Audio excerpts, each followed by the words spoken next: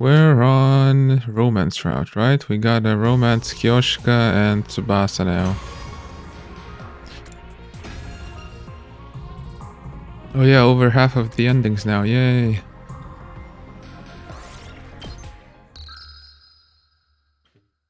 $51.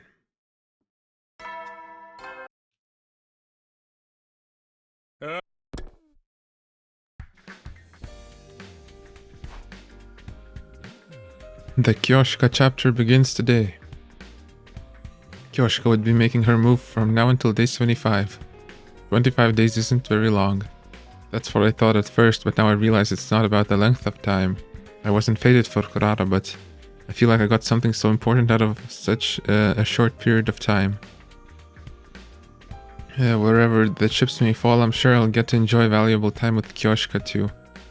I couldn't quite find my footing with Kurara at times, but I'm going to learn from that experience and completely immerse myself in meeting Kyoshka where she's at. I steel myself with a firm reminder.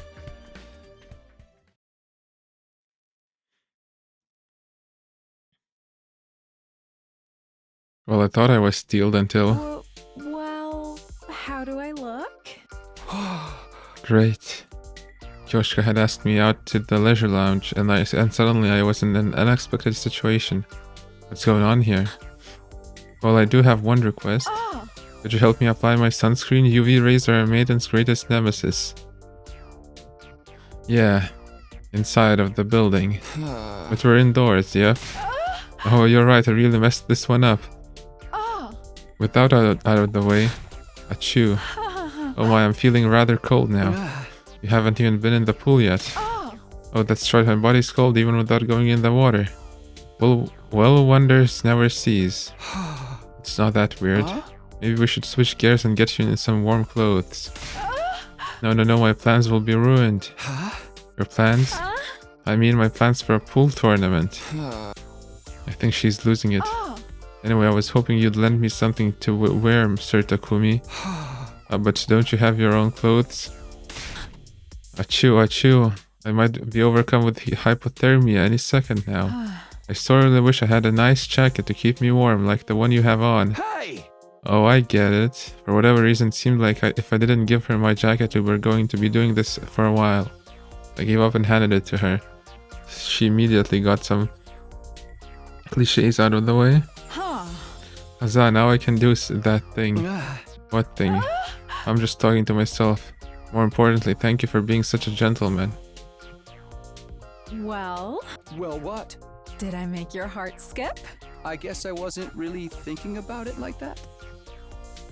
You can have this bag then. Are you sure? Aren't you cold? Actually, I was never cold to begin with. I just thought maybe you'd be into that kind of thing. Hey! Bringing you into the pool, asking you to put sunscreen on me, all of it. I suggested it because I thought you'd like it, Sir Takumi. What kind of guy do you take me for? How could everything go so catastrophically wrong? It always works in manga. You were supposed to get a massive nosebleed from sheer excitement. Have you ever dated anyone before, Kyoshka? I'm ashamed to admit it, but no, you're the first man I've ever vied for. The way you put that leaves me with some questions, but more importantly, I understand something now. Without any practical experience, Kyoshka had turned to romance manga for advice. In the end, all it did was confuse me and make the whole thing feel disappointing. That's how we got here. I might not know what I'm talking about, but I might be. It might be a little early in the relationship for this kind of date. How do I put this? Shouldn't we start by just getting to know each other? Getting to know each other? Of course, I'm sure I've seen that in manga too. Just forget about manga for a second. We decided we'd take another crack at it tomorrow. The romance between me and Kyoshka was off to a slow start.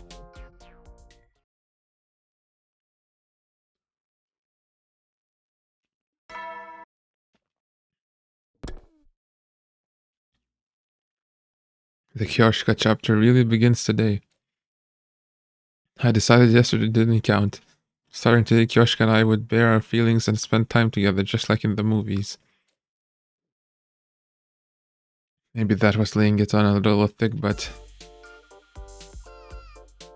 Well then, Today I'd like to show you my morning routine. The first thing I do after waking up is check on the holy Jumanji sword. She got rusty once after I used her a lot before bed, so this has become a crucial part of my day. Let's see. How are we doing today, holy Jumanji sword? Very nice. You have a wonderful shine today. The next thing I do is... Wait, why are you telling me this? Kioshka invited me to her room first thing in the morning and launched straight into whatever this was. You said it yourself yesterday, Tsartikun. We need to get to know each other. I asked Lady Kurara what I should do, and she told me that showing you my morning routine would be the best way to do that. Hey! I see. I understood how we'd got here. It made sense, but it was all wrong from top to bottom. Clearly, I'd have to take the lead here. This is cool and all, but we should really get to the core of what makes you who you are. Why don't you tell me about your past, for example? What was life like before you went to second to last Defense Academy? I suppose that approach would work for getting to know each other too. I think this is the more normal way, actually.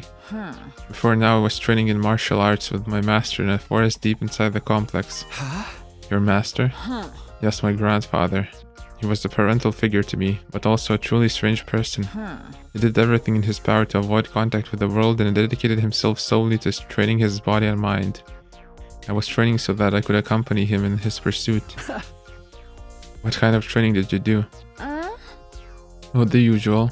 Firing off 10,000 daily punches, breathing really hard into gourds until they exploded. That's the usual, but somehow it all added up. Her somewhat off-kilter nature and fundamentally naive personality must have been a result of her life of training. I had so much fun training every day. I looked forward to facing each challenge and improving my abilities day by day. But such a life is not without its problem. As is inevitable after being with the master who so despises everyday existence, I was raised utterly ignorant of the ways of the world. I've managed to overcome that now, but I'm so ashamed of just how clueless I used to be. Honestly, she's pretty clueless even now.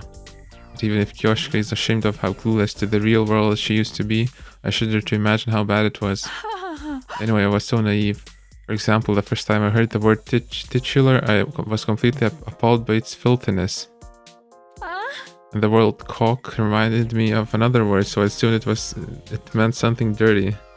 Cock, okay. You can only imagine what I thought of the word pussyfooting. Hey!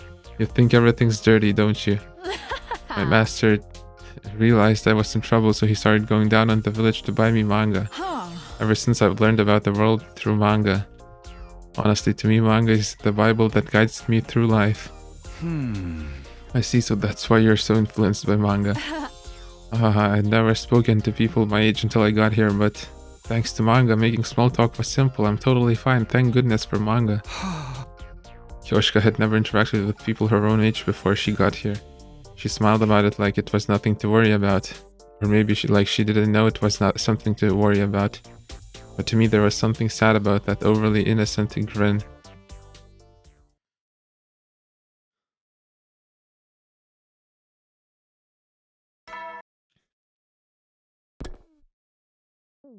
One, two, three, four. 1, 2, 3, 4. I can't hear you. Yes, ma'am.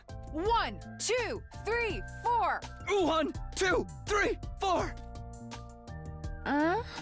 Phew, I'm exhausted. Same, but we haven't had any fights recently, so it feels good to work up a sweat. And I'm glad I invited you to join me. Why are we working up a good sweat anyway, you ask? Training? Why? I wanted you to see the good in me, so I thought we should train together.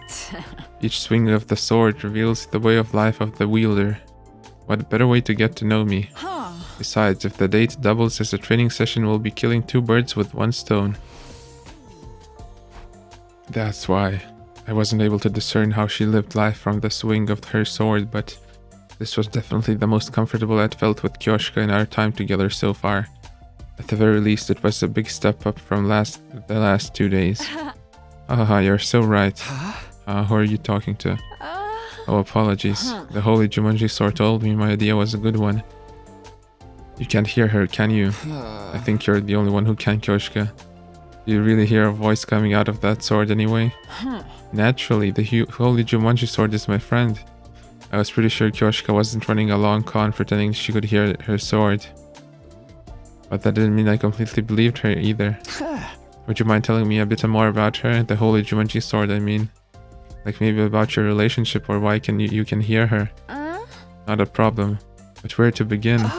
Is it a long story?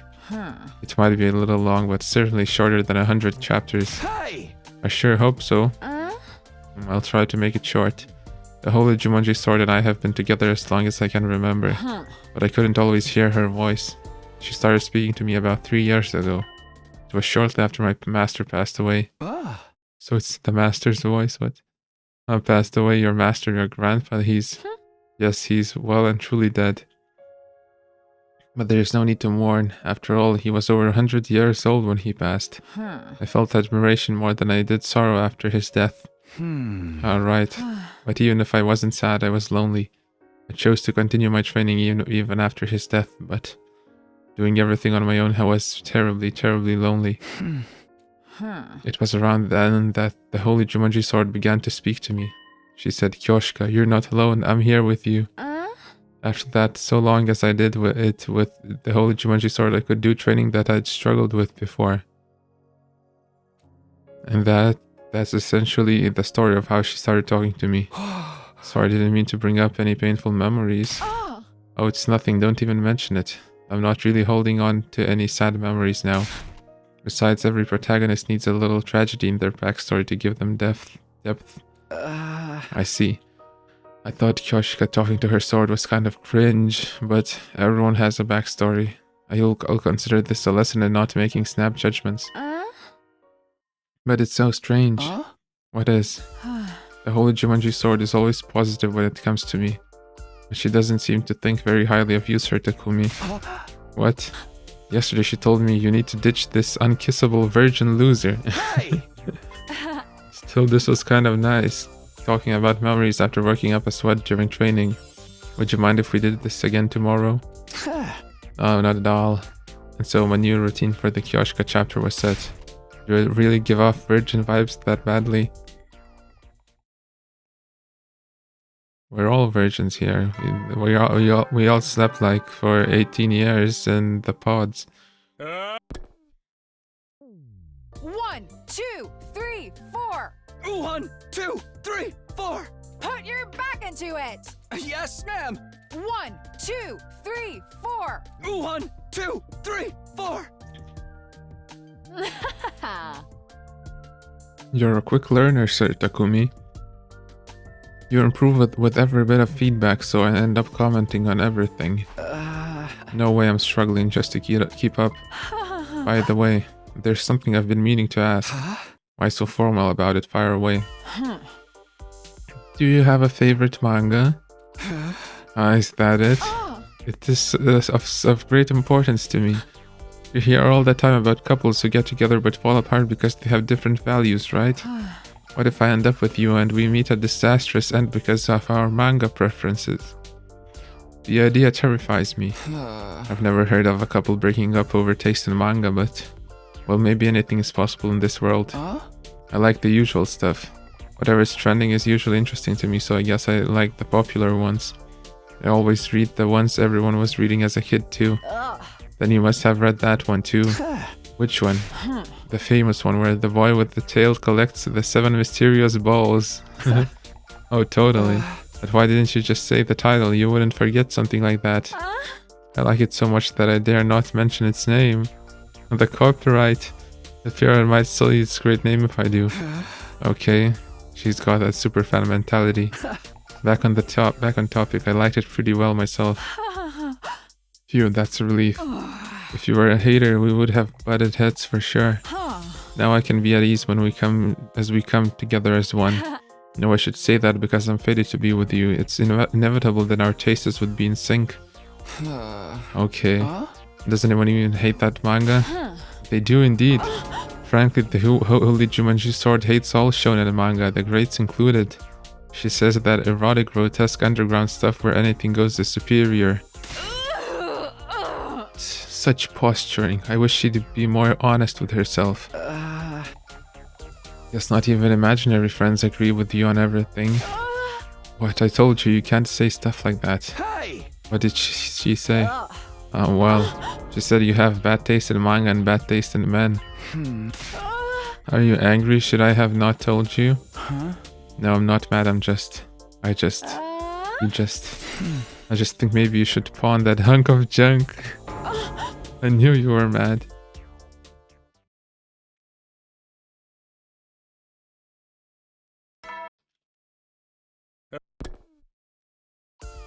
It's been a hot minute, Takumi Boo! Takumi Boo? Are you enjoying your fling with Kyoshika?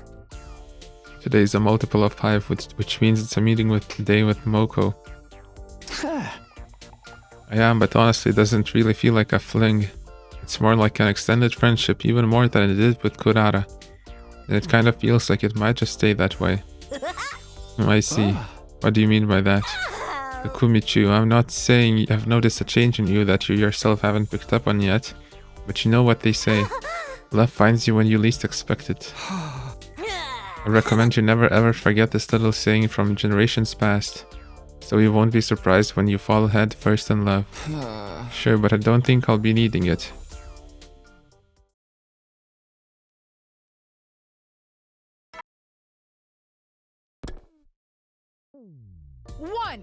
One. Very good. Thou shineth so bright, Sir Takumi. Thanks, Kyoshika. 1, 2, 3, 4. 1, 2, 3, 4.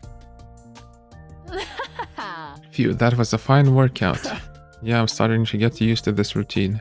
Yesterday I was itching to get some exercise. That's wonderful. Hey, you mustn't say something so foul. What did she say? Well, apologies, I dare not utter such filth. Hey! What kind of filth would make Yoshika hesitate? Why does the holy Jumanji sword hate me so much anyway? I have asked, but she will not tell.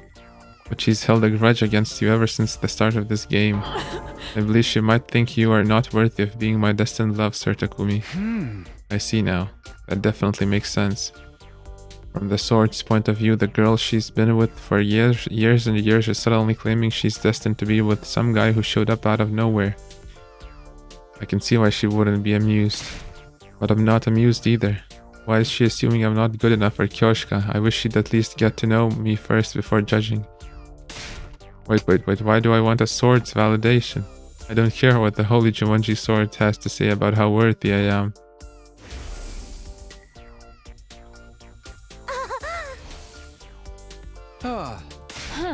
Hark, Sir Takumi, are you alive? Oh, sorry, I was just thinking. About me? Well, oh my. I feel so very delighted. Maybe I already have feelings for Kyoshika. No, there's no way.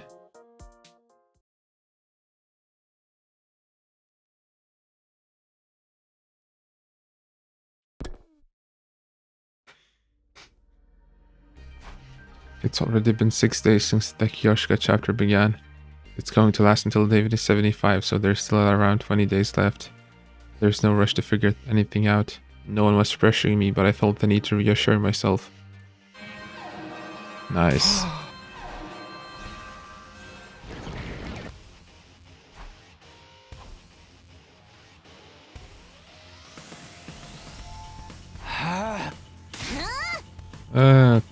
I'm going to take out my resentment over you being so clueless about women on these invaders.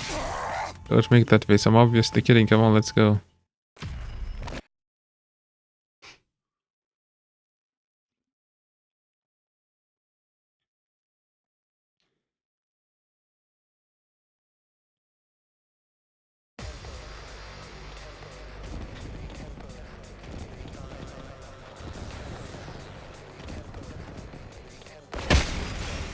Why can you skip people jumping into the field but not enemies?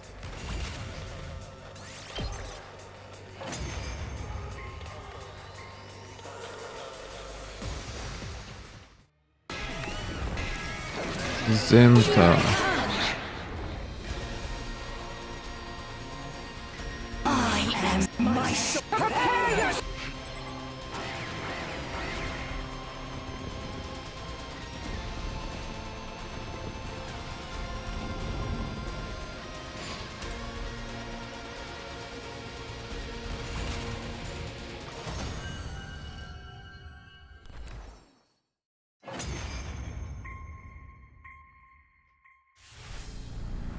Yay!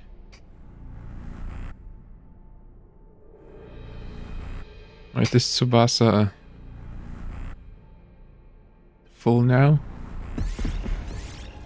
Yeah, okay, who's it gonna be? Kyoshka?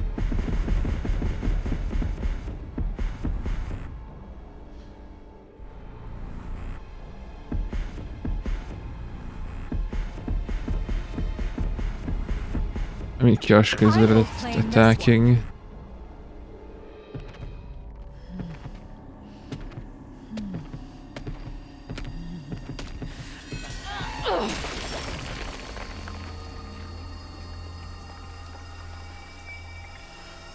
This is it. It is done.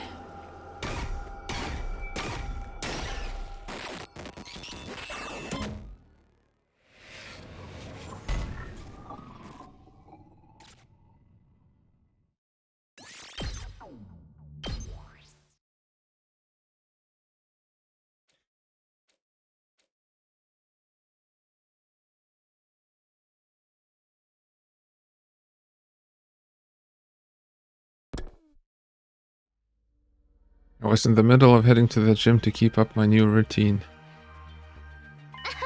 Oh, Takumi, good morning. Hey, morning. Why do you seem so nervous? You just startled me, is all. More honestly, there was a small part of me that wanted to hide the fact that I was going to meet Kyoshka.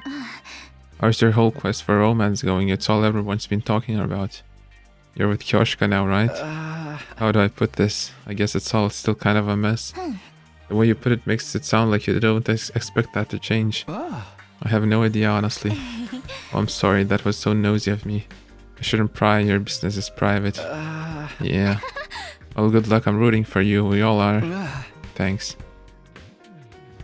Then she then vanished. Her casual well wishes coming off like hollow lip service.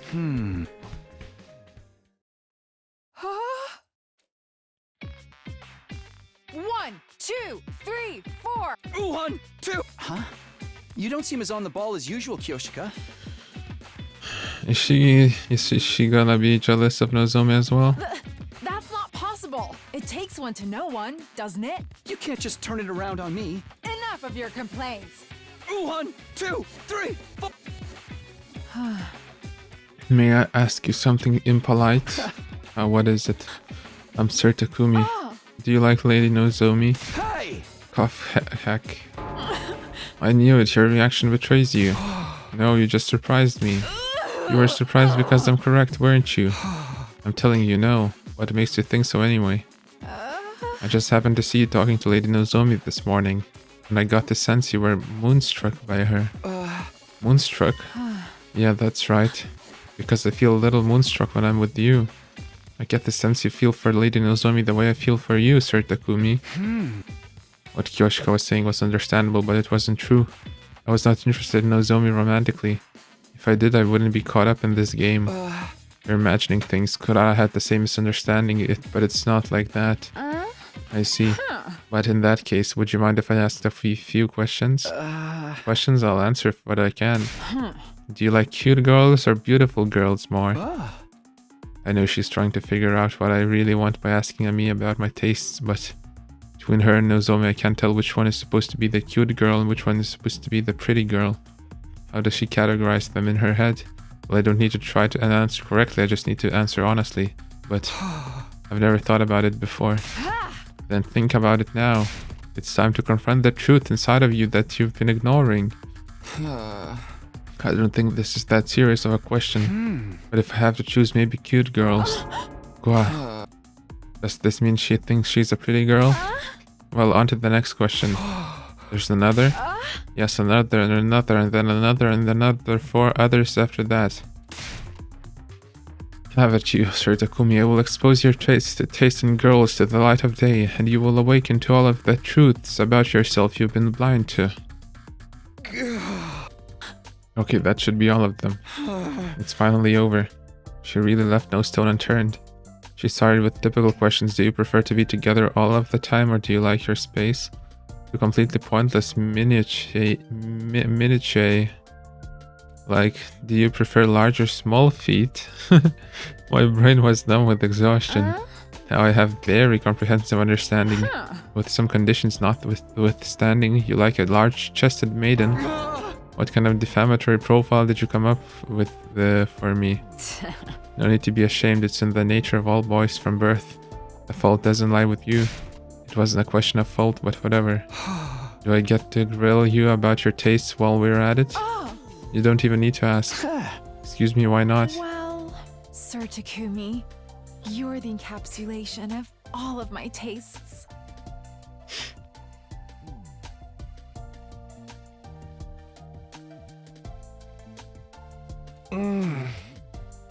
I see. Oh.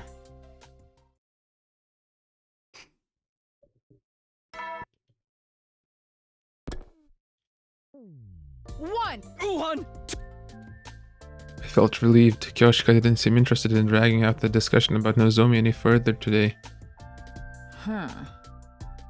Do you mind if I ask you another question, Sir Takumi? Not again. Oh no, no more this or that questions about your taste in women. Oh, then that's fine. Okay then. Sir Takumi, do you have some sort of dream? Dream? Yes, a dream, or maybe I should say a goal in life. Something you need to do before you die, or something you feel you were born to do. A dream. I never really thought about it before, but in terms of goals, I want to survive these 100 days first. And after that, honestly, I have no idea. I see. What about you, Kyoshika? What are your dreams or your life's goals? Calling it a dream might be a dream might be a bit much, but I want a family. Oh. I know that there is a lot of different ways to be a family, but I want an old-fashioned family, the kind of family you'd see in an old anime. I want to get married and have 3 children, and we'd all get along and never stop smiling. We might fight here and there, but we would soon make up, and on our days off, we'd all go on picnics. That's the kind of family I want. I want the kind of household I want to create. Kyoshika had told me she lived alone with her grandpa for a long time. I don't know how much that plays into her dream of a family, but I'm sure it has some correlation. From the bottom of my heart, I hope that dream comes true for her. Then we need to get through these 100 days so you can make it happen. I suppose so. What's wrong? I was just hoping you'd read between the lines. What do you mean? Nothing at all. Okay. Now then, we're doing an extra set of practice swings today. What, why? We want to survive our 100 days here, right? Then we must do as much training as we can stand to do. Come, we begin. Takumi clueless. Moko Day. Hey and howdy, Takumi Boo! Hey and howdy yourself. Mind if I cut to the chase? How's romance with Kyoshika? Nothing's really changed. We're still having a good time together, but that's about it. Boys are so slow. What do you mean? Did Kyoshika say something? Wouldn't you like to know? By the way, have you ever heard this wise saying? 1 + 1 does not equal 2. For us, it equals 200, because together we're 10 times stronger. I think your math is a little off.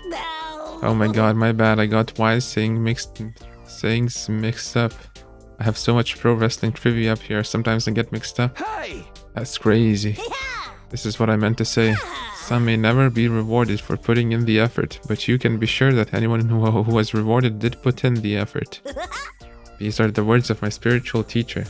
It's simple but rich in nuance, and it really sticks with you. Anyway, what are you trying to say exactly? My lips are sealed. Huh? Let's just say the deadbolt is going to be clicking into place shortly. Well, you'll find out soon enough. You should look forward to it. Wink? Moku sent a wink flying at me from across the table. Huh? Now I'm clueless. Is Takumi not putting in the effort? 1! Excellent! Thank you. After we finished our practice swings, I decided to ask Kyoshika about what Moku said yesterday. Hey Kyoshika, Moku said something to me yesterday. It was a deep quote about people who have been rewarded putting in effort or something. Do you say it like that? Oh. Oh, yeah. Huh? Do you know what it's supposed to mean? Oh, well, good heavens, who could possibly guess? Maybe it's something all shonen protagonists have in common. I had her dead to rights. I knew Kyoshika was hiding something. Was Moko talking about Kyoshika after all? But if she doesn't want to talk about it, I won't push it. Moko told me I'd understand soon anyway, I'll just wait until I do. Enough of that, do you remember? What I said earlier about my dream of having a family? Yeah, of course. I forgot to ask, but what about you, Sir Takumi? Are you interested in marriage or family or whatever other options there are out there? I've never really thought about it, but I want to get married and have kids one day. I see. But I haven't thought about it as seriously as you have. Well, many people of our age feel similarly to you. I've just been dreaming of a family like that for many years. She lived alone with her grandfather, who was also her master until he passed away a few years ago. I guess that's more than enough reason to end up wanting a large family. The master was still in good health when I first realized I had this dream. As I mentioned before, I was training deep in the forest, far from the village. However, I couldn't live completely isolated from the outside world, so a few times each year I went down to the village. When I'd walk through a residential area at dinner time, there was always this delectable smell. It was always accompanied by the happy laughter of a family. Comparing their lives to mine didn't fill me with burning jealousy or anything so dramatic, but I was a little envious. Every single time I went to the village, I'd feel that envy. Oh, there was something else that sealed the deal for me. Family wandered into the forest where my master and I lived. I was watching over them to make sure they weren't in trouble, but nothing bad happened. They were just there to have a picnic. They just happened to walk deep into the forest. They laid out their blanket Oh. and spread out their food without knowing that they were on our training grounds. She's just watching on the tree, what? The place where I went to train every single day had suddenly turned into a picturesque scene of familial joy. In that moment, I was so envious that I wept a little. That was definitely the exact moment that made me want a family. But it bears repeating. Of course, I left my master and my life with him. Think of it as someone eating a delicious bowl of ramen, just remarking on how nice the curry seems at another table. I understand perfectly. My master loved me so much. I worry that it sounds like his love wasn't enough for me. Don't worry, I hear you loud and clear. I bet Kyoshika got her kind heart from her master. I feel grateful to him for blessing me with someone like her.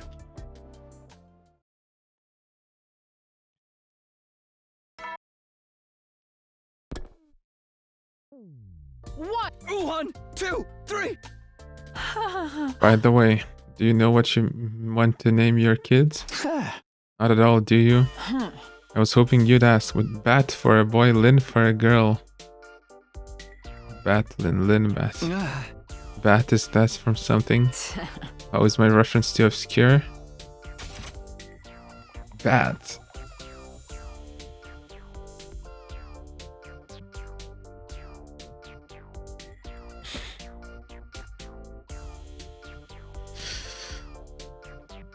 I don't know.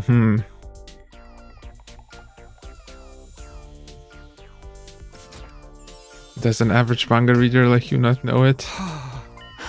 If you've still got a long path ahead of you, Sir Takumi. I could swear I just heard the sound of some kind of meter going down. Oh no, was it tracking your affection for me? Oh no. Are you sure you're not disgusted like after the scene where Zoro eats a mud rice bowl? The only Zoro I know is One Piece. Has disgusted you? I mean, it didn't disgust you, Sir Takumi? Are you the kind of who can eat food that fell on the ground then? Absolutely foul.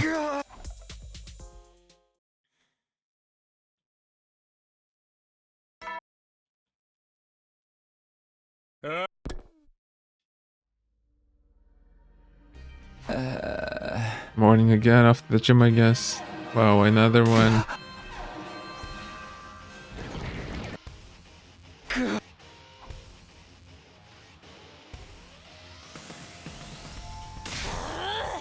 Back again, monsters. I'm going to slice and dice every last one of you and dump you in my curry. Invader curry. This is an ingredient fetch quest now, Kyoho. We get curry. We need to get them away from school. Let's do this all together. That's right. Let's do this. Everybody, let's go.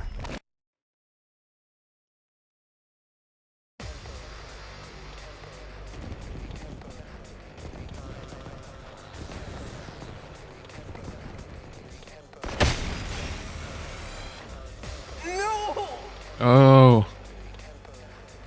Not like this.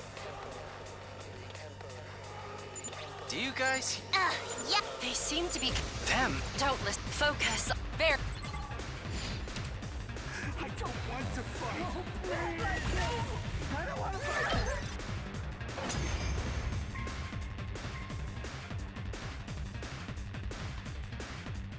Phew. What? They sounded. Looks like.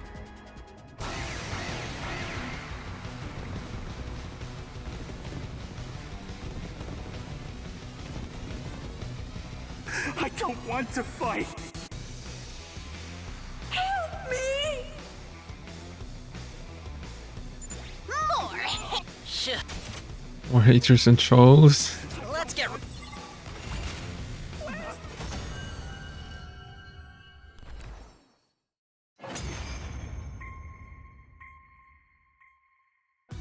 Was that the last of them? Veshness didn't. That's. I never thought that. I kind of feel bad. What? Without this? What? Heck yeah! Huh? Kyoshika? Are you okay? Sorry? What were you saying? I didn't say anything. I was just checking in since you seem to be a little spaced out. Oh, sorry about that. I was just thinking about my ranking of the worst enemies in Worst shonen manga enemies. history. Believe who number 50 is. Sounds like a YouTube intro. Let me stop you right there. And being number 50 would mean they're not even that bad.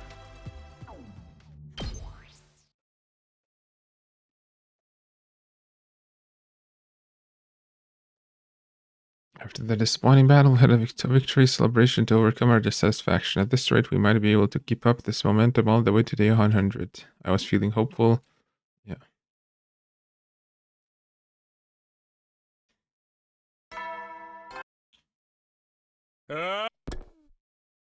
Huh? Ah. She's late. That's unusual for her. Scratch that, it must be the first time ever. 5 minutes passed, then 10, but there was no sign of Kyoshika. Usually I'd barely make it on time and Kyoshika would be here to greet me, and yet...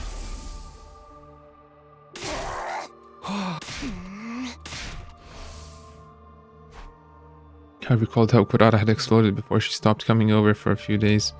Is it happening again? No, Kurata stopped coming because she suspected I had feelings for Nozomi. Nothing had happened that would make Kyoshika feel that way. Or at least I don't think it did. So then why isn't she coming? Realizing worrying it would get me nowhere, I decided to stop by her room.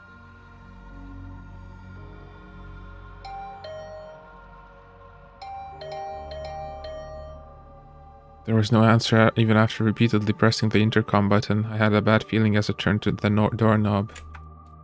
It wasn't locked. I decided to open it. Just then, Kyoshika was passed out beside the door, breathing heavily. After making sure she had no external injuries, I called for Yugama since he has medical knowledge. Then I called for Moko because I thought she might have some idea of what happened. 3 of us moved Kyoshika to her bed and stood around her. It's okay, she's just exhausted. She'll be back on her feet in no time after a bit of rest. Exhausted? Looked to me like she was just living her life as usual. Sorry, this is my fault. What, how? Kyoshika asked me to do something just over a week ago.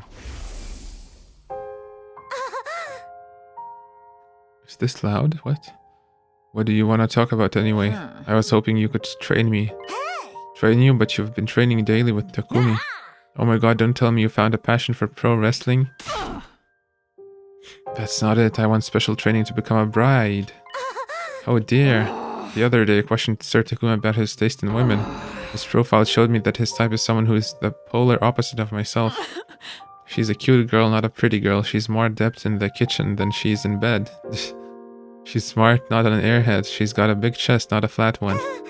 I'm not sure that's the complete opposite of you. I know that just because he has a type, it doesn't mean he can't like me. It's possible he could somehow find himself falling for the complete opposite of his ideal girl. But still, I want to do everything in my power to end up with him. I don't want to regret not doing everything I possibly could. I see. I like your spirit, I accept. Let me help you out. So you were training her to be a bride? That's right, cooking, washing up, putting on makeup. We even did bust increasing stretches in math classes. I see. Why, I couldn't take care of my own participant. I'm a failure of a game master. Oh, for the love of murder, don't take it so hard. Told you it's just exhaustion. If that sounds scary, then let's just say she's a bit tired. She'll be fine with a bit of rest. But... I'm the one to blame. Kyoshika! It's not by accident that you didn't notice I was struggling. Lady Moko, if you'd noticed I was unwell, you would have stopped my training. Or at least you would have suggested we slow down, right? I wanted to avoid that at all costs since my time was winding down. I was very cautious not to let you find out. But Nobody needs to take any blame for this, alright? We could point fingers at anyone, depending on our own interpretation of the situation, but there's really no point. oh, You're stopping your training. Kyoshika, you need to focus on recovering. No more training with Takumi either. No. If you push yourself any harder, I'm pulling out a red card. I'll drag you off the field myself if I have to. How brutish. But it would be torture to make you waste your time just sleeping, so... Will you look after her, Takumi? Yeah, of course. Lady Moko. Okay, Yugama, let's leave these two lovebirds to their nest. Certainly. They're gone. I'm sorry. What are you apologizing for, Sir Takumi? Hey! You were working yourself so hard for me, right? I know we said we should stop trying to find someone to blame, but still... Yoshika, I'm sorry, I feel so ashamed. And pitiful. Is there anything I can do for you? No, not at all. Everything is fine. There has to be something. Something I can do for Kyoshika. Picnic? What's the matter? I swear I just heard the voice. The holy Jumanji sword? Oh, I must be imagining things.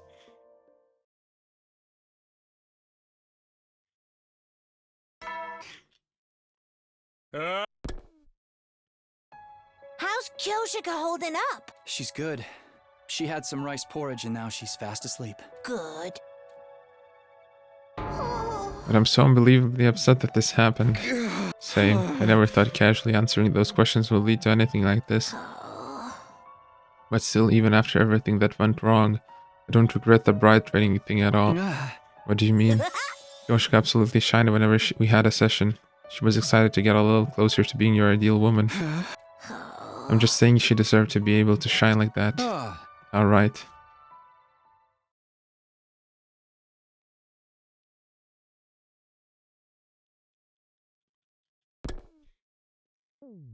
One, two, Oh, we're three. training? One. Pio, feels good to sweat again, doesn't it? Are you sure you're feeling well enough for this? I'm not worried in the least. I've had plenty of rest and your rice porridge gave me the perfect injection of nutrients. I feel like I've consumed a magic bean that heals all wounds. I don't know what to make of that. My efforts to nurse her back to health weren't to thank here. It was all because of Kyoshika's natural stamina and ability to recover. She was back in top form. I want to apologize again for the trouble I caused. Don't, some of the responsibility falls on me. No, let's not go down that road. Good idea. By the way, how would you feel about skipping training tomorrow? Do you have other plans? I'll miss you, but I'll survive. Oh no, it's something I want to do with you. With me?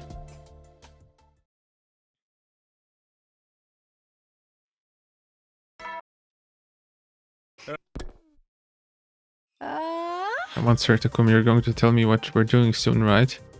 Why in the world did you ask me to come to the cafeteria first thing in the morning? Remember how I asked you if there was anything I could do for you when you fainted? You said no, but I heard a voice. A voice? I have no idea whose voice it was, but it was saying Nick. Nick? I think it might have meant picnic. Oh, it's true, I was hoping that once I was good enough at cooking, I'd be able to make us boxed lunches so we could go on a picnic together. Did my inner voice slip out somehow? No, I don't think that's what happened, but at any rate, let's do it. Let's bring the lunch and go for a picnic. But I'm still so bad at cooking. So bad that I can't even tell the difference between lettuce, green cabbage, and napa cabbage. I had no idea some mushrooms were bad for you until Lady Moko told me. We can make lunch together. I've never done it before either, but hey, we'll figure it out together. Sir Takumi, I'm surprised you just bumped headlong into something without a plan. I never thought the day would come where you of all people would call me out on that. There's no telling what might happen. I'm willing to take that risk. Okay, now presenting the Kyoshi and Taki cooking hour. Taki. Let's start. Why won't it turn into a triangle? Why is it sticking to my hands? Is this what started the rice riots of 1918? Rice That riots? reminds me. I heard that with onigiri, the way you prepare the rice is more important than how you shape it. Why would you bring this up after it's all been cooked? We're too late. Making lunch went just about how I imagined it would. Which is to say, not particularly well. But just as I'd expected. Maybe even more so, we had fun. We managed to stumble our way through completing the task of making lunch. Oh yeah, how did she... Maybe it's just the scenery, but I'm not getting a picnic vibe at all. 1918 must be so long time ago for them. Really? I'm so happy seeing my dream come true that I could start weeping any moment now. I'm glad you're enjoying it, but you have to be exaggerating. Not even in the slightest. Not even in the slightest. Are you okay? Sorry. It's just really hitting me. I'm so overjoyed. If you would, I would love to go out like this again. And of course, next time, I'll be better at cooking. And it won't just be us, but our family with 3 kids. Don't know what to say. Do I just agree? Do I tell her that's going too far? How do I even feel about it? The idea of a little family of 5 with me, Kyoshka, and 3 kids. It doesn't sound so bad. Just imagining it is getting me a little weepy too. But there's nothing I can say so long as I haven't worked out my feelings for Kyoshka. I feel so frustrated with myself. I just can't help it.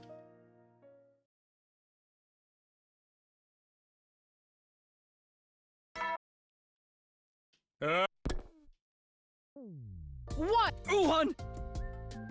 Maybe yesterday's picnic had been a good change of pace, because Kyoshka's swings today felt sharper than usual. Oh dear, I can't get over it. Over what? Yesterday. Even thinking about it makes me so happy I could cry. I never imagined I'd ever experience something so joyous in my life. It was simply the best. What was your favorite part of our lunch yesterday, Sir Takumi? For myself it was, time had gone by in a flash. There's only 1 week remaining for my time with Kyoshka. The Kyoshka chapter would come to an end by day 75. I need to make my decision soon. I need to find some kind of label for the way I felt about Kyoshka.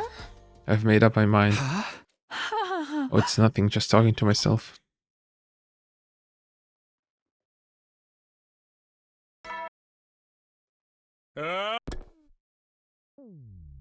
Today would be another day as usual, or so I thought. I've been waiting for you, Sir Takumi. Oh, am I late? No, I just came too early. The anticipation was making me restless. Anticipation of what? Sir Takumi, will you do me the honor of fighting me? You mean like sparring? No, this will be a true battle in some sense. A battle for love. Hey! What do you mean? Pardon my selfishness, but my master once told me something. He told me that my partner in my life's journey must be someone stronger than I. So before I tell you how I feel, before I give you my confession, I would like to duel. You can tell me how you feel once I make my confession. But first, I'd like to be sure that you're a man who's worthy of my feelings. Okay. Alright then, are you prepared? Yeah. To avoid injuries, we swapped our blades for bamboo swords and then faced off. The time has come. We fight. Hi-ya! Hey! Take that! And that! Hi-ya! Kyoshika was earnest in her swordplay. She wasn't trying to just hand me her confession by throwing the fight. She was serious about winning, but so was I. No matter what my answer might be, I had to seize the win. Sure enough, I grunted, overwhelmed by Kyoshika's offense. Not bad. Maybe it's the training. How promising. Unfortunately, it's not enough. Deflect her to the right. The holy Jumanji sword. It happened again. I could swear I heard a voice. As directed, I deflected her bamboo sword to the right. Kyoshika had been just about to move in that direction when she lost her balance. I brought my bamboo stick down toward Kyoshika and gently tapped her on the crown of her head. I should have expected as much from you, Sir Takumi. The way you simply directed the motion of my blade, truly softness can conquer might. I know now that my strength is inferior to yours. That was just luck. It was all thanks to that voice. But who was it anyway? Whatever it was, victory is yours, Sir Takumi. You may have been my opponent, but I'm very proud. Now then, without further ado... Wait a sec. I reflexively opened my mouth to protest. I need a bit more time to think, please. Fine, 3 days. I'll wait 3 days. I can't bear to wait any longer. Hey! Alright, that was all I could say in the moment.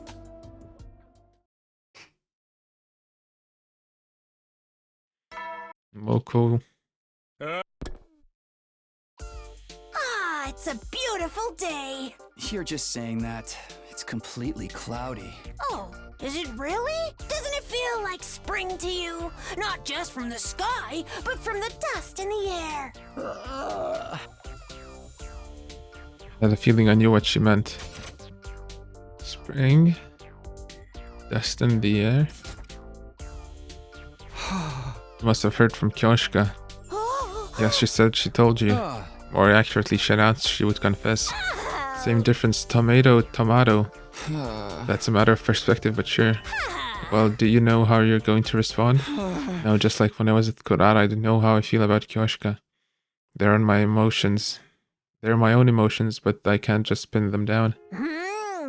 You sure are indecisive, Takumi. My heart would have had an answer immediately. Do people usually know when they really like someone? If your soul burns hot when you think of them, then you like them. If it doesn't, then you don't. Simple as that. But that's just my own personal definition of what it means to like someone. I hate to say it because it's so cliche, but love comes in all shapes and sizes. There are some people for whom love is defined by how much they want to kill someone. So you'll just have to define what it means for yourself. Define what it means for myself, huh?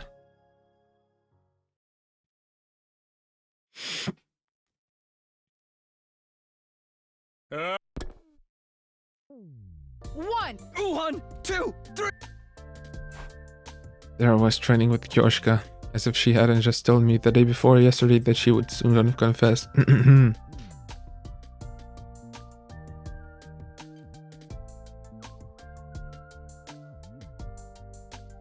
Yesterday, Moko relayed a message from her after our meeting. Oh, that reminds me, Kyoshika wants to keep training as usual until she confesses. She told me to let you know since she forgot to mention it. I was there swinging my sword as per her request. I didn't mind in the least, but I didn't understand one thing.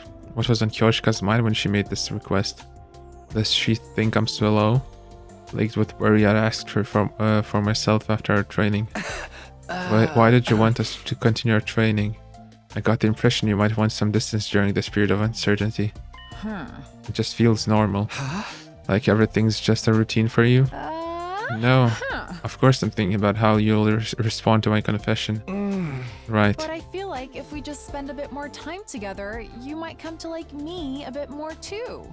That's only normal, right? Yeah. Why are you being so reserved? Has my decision driven us further apart? Actually, though, I just didn't think she'd say something so cute. It made me so embarrassed that I couldn't answer properly. The day is today. Today's the day.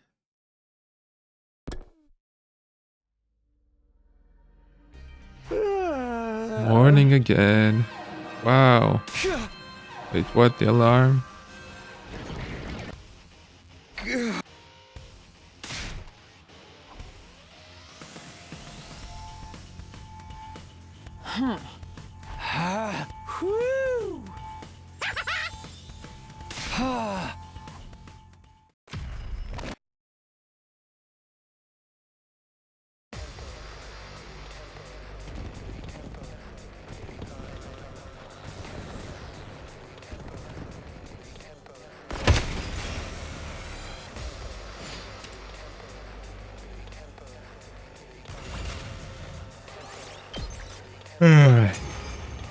Why am I yawning? Is it over? Takumi, The Supreme Commander? Oh, Fire. the hologram. Fashnet. Surrender. Continue. Your words are a lot. that's right. I see. What's she talking? Futurum will be at peace when my superior self ascends and to do that. Did we learn about Futurum in this timeline?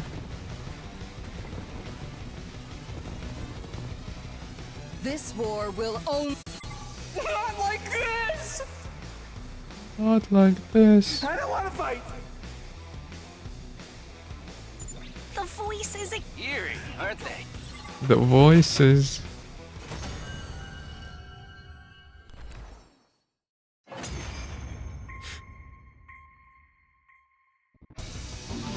The grand finale is dropped.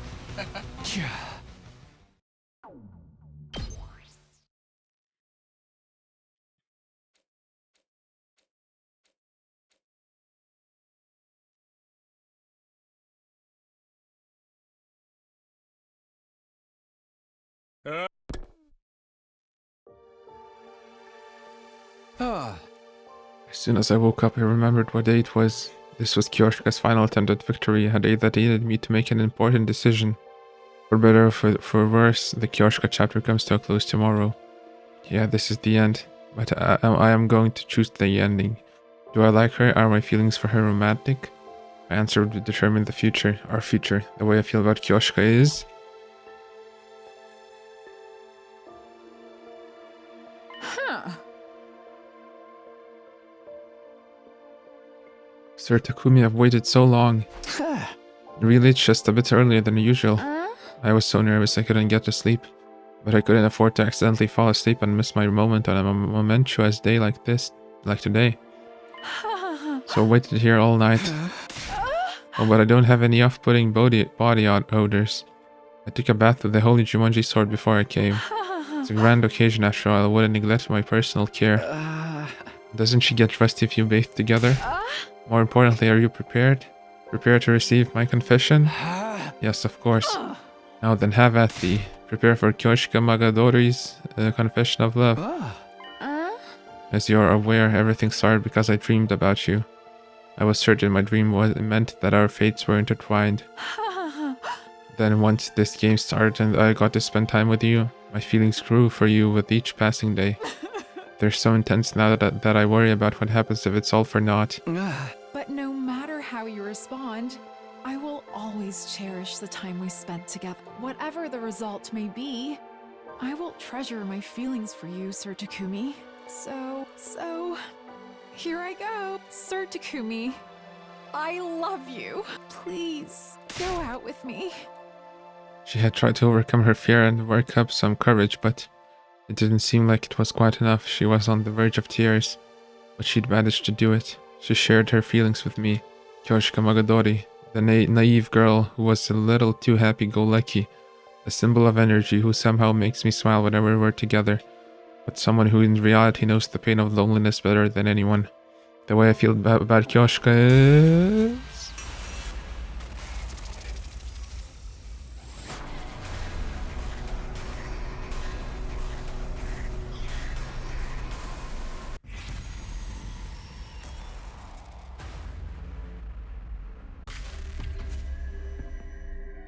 Once again, we're gonna accept first and reject.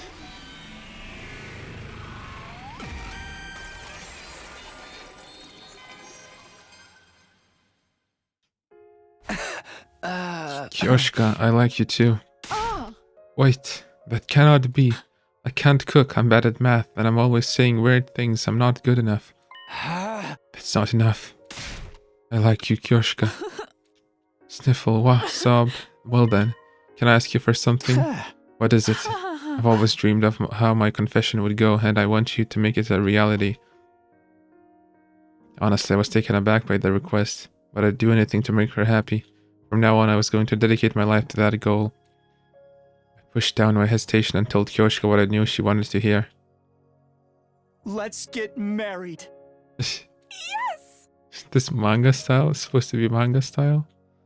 It's right now, okay? There's never been a better time. This is all I've ever wanted. I'm so overwhelmed with emotion. It's making me dizzy. I'm glad you're happy. Well then, that means... Yeah.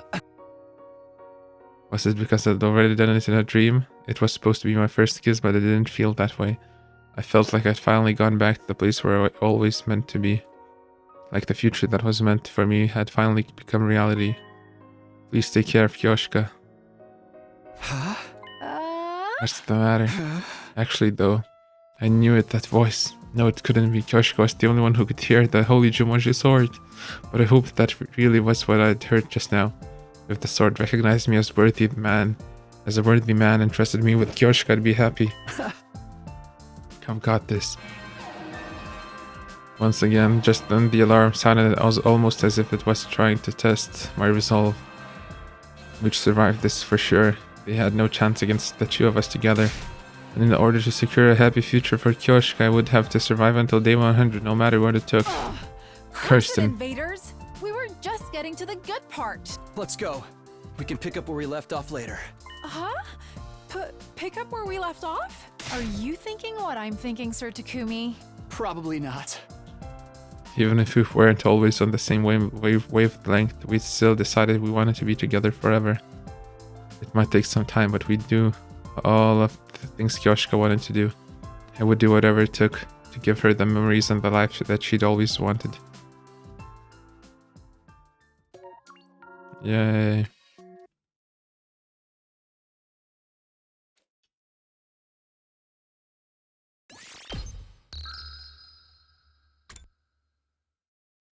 It's time to reject.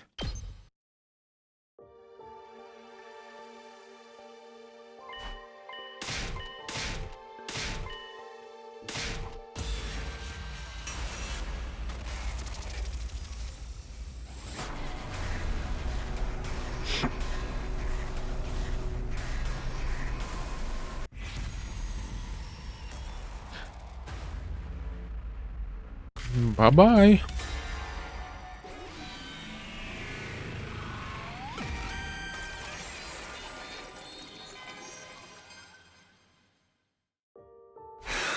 I'm sorry.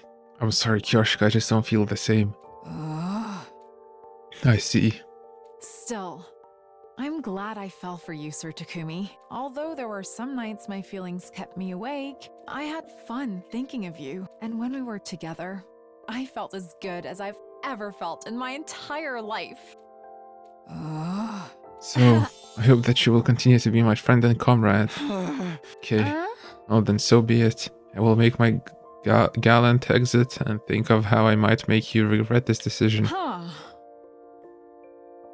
ha ha, even the holy Jumonji sword is telling me I'm letting go of a great catch here. Farewell, the next time we meet I want to see that lovely smile of yours. It hurt knowing Kyoshka was forcing herself to be cheerful, but I had no right to ask her to do anything differently.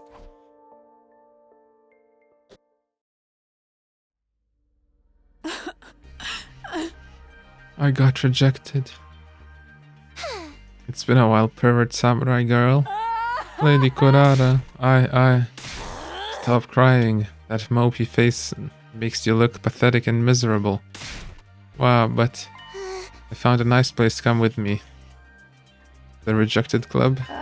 What kind of place? Wait, don't leave me.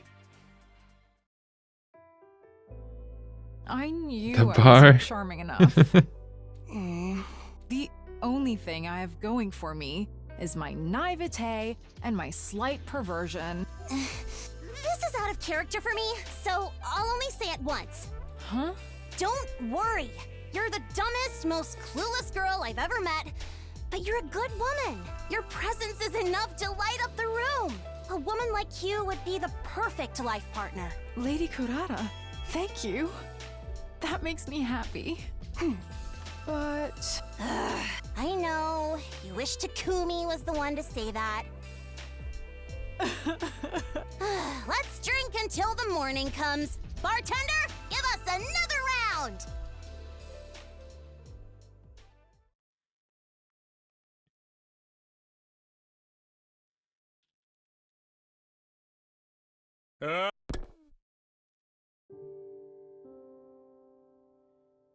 There was no need for me to rush this morning.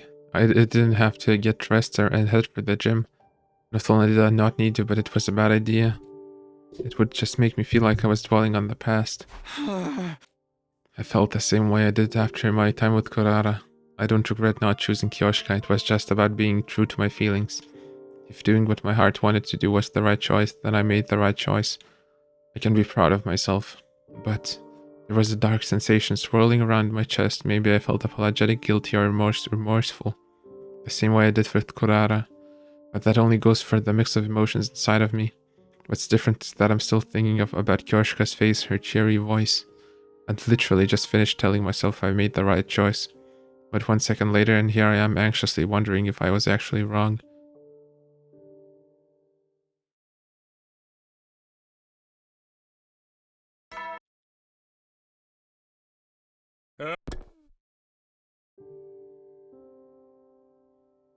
The Tsubasa chapter begins tomorrow. Honestly, there isn't enough time for me to fully get over Kyoshika, but that's not Tsubasa's problem. I need to pull it together. Who's there? I opened the door to see. It's only been a day since I last saw you, but I feel like it's been much longer. Kyoshika, what's the matter? Oh, you're just too kind, Sir Takumi. I was worried you might be hung up on me during your time with Lady Tsubasa when it starts tomorrow. So why don't we train one last time? Really? With the final swing of your blade, you can put your time with me behind you. Wield your sword with the intention of letting me go. If you do that, I'm sure you'll feel better in the morning. You might be right.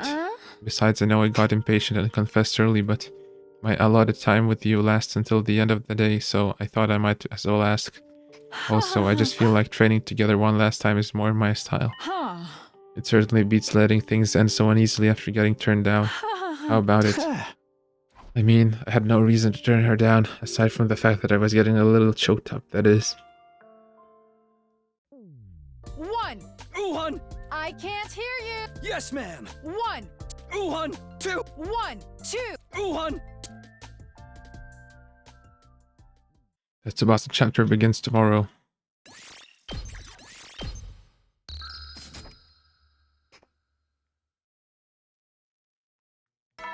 What are we gonna do and repair machines? The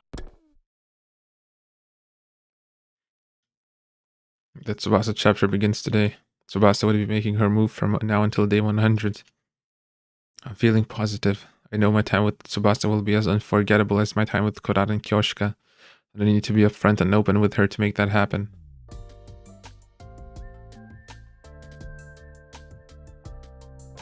I stuck to that determination as I committed to making this alarm clock. It would be with the same determination that I would insert the screws in the right places and slot in the screwdriver to tighten them down.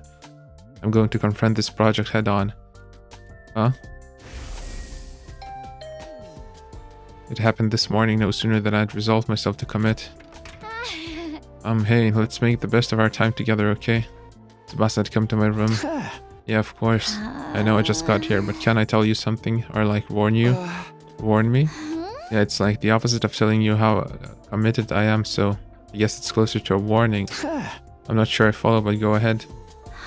Thanks, so I had the same dream as Kurata and Kyoshika, so of course you've been on my mind, but I'm not feeling quite as proactive or like looking to marry you like they were. So I guess I just want to spend our 25 days together and make some nice memories.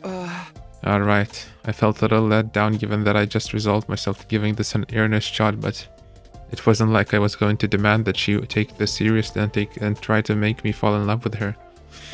That wasn't what I wanted anyway. Anyway, I came up with my own ideas for what we can do during our time, so come with me. So here we are. Tsubasa told me that anything too romantic would make her feel embarrassed, so she suggested we do a little tinkering with machinery together. Apparently she will continue working on some massive complicated machine. Is that a plane engine? Meanwhile, on her recommendation, I started making an alarm clock as a beginner project. It worked quietly, in total utter silence, actually.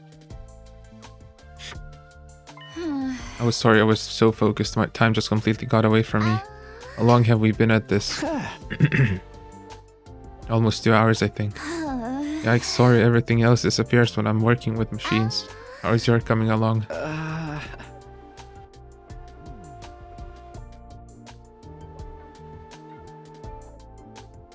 It's not. I'm painfully aware of how inept at this I am. Really, but the fun part of doing this is pushing me on until you finally get it done. Don't let this put you off. Let's give it another try tomorrow. Sure, catch you tomorrow then. Yeah, see you. And again, I know we don't have that much time together, but I hope we have fun. Yeah, me too.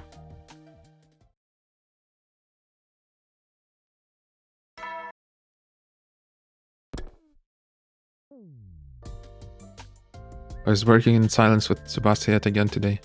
With her was maybe a stretch. We were basically just occupying the same space. Still, even that was enough to make me a bit nervous. I was alone with a girl who had feelings for me. I straightened my posture more so than when I was alone. I worried that maybe it was coming off as a natural. But as we continued to work, my self-consciousness gradually faded away. By the way, I want details. About what? About what's gone down so far in this game of romance. How did things with Kurara and Kyoshika go? Of course, you don't have to tell me anything that's private. Right. I wasn't sure what I could tell her.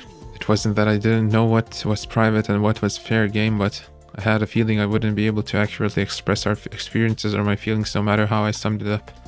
But I couldn't exactly tell her that, so despite my discomfort, I gave her a rough rundown of my time with Kurara and Kyoshika. Wow, that's crazy. I did hear the rumors, but those two were seriously intense about it. Like I told you though, I could never do anything like that. Right, I can't really imagine you being like that either, somehow. That reminds me, can I ask if you've ever been in love?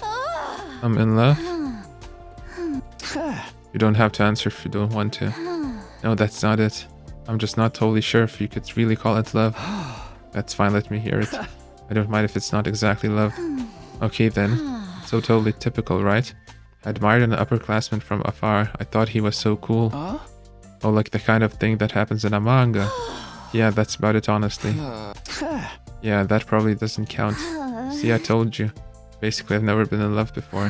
That's why I can't be as intense as Kurara or Kyoshika, even though I'm a straightforward person. But I guess I do sometimes have yearnings or whatever. Who cares, right?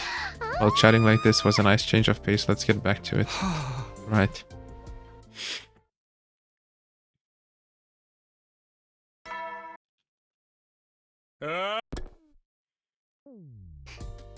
I was working in silence with Tsubasa yet again today. By the way, Yeah? what are you making there anyway? I hadn't had the chance to ask until now. Oh, it's an engine, a pretty big one. Right, it was indeed a pretty big engine. But why? It's a long story. I told you that my grandpa got me into mechanics, right? Sounds familiar.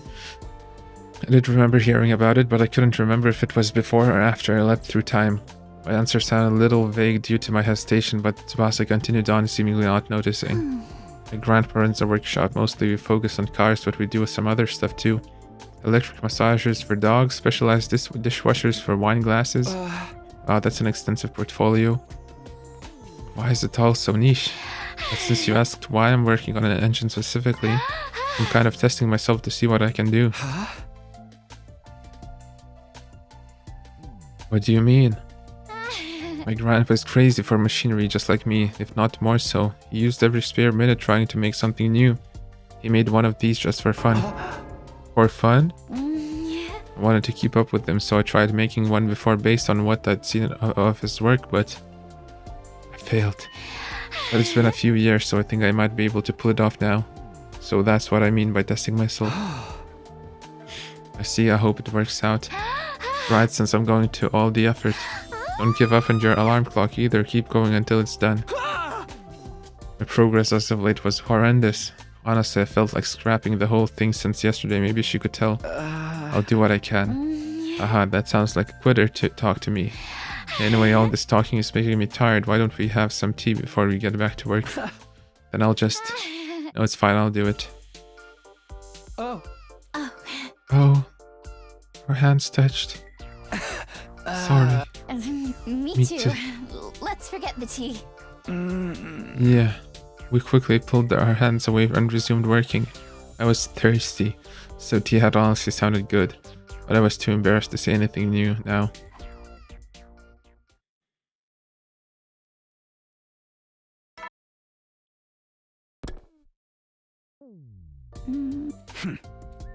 The sound of our tools clattered as if to drown out the silence. I'd gotten used to both being with Tsubasa and being with her in silence. I didn't feel the itch to fill it with small talk. If we happened to come with a topic, we'd chat as we worked or take a break and change things up with some conversation. We'd found our rhythm in this tacit understanding. By the way... I was the one initiating the conversation this time. You're still prone to puking easily, right? Very, why'd you ask? I just realized you haven't had any incidents since we started hanging out. Is it because working with machines relaxes you? Oh, is that what it looks like? I'm actually so nervous that I'm really struggling to keep it down. For real? I'm just playing. I'm not saying I'm not a little nervous about this whole love game thing, but I don't feel pukey at all. Maybe romantic stuff doesn't trigger it. Oh, I sure hope that's the case. Or it's gonna end up with like in Chainsaw Man.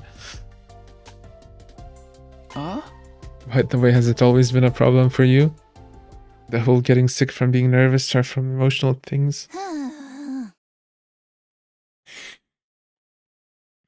Not exactly, there was a pretty clear trigger. My mom is what you'd call a tiger mom.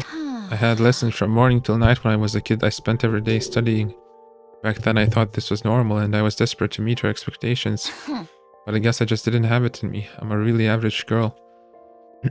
Even if I tried to cut down on my sleeping hours, I was working myself to the bone just to barely keep up. Sure enough, everything I was holding back came exploding out of me. How do you mean? I was taking piano lessons, but on stage during my recital I suddenly got so incredibly nauseous. I threw up all over the keys. Oh no.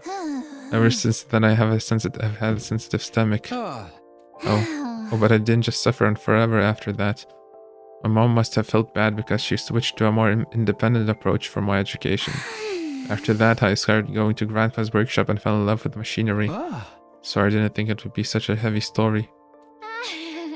Oh no, it's totally fine. That actually happens quite often. Besides, I'm thankful for it. I'm thankful it did. If it hadn't, I wouldn't have gotten so obsessed with machines, right? Right. That's true, but it was still sad.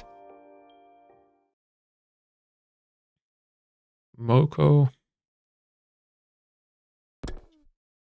Good morning! Feeling good? What's with all this energy? Come on, we've met so many times now. You know I have to mix it up and keep it fresh. Right. But well, everybody knows victory and celebrations come after stagnation and frustration. Let's just get right into the same old. Anyway, how goes the romance with Tsubasa? Right. But I seriously can't take it anymore. You're going to tell me it doesn't feel romantic at all, right? But as you spend time together, you develop an attraction that you just can't sort out until the very last moment. How many times is this now anyway? I don't know if that's how this one's going to turn out. She's right about the part where things don't feel romantic with Tsubasa right now, but stop that, I know everything. You gotta respect a girl's intuition. Hey Moko, aren't you being a little weird today? Huh? What? Every fair maiden has days like these. You don't need me to spell it out for you, do you? Oh my god. Anyway, I'm so not in the mood right now, so let's just wrap this. Oh, what now? Even though your predictability is totally boring me, I'm an ally to all the women out there looking for love, so I've done a little string pulling to get you two moving along a little. You should really be looking forward to tomorrow. String pulling? Oh my god, it's so not easy dealing with you slow burn types.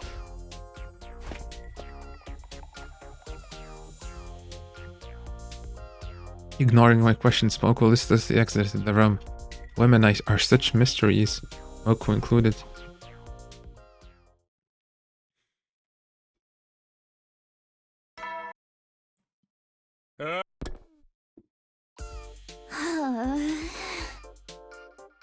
Oh, maybe let's not do this. It's really not either of our styles. Yeah. This was what Moko meant about pulling strings. Oh, new dialogue? I know you guys aren't pool dance party people, but there's a reason cliches never die, okay? They work. Just have a fun little pool date for me. Encouraged by Moko during their meeting yesterday, Tsubasa invited me to the pool, but made sure I knew that it wasn't her idea. Tsubasa was always wearing her work clothes, but now she's in a swimsuit at the pool. It's enough to put a guy on edge. But I guess since we're here now, we may as well make the best of it. What should we do? Oh, I know one to race across the pool. Hey, that sounds pretty good, but let me warn you, I'm a pretty good swimmer. Wow, I don't usually see you this confident. Now I definitely want to race you. Looking excited, Tsubasa swung her arms around to warm up. Does that mean you're good too? That's for me to know and you to find out. Okay, the loser has to do whatever the winner says. Anything goes? Anything reasonable at least. If you wouldn't do it yourself, you can't ask for it. Okay, I'm in. Alright, then here goes. I was hardly uniquely gifted, but I always enjoyed swimming. Same, part of it was because I could swim faster than most. But the fun for me was the way that it wasn't just about whipping your arms around as fast as possible. You have to think about how to effectively displace the water, about the angle of your arms, your agility, the shape you make with your palms. Swimming with all those factors in mind maximized the joy of the trial and error experience. Other sports don't give you the sensation of seeing yourself like that. It had been a while since I last swam seriously, but I was feeling sharp. Maybe I'm just being overly competitive. I pulled ahead of Tsubasa and touched the opposite edge of the pool, then I raised my head. What? I win! Come on now. You were crazy fast. Didn't I tell you? I had swimming lessons as a kid. I wasn't any good at piano or algebra, but I was great at swimming. Yeah, you never mentioned that. Well, I won. And so I was going to have to obey one of Tsubasa's demands, no questions asked.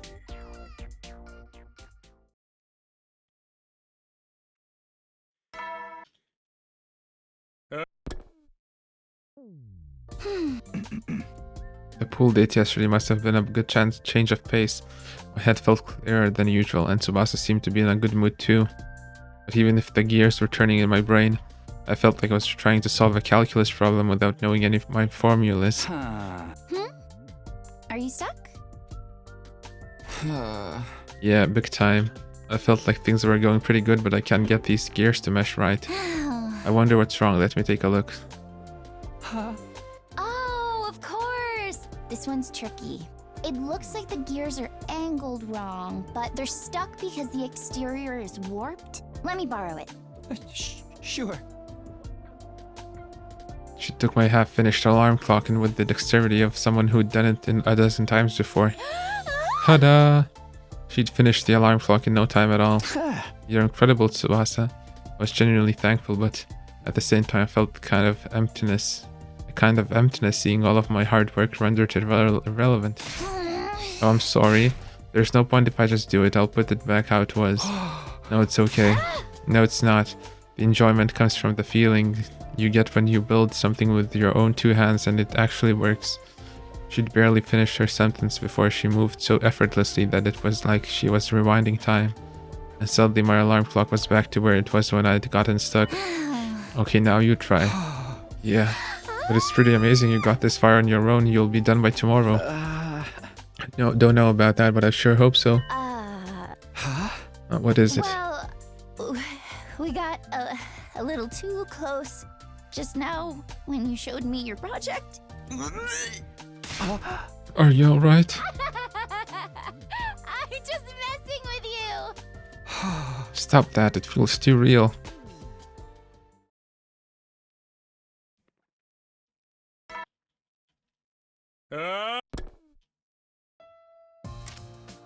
Tick tock, tick tock.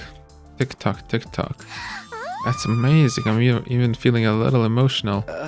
Come on, that's laying it on thick. But actually, same here. I guess the place where I got stuck yesterday was a bottleneck of sorts. In the span of 2 days, I'd made huge progress on my alarm clock, and before I knew it, I was almost done. Then it all just came together and I was finished. And now it's heartily taking each second away. I was sure there was no way someone as bad with machines as me would ever get this done, but I guess anything's possible. It happened because you worked hard, Takumi. Seriously, you're awesome. Someone who is not into machinery building an alarm clock from scratch like this is like someone who sucks at sports doing the 50-meter dash in 6 seconds. Now you're really laying it on thick. I can't let you show me up. I need to get to work. How much longer until you're done with that big thing? If nothing goes wrong, maybe 10 days. I'd be happy if it was done by day 95. Right, well, if my clock is done, then I don't have a project to work on anymore. Why don't I help you out if there's anything I can do? Oh, that would be super helpful. Do you mind? Not at all. I need some way to pay you back, so this is perfect. Pay me back for what? Well, I wasn't exactly obsessing over it. I had felt insecure about how bad I was with machinery. You helped me get over that, Tsubasa, so I owe you one. Is it your turn to exaggerate now? Are you messing with me again? Yeah, just joking. You're making me get all embarrassed. Right, fair enough. She's joking, right?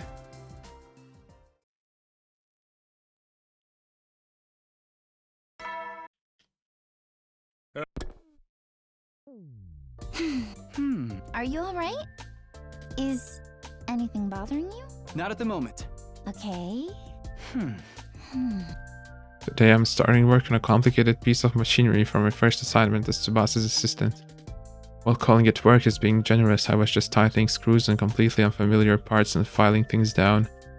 But help is help, I suppose. It was simple stuff that anyone could do, but still, keeping my hands busy calmed me down. I wasn't bothered even by the protracted silence. Hey, Tsubasa started to speak as she kept working. this is nice, isn't it?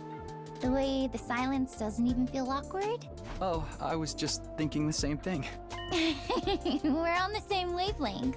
For real. For real. Kachak, kachak, kachak, kachak.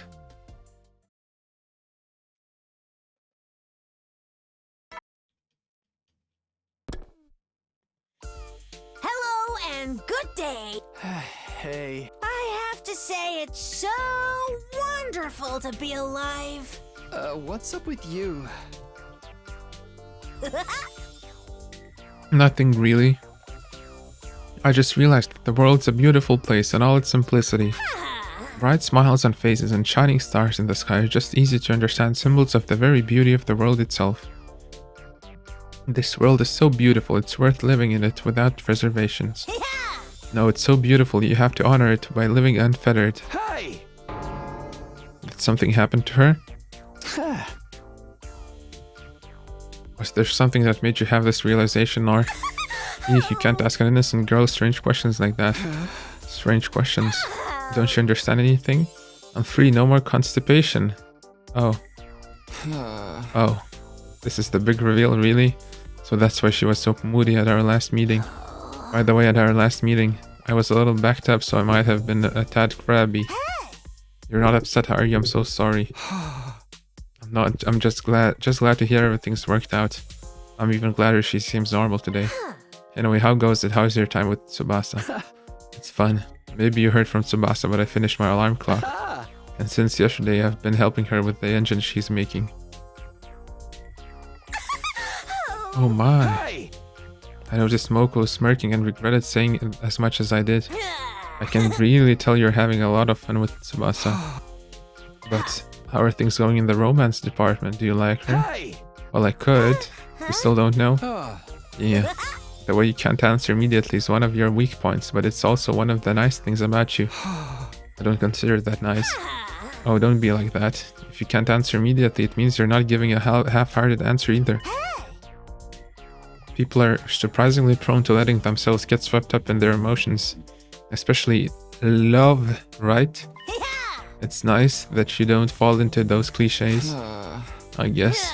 But well, that's assuming you make a decision when the time comes, of course. For better or for worse, you have 15 days left at the school and with Tsubasa. You'll get him, Tiger. Got it. I'll go and I'll get him as best as I can.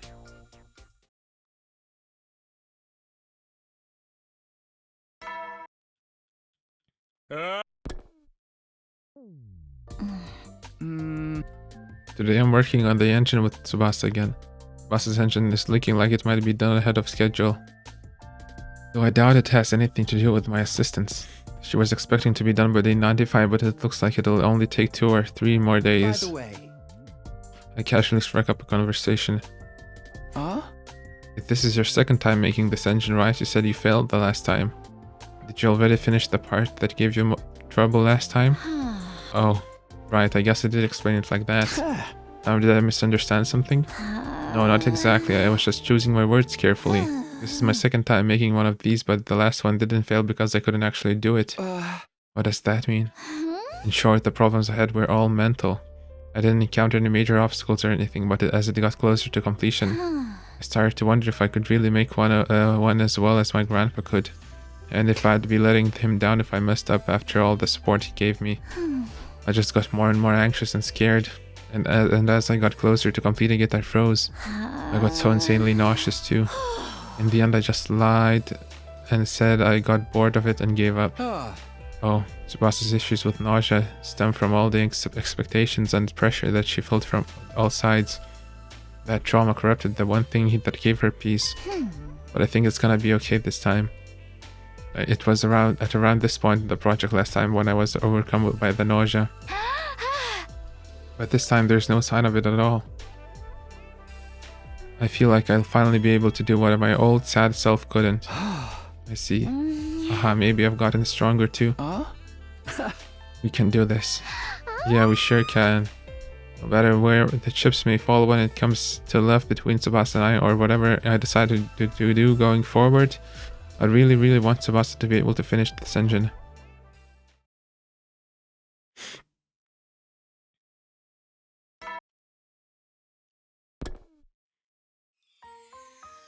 I went out the main entrance and headed for the parking lot as usual. Blue sky filled my field of vision. A comfortable breeze raised my cheek. At the very next moment, I felt a strange presence behind me. I quickly whirled around only to see something that made me doubt my eyes. What? How?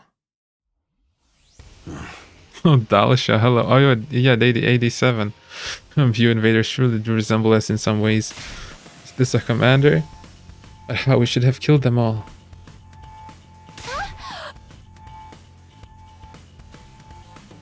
Takumi, get away from him. Those words finally brought me back to my senses and I quickly leapt back.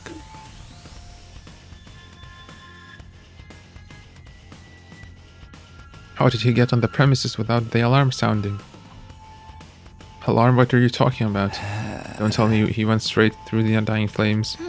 Are you alone? Usually the commanders bring their minions. I don't like them, they go against my principles. That woman is deranged for using them in battle. She ordered me to take this place out at once. I merely wish to know who all of you are. I shall wait for you to prepare to battle. All will be understood when we cross weapons. With that, the commander turned away and put some distance between us. What is with this guy? He's clearly different from the other commanders. Whatever's going on, let everyone know and we'll initiate a defensive battle ASAP.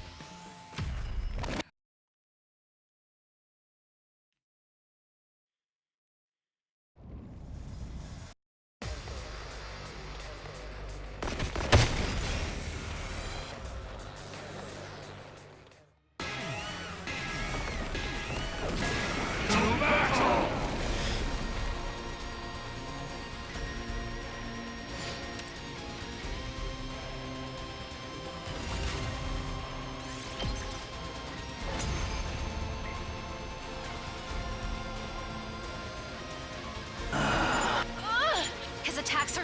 It seems like... We can't give up. Damn it!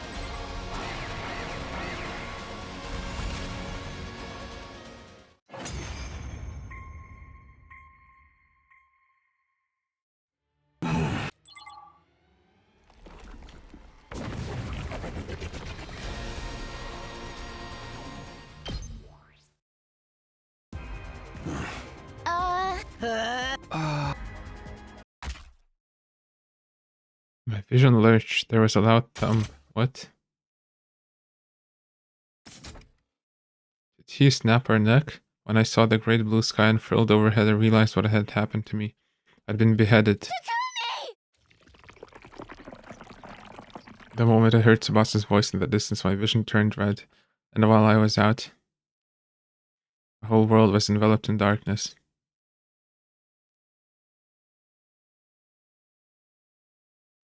Finally, I can think again how much time has gone by.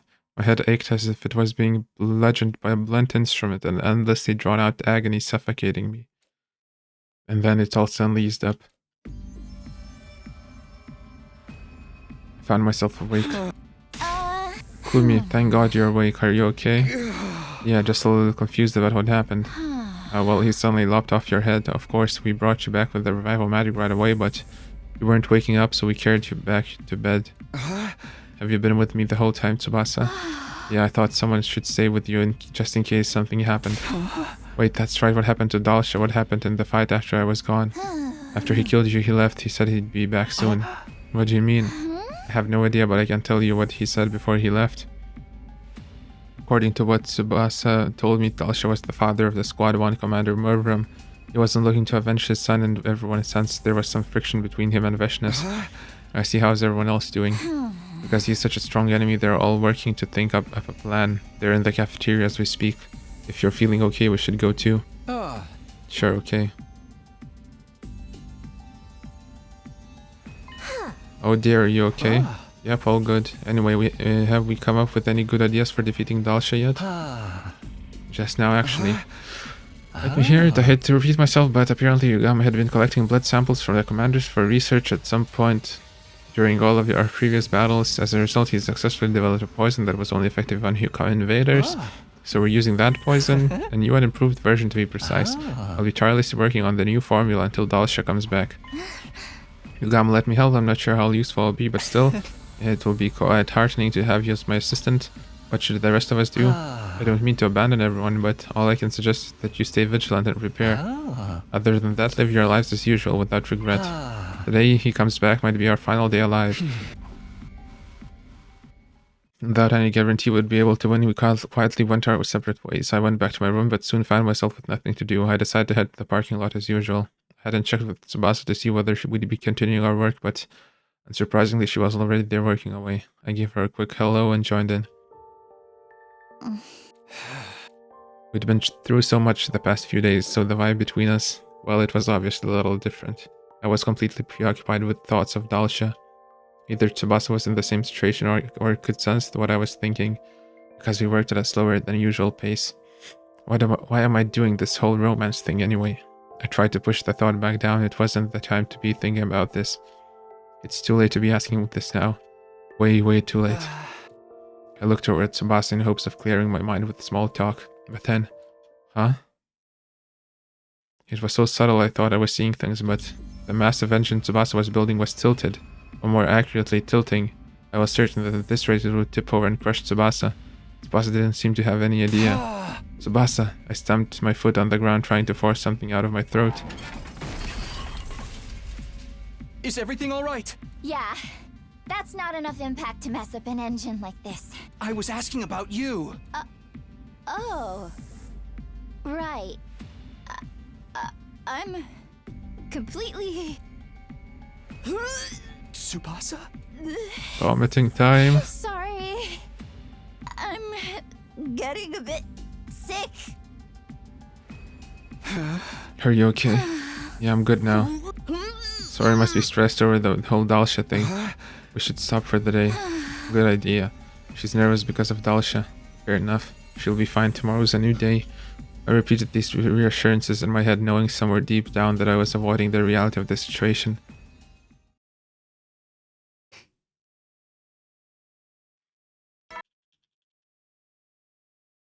Stand tall. Glory to the special... I felt a strange tension, an ominous feeling. Why did Tsubasa throw up? She was doing so well. I know she said she was nervous because of Dalsha, but it could very well be because she was too close to me when she fell down. But whatever was causing it, it should be good now, right? Hey, you're rather thoroughly today. No uneasy or anxious feelings here. I tried to convince myself everything was okay as I greeted her as nonchalantly as I could. Oh, morning, sorry about all of that mess yesterday. Already at her station, Tsubasa responded to me rather playfully. She seems fine. There really isn't anything for me to worry about. Are you okay? Sorry, stay there. I'd reflexively taken a step forward. I moved back. Sorry, but I'm going to have to tell you something you really aren't gonna want to hear. Huh? I know myself enough to know the real reason I'm getting sick. It's your fault, Takumi. Maybe fault isn't the right word, but I guess it's thanks to you. No, that's not quite right either. But you're the reason for sure. What do you mean?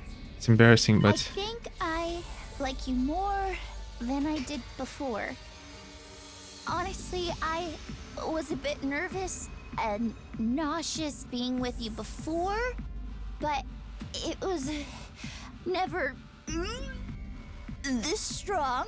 But the more I like you, the more nervous I get, and after what happened yesterday, it's just not stopping. Even just being near you. No way. What am I supposed to do? What am I supposed to say? What's the right answer when someone tells you their affection for you is making them sick? I have no clue. All I could do was give a half-hearted acknowledgement. All right. I'm sorry. You don't need to apologize. But what do we do now? She's sick just being in the same room as me. We won't be able to work properly like this. It might even keep her from being able to finish the engine she started building as a means of proving herself to that she's stronger now. I don't want that to happen. I want her to finish it no matter what. I want her to break free of the past. Which means my decision is clear. Let's stop working together. If there's anything I can help you with, I can work it on in my room. Absolutely not. I don't want to give up now. Not on this engine, not on you. But the older me might have given up on one, maybe even both of them, but I want to change. So let me keep doing things the way we've been doing them. Are you going to be able to keep going though? Of course. I'm sure I'll feel nauseous, but that doesn't mean I can't work. But fine, then I'm going to use the ace up my sleeve. My prize from our 25-meter swimming race. I get to make one demand of you. Why are you being so stubborn? I told you, right? I want to change. I mean, if that's what you want. I couldn't turn her down. Not to mention she wants to change. The assertiveness of her demand proved that she had already moved beyond the timid Tsubasa of long ago in my eyes.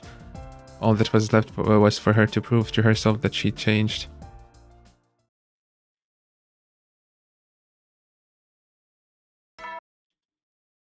Alright, let's get to it. Huh?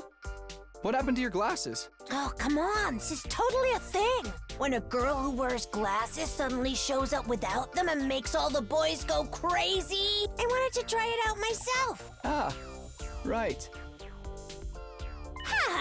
Alright, let's get to it for the real now. Just kidding, Tsubasa actually gave me the general rundown already. I guess I just hope you can make the best of the situation. Yeah, so long as she doesn't give up, I'll stick with her to the end. Good, but if it gets tough, let me know. I'm ready to be your support system. But why is everything so not going to plan right now? We've got the former strongest commander Dalshin, and the girl who likes you so much it's making her throw up. Sigh, so frustrating. Hey! I couldn't agree more. But that's life, isn't it? If everything went as planned, it would be a total bore. Well, that's what you have to believe if you want to get through it. Well then, on that note, love it or hate it, there's 10 days left. Work hard in both romance and war, okay? That's your only option after all. Right.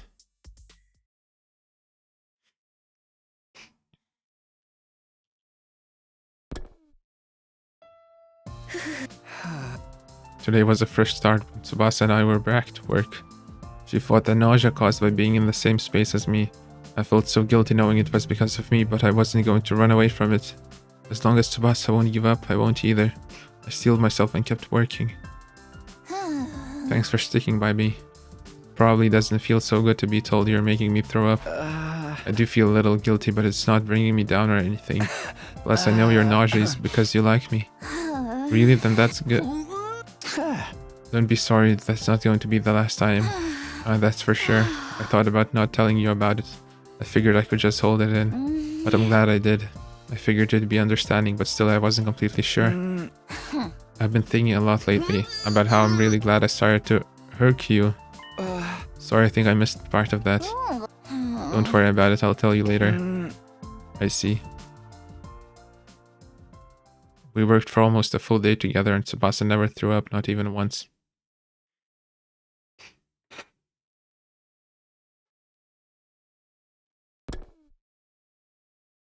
Maybe Tsubasa had been putting in extra effort yesterday to keep me from getting hurt. She threw up 7 times today, maybe because she'd fought too hard, but it didn't really slow down our progress. I felt sad I couldn't comfort her by rubbing her back because I knew getting closer would just make her more nauseous.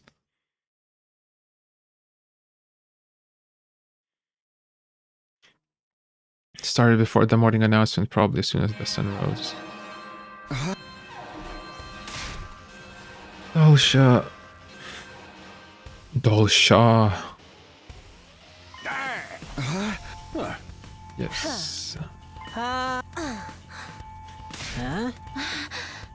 Yeah, we finished the poison. How do we use it? Turn poison into gas. Have a trap.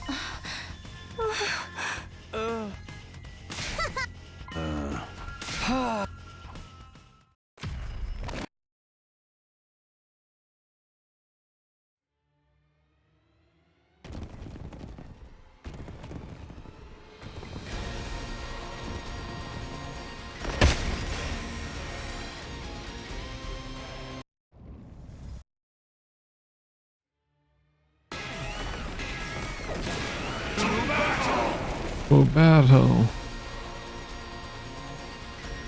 To arms. Here we go.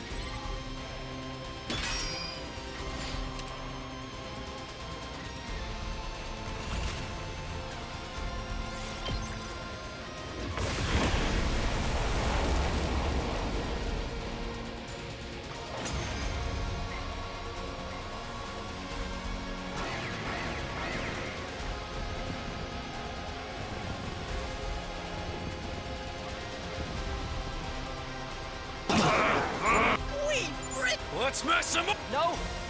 Let's deal with it! Yeah!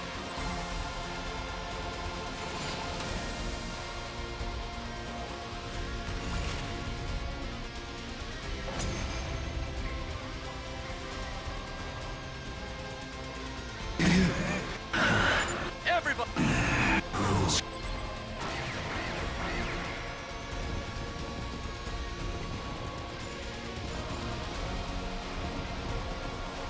Help me! Not like this!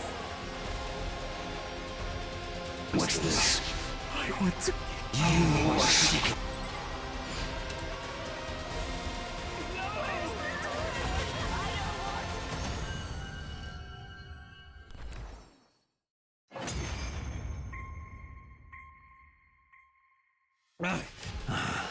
I gave. Hello. Damn it. Huh? I am preparing an event. A ritual. Ritual? Our battle. Be calm. Wait with me.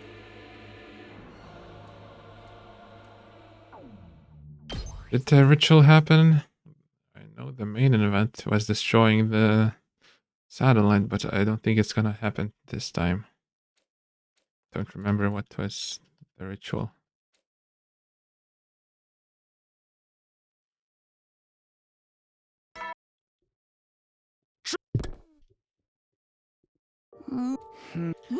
You okay? Yeah.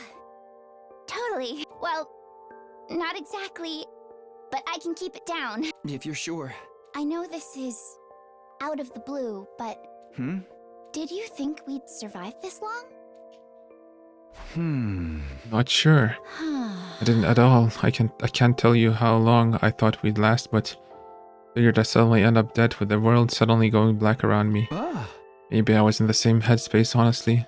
Of course, I swore we'd all make it to day 100, but still, that doesn't mean I completely believed my own vow. But now that we're here, I feel like we can do this. I think we might just make it after all. If we can defeat Veshness without losing anyone. If we can all return to the artificial satellite as friends, some of us remaining close, others drifting apart. It'll feel just like a normal graduation is supposed to. In that case, how's your graduation project going? Think you'll have it done in time? Yeah, I think I'll make it. I don't mean to sound so casual about it, but it should be done by the day after tomorrow. It's finally happening. By the way, when we're done making this, I think I want to clearly define our relationship too. So the day after tomorrow, I think that'll be the final day of the Tsubasa chapter, so give it some thought. About your answer, I mean. Got it. It is really like graduation. We were preparing for the end of so many different things.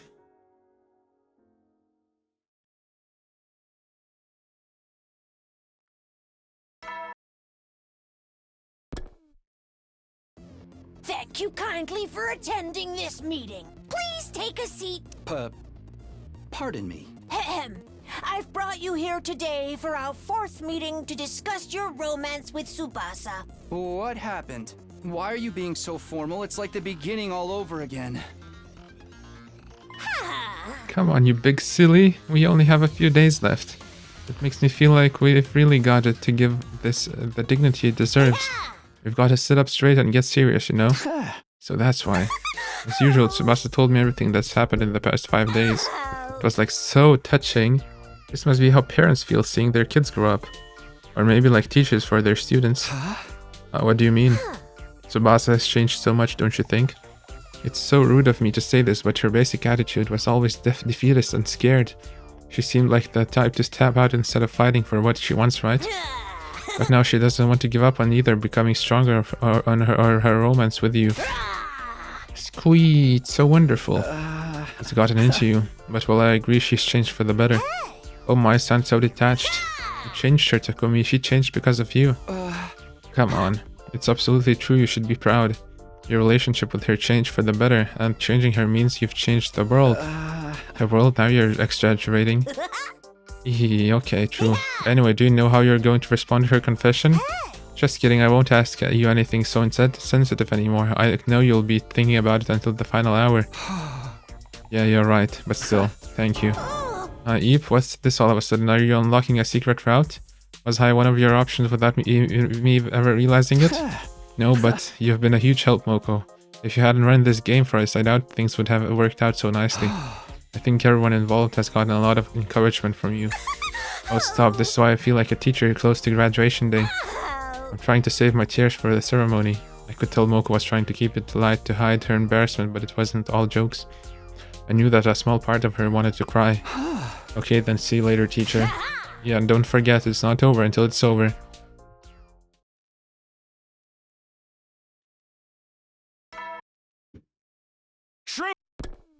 Troops. That should do it. Tsubasa murmured as she tightened the final screw. Is it done now? Yep, so long as it runs. I'm gonna test it right away. Do you wanna watch? Yeah, of course. Okay then. Tsubasa plugged in the cord extending from the engine into something that looked like an electrical box. Here goes. She hovered her finger over a switch on the box and started to count down. 5, 4, 3, 2, 1. She flicked the switch. Huh? No way. Yeah. It works! That's incredible! This means you did it, right? This is an electrical engine? Yep! It was a huge success! Thank you! It's all because of you, Takumi. Come on. Actually, Yeah? it's kind of beautiful. Yeah. I feel like I might start tearing up. Finally, Tsubasa had defeated her old self. She had bravely taken on the challenge to see if this time she had the skill to complete her project. And now victory was all hers. Aha! Congratulations, Tsubasa. I'm feeling proud, and it wasn't even my project. Why is that? Don't ask me, Takumi, but I think you know my fight isn't over yet. Yeah. Should I just go for it and confess? Then Yeah. here goes. I feel like I'm just stating the obvious here, but I I like you. I like you so much. Thank you. When I'm with you, I feel so calm, like I do when I'm with my grandpa. But the more time I spent with you, the more my feelings turned romantic. And the more I liked you, the worse my nausea got. But I didn't want to give up. I wanted to hold on to my feelings for you and overcome my weakness. So, I really like you. Please go out with me! Tsubasa Kawano. She lacks self-confidence, but she makes up for it with her incredible work ethic. Being around me makes her nauseous. It's a testament to how much she cares for me. The way I feel about Tsubasa.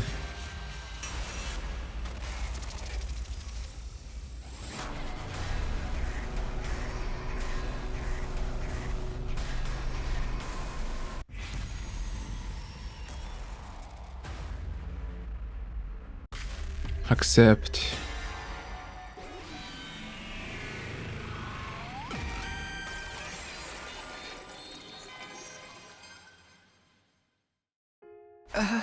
Tsubasa, I like you too. Please go out with me. Are you sure? I don't have anything to offer compared to everybody else. And I get sick when we're together. That doesn't matter to me. I like you, Tsubasa. Something wrong? Your chest is more muscular than I thought. Really? I'm just messing with you. Trying to hide my embarrassment, I guess. What I really meant to say is... I like you more.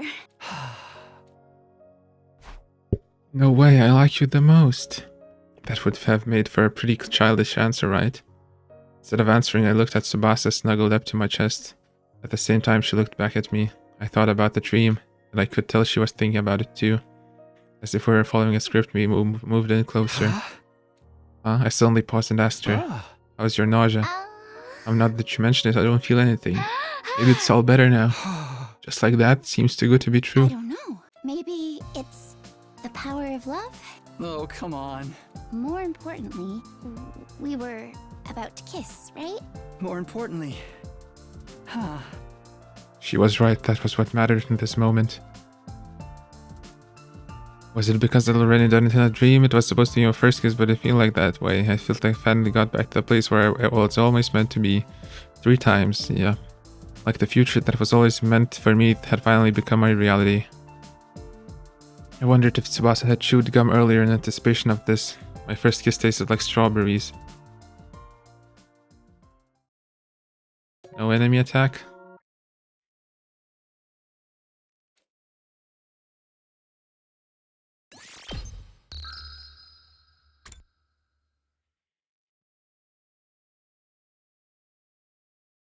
Okay, it's time to take a break and then we'll see what happens if we reject everyone. Is it really gonna be Moko?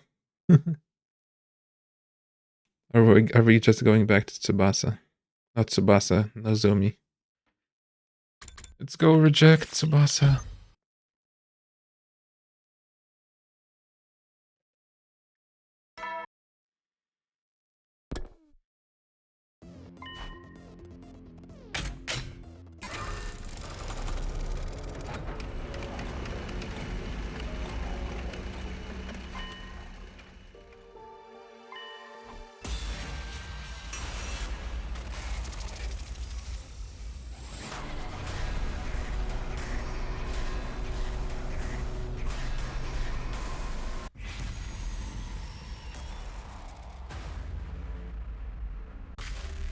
Bye-bye. I said the same thing.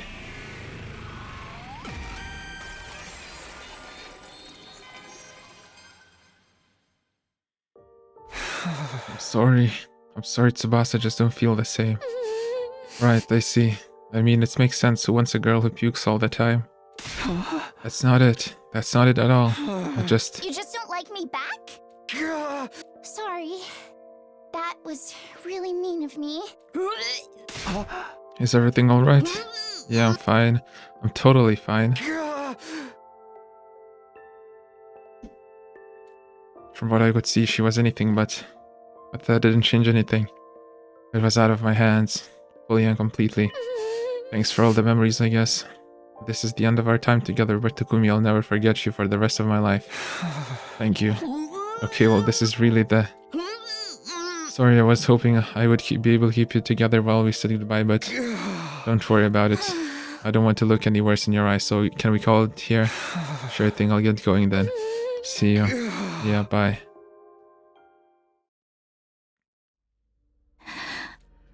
If I knew things were gonna end up like this, it would have been easier to just not do it, but... Oh, did you forget something? Oh, the rejected girls are coming here? Oh, my deepest condolences. Come on, Kyoshiko, she didn't die or anything. No, that works. I feel dead inside anyway. What did you come here for anyway?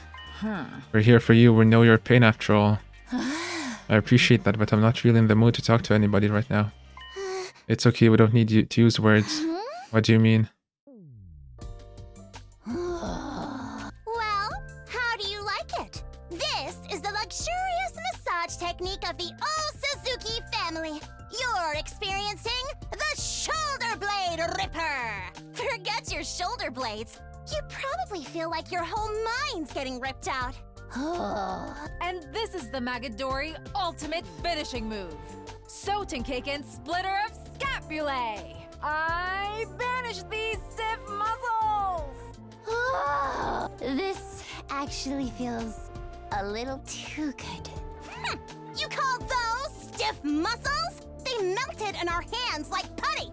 Pathetic! But Lady Kurata, the spirit of the soreness lives on. The vestiges of it linger deep inside. Destroy it! Leave nothing behind! Just hold it.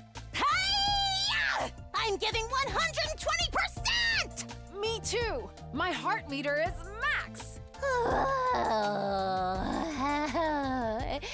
It's so relaxing. It only feels this good because you worked so hard in the first place, Lady Tsubasa. You're holding a lot of tension. You must have been very nervous when you confessed. Oh, is the pleasure bringing you to tears? I'm even better at this than I thought. You're stuck with us until your whole body is soft and pliable. Have at you. Cry and wail to your heart's content until the deed is done.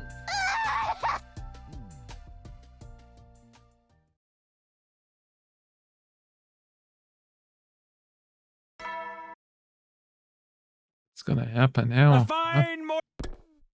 Fine morning is upon us. It was happening again. I was unconsciously trying to go back to my routine, but I didn't need to go to see Tsubasa anymore. I didn't regret not choosing her, just like I didn't regret not choosing Kurata and Kyoshika. I wasn't meant to choose her. To lie to myself and say I liked her when I didn't. That would have been disrespectful to not only Tsubasa but Kurata, Kyoshika, and Moko too. I did the right thing. But tick-tock, tick-tock. There was that ticking again. It sounded like it was urging me to hurry. Like it was mockingly trying to tell me it wasn't too late to change my mind. Unable to take it any longer, I quietly removed the batteries. And yet, in the back of my mind, I could still hear that damn ticking. Save.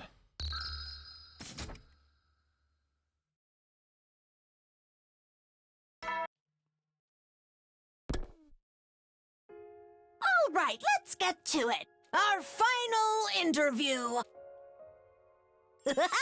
First off, I want to say thank you for your hard work. Honestly, I never dreamed you would take this so seriously, Takumi.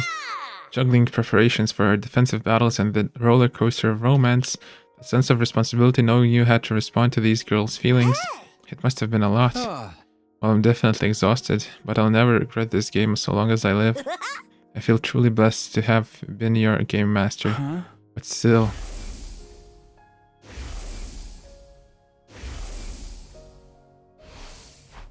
What was that dream all about anyway? Right, I started our game because we interpreted the dream to mean one of the girls and it was destined for you. But now we just have to wonder what it really meant. But it's fair to say that you chose this outcome, right? Outcome? I mean, if you'd chosen one of them, that dream would have tied you to her. and everything else would have just been an obstacle to your rightful destiny. That's at least one way to interpret things, right? In that sense, you've decided the dream was nothing more than a dream. I see. It seemed like just quibbling over semantics, but she had a point. What was that dream all about anyway? I'm the reason I'm sitting here without any answers.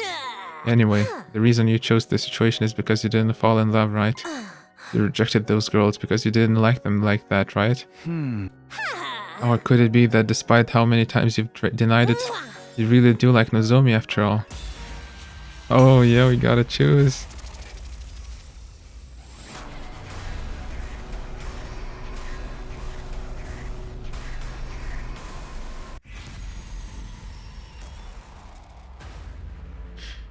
As this tradition, let's start from yes.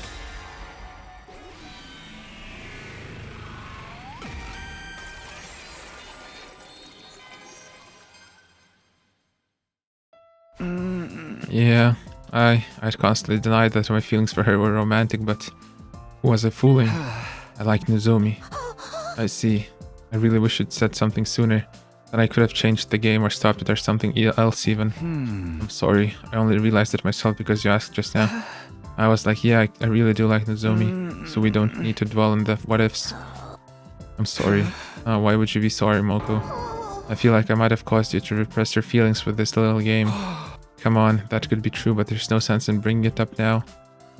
The game might have repressed my feelings, but it was on me to figure them out now. You don't need to worry. Okay, well, if you insist on that, I won't. Please don't. But what are you going to do now? What am I going to do? I mean, about your feelings, it's already day 98. Win or lose, our time here will be over after our next offensive battle.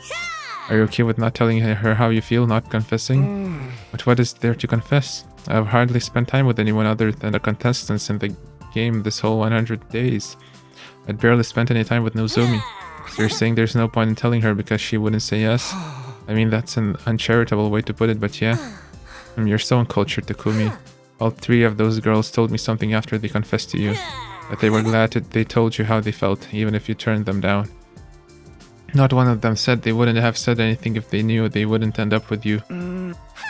Here's what I think. Every heart in love wants to express itself. Of course, there are beautiful feelings of affection that are never confessed. But I'm certain that the hearts they belong to wanted to share them. What does your heart say, Takumi? Are you sure it's not begging you to tell Nozomi? I'm not sure. I'm not really sure why I brushed off the question. My feelings for Nozomi were yearning to be revealed to her. I'm yearning to tell her how I feel. But by the way, just this once, I don't think you have to worry about upsetting her, okay? She's just as good a person as you are, Takumi, and surprisingly open-hearted. Thank you. I stood up after thanking her. Where are you going? Isn't it obvious to find Nozomi? Right, good luck out there, soldier. If I die out there, please pick up all my bones. You can trust your girl, Moko. So, what did you want to talk about? Nozomi, I knew more than anyone what I needed to say, but the words just weren't coming. The feelings I wanted to express so badly were trapped in my throat. Is it something that's difficult to talk about? Should we try again later? actually... It was my first time experiencing being on this side of a romantic interaction. I had no idea how terrifying it was to express these feelings to someone. Karara, Kyoshika, Tsubasa, all three had managed to overcome that terror to tell me. I finally understood them, but it was too late. That understanding nearly brought me to tears. Through stinging eyes, I spoke. Nozomi... I probably don't need to tell you what her response was. She apologized and explained that things were too sudden for her. We had to start as friends. If we survived these 100 days and got back to the satellite, we'd go out somewhere. So at least I succeeded in lining that up for myself after day 101. And so came the temporary ending to my life of romance. I calmly accepted how everything had ended because it was so logical. But I was still glad I told her. My heart really did want her to know how I felt.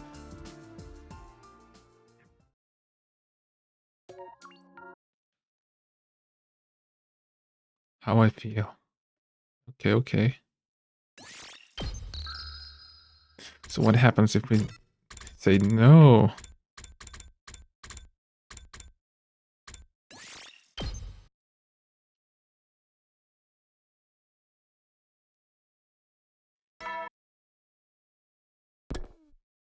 Is it gonna be Moko?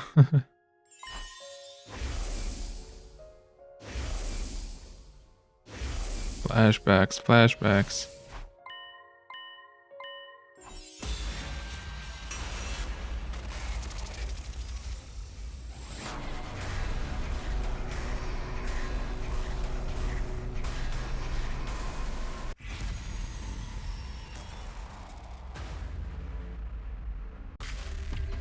Yo.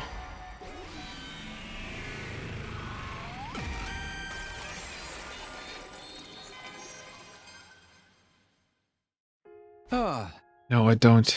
I don't like Nozomi in a romantic way. But then why? Kurara, Kyoshika, and Tsubasa are such good girls.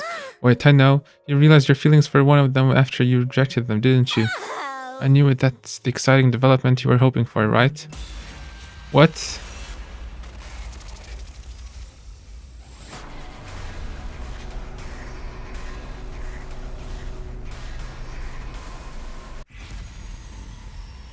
Do I have feelings for one of them after? Oh, yes, I do actually. I just didn't realize it.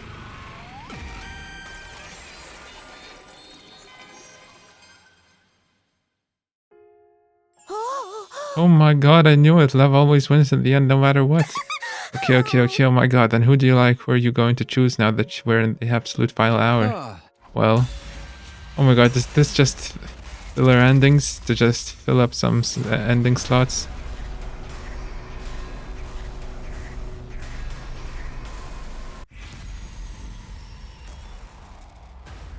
All three! Okay, I didn't expect that. All three!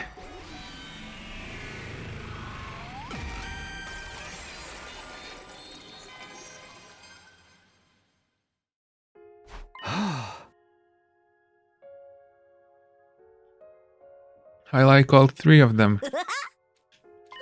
Excuse me? I can't pick just one of them. I only realized it after my experiences with all of them. I like all three of them equally. I want to be with all three girls. Have you lost your mind? I refuse to accept such a disloyal decision. I heard everything. Well said, Sir Takumi.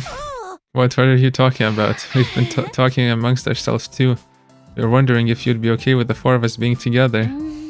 Polyamory time! A minute after our discussion, we came here to propose the idea to you. Right as we arrived, we heard you proposing a similar idea, and Moko was berating you for it. I'm certain our dream was hinting that this was in our futures. Are you guys sure about this? Yeah, we're sure this is the best decision for us. No one will get hurt and we all get what we want. It's the only way to do it. Although Sir Takumi's physical and mental burden will be 3 times as great. Well, someone as amazing as Takumi shouldn't have any problem with that. Right? Yeah, of course. I always subconsciously believed this was the best outcome. I just hadn't realized it was an option because of the social norms and ethics that I had been raised with. Bring it on, I love all three of you. The power of romance will soar to 300% voltage. Eep. Ay. Oh, I've been defeated. I had no idea your love was so big and twisted. I guess I have to reevaluate my sense of what's normal. I'll retrain my heart for this newfound realization. And in the end, we were happy. We defeated Veshness without losing anyone and returned to the artificial satellite. There, the four of us built a happy family together. Of course, none of us had any precedent for a family like this, so we fought and argued sometimes, but what we did have to guide us was our unwavering love. So long as our love never dies, I know the four of us can overcome any difficulty. How? What? Why am I on the ground? How could you suggest something as slimy as dating all three of them? Oh, it's a dream. No. You don't understand their feelings at all. You can't make a mockery of these things, you know. Not love. Not a young girl's heart. I won't let you disrespect them. And here I thought we actually would do it.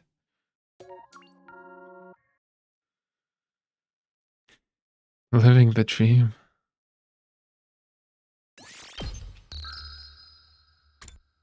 Okay, where are you going to date? What was the other choice? I don't know.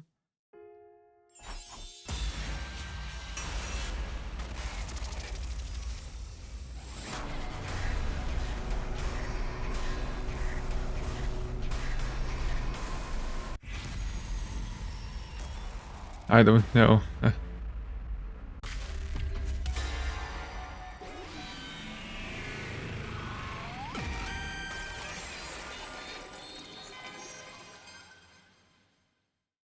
Hey! I still don't know. You don't know? I know it's against the rules to ask, but I want to think on it some more. This isn't the end. Who do I like? Who do I want to be fated to be with? I want to spend more time with them, until I can figure it all out. So I want to keep this going on the satellite when these 100 days are over. If they're okay with it, that is. What? Nothing. I think that's fine. You're right, Nakumi. It might sound crazy coming from me when I made the rules, but love is in the game. It will mean everything to those involved, so you should be willing to risk everything and keep moving forward. To find your own true love. My one true love. Thank you, I feel more determined now. That's good. Well then, I'd better not waste any time. What are you going to do? I'm going to talk to all 3 of them. Right now, I'm the only one who wants this. I'm sure all of them will agree to it. They all like you so much that they're not going to let getting rejected once stop them. I hope that's true. Oh, one last thing. If they all turn you down, come see your girl Moko. Lucky for you, I'm single and ready to mingle. Yeah, I'll think about that.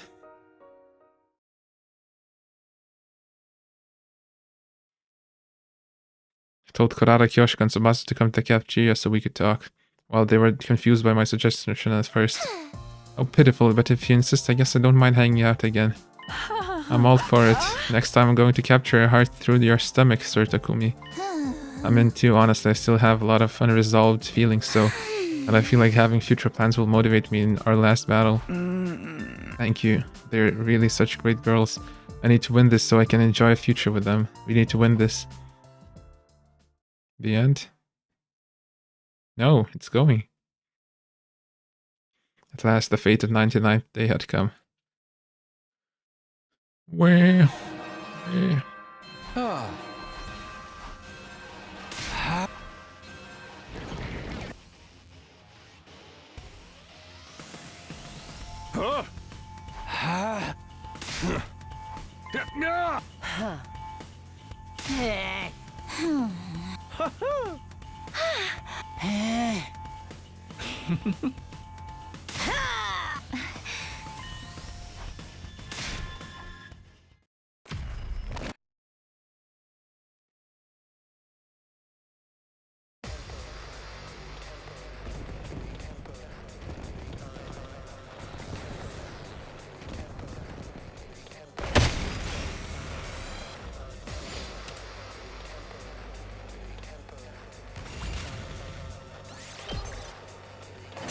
It's gonna be a regular battle this time. That's...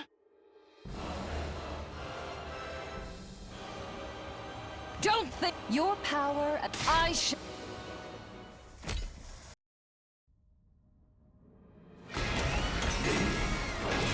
Bow down!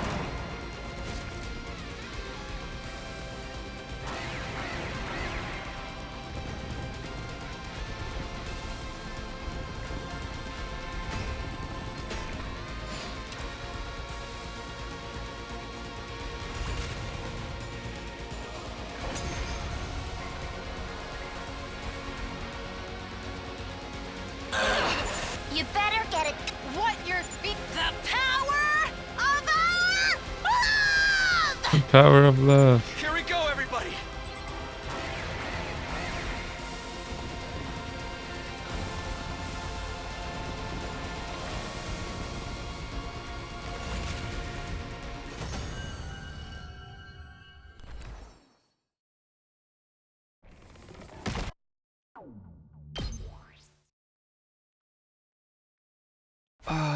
We did it. We beat her, right? Congratulations, everybody. All that's left to do is wait for day 100 tomorrow. Oh, thank God, humanity's wish is finally granted.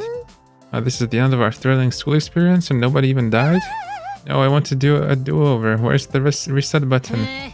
Cut it out. We're finally done fighting. I think this calls for a celebration. I don't think so. You're a nuisance when you're drunk.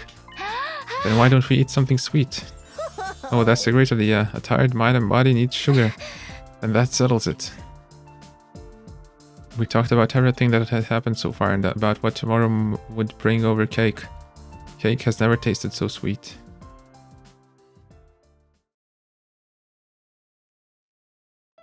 An omnidirectional special. We had evacuated the schoolyard when Day 100 came. In front of us was... So this is attack mode. Quite the weapon. That thing's gonna launch some kind of crazy attack when it counts down to 0, huh? We just hop in the escape pod and say goodbye before then. A fine plan if you ask me. But knowing that this is the end, yeah, it's a little sad in a way.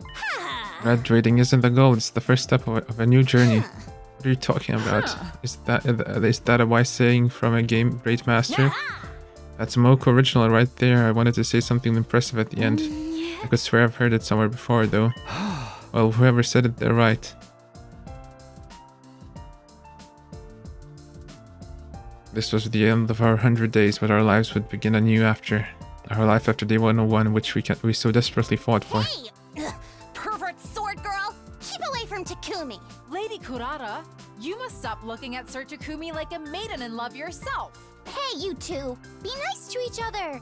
This is the end, you know. Are you trying to act all mature and unbothered for Takumi? You won't get away with this. Come on, that's not it. But she's right. We should get along for now. We worked so hard. We're the Takumi Lovers Club after all. I get what you're trying to say, but I don't know about that, Nick. Who raised you to have such terrible naming sense? It's embarrassing to me too, so let's not go with that one. What? But it's such a cute, great name. Even if you tried to force me, I shan't change it. Stop!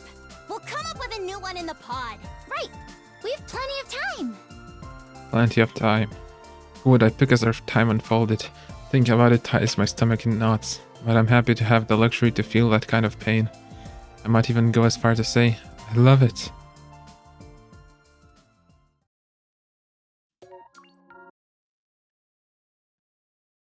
Graduation day.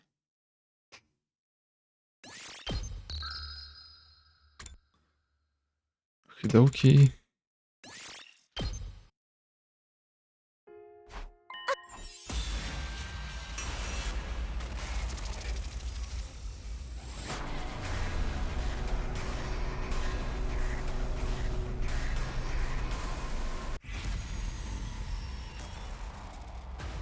Do I have feelings for one of them after all? No.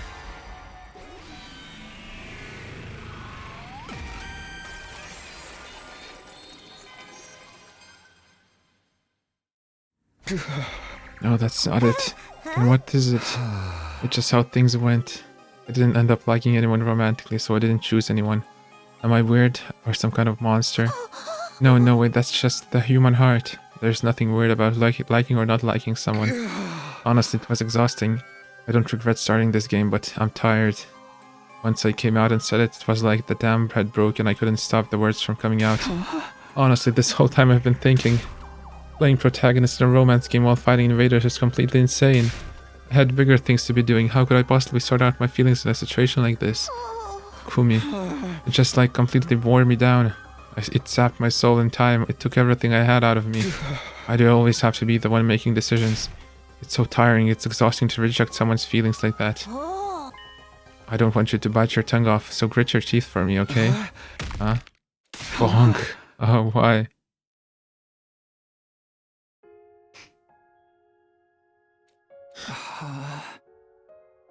Where am I?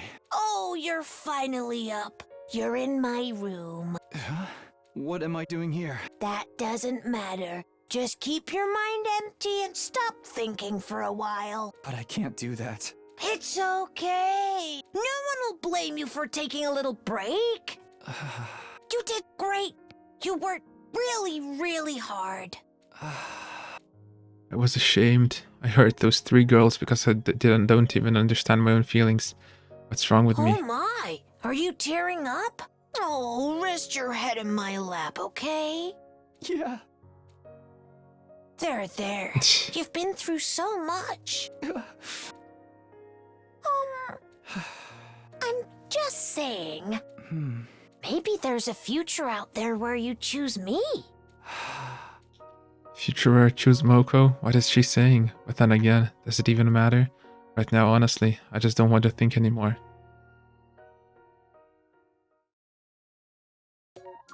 Oh, the end? Consolation. Yay, complete all romance routes. We just burnt out and that's it, okay. Choose. Kurara's choices.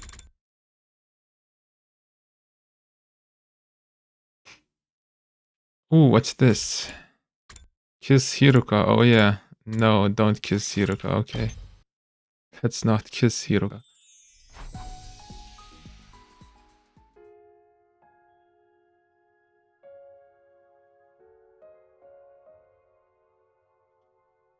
Finally, we get back to this mystery.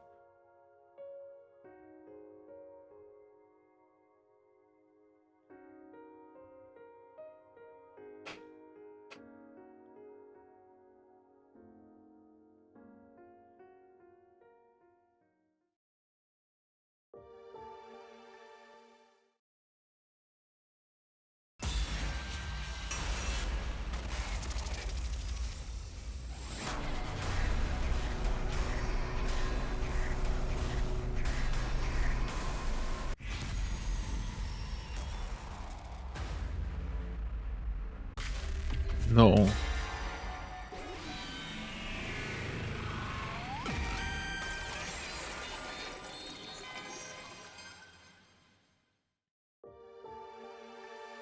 Whether she was joking or not made no difference. This was one order I wasn't willing to follow. Couldn't kiss Hiruko, not with the way I felt about Karuha, or Nozomi for that matter. I still wasn't sure whether those two were the same person or not. But when I thought about them, I knew I couldn't go through with this. So I didn't say or do anything. She didn't speak either. We both sat there in silence, gazing at the undying flames flickering in the distance. After what seemed like a long time, Hiruko finally broke the silence. You didn't think I was serious, did you? Honestly, you're just as naive as ever. A faint smile played across her lips for a moment, then she abruptly got to her feet. She left without saying another word. I didn't have a chance to stop her and was left all on my own. Once again, Hiruko had avoided telling me the truth. All of a sudden, she seemed so fragile, so vulnerable, like if I called out to her now, she might disappear completely. Despite all that, I think I finally had my answer. Just now, Hiruko said I was as naive as ever. That's a weird way to talk about someone you've only known for 9 days. Those words, along with everything else that had happened, were starting to add up. Hiruko was like me. She wasn't the same Hiruko that started out there here, in this timeline. She's also a time traveler. Yep.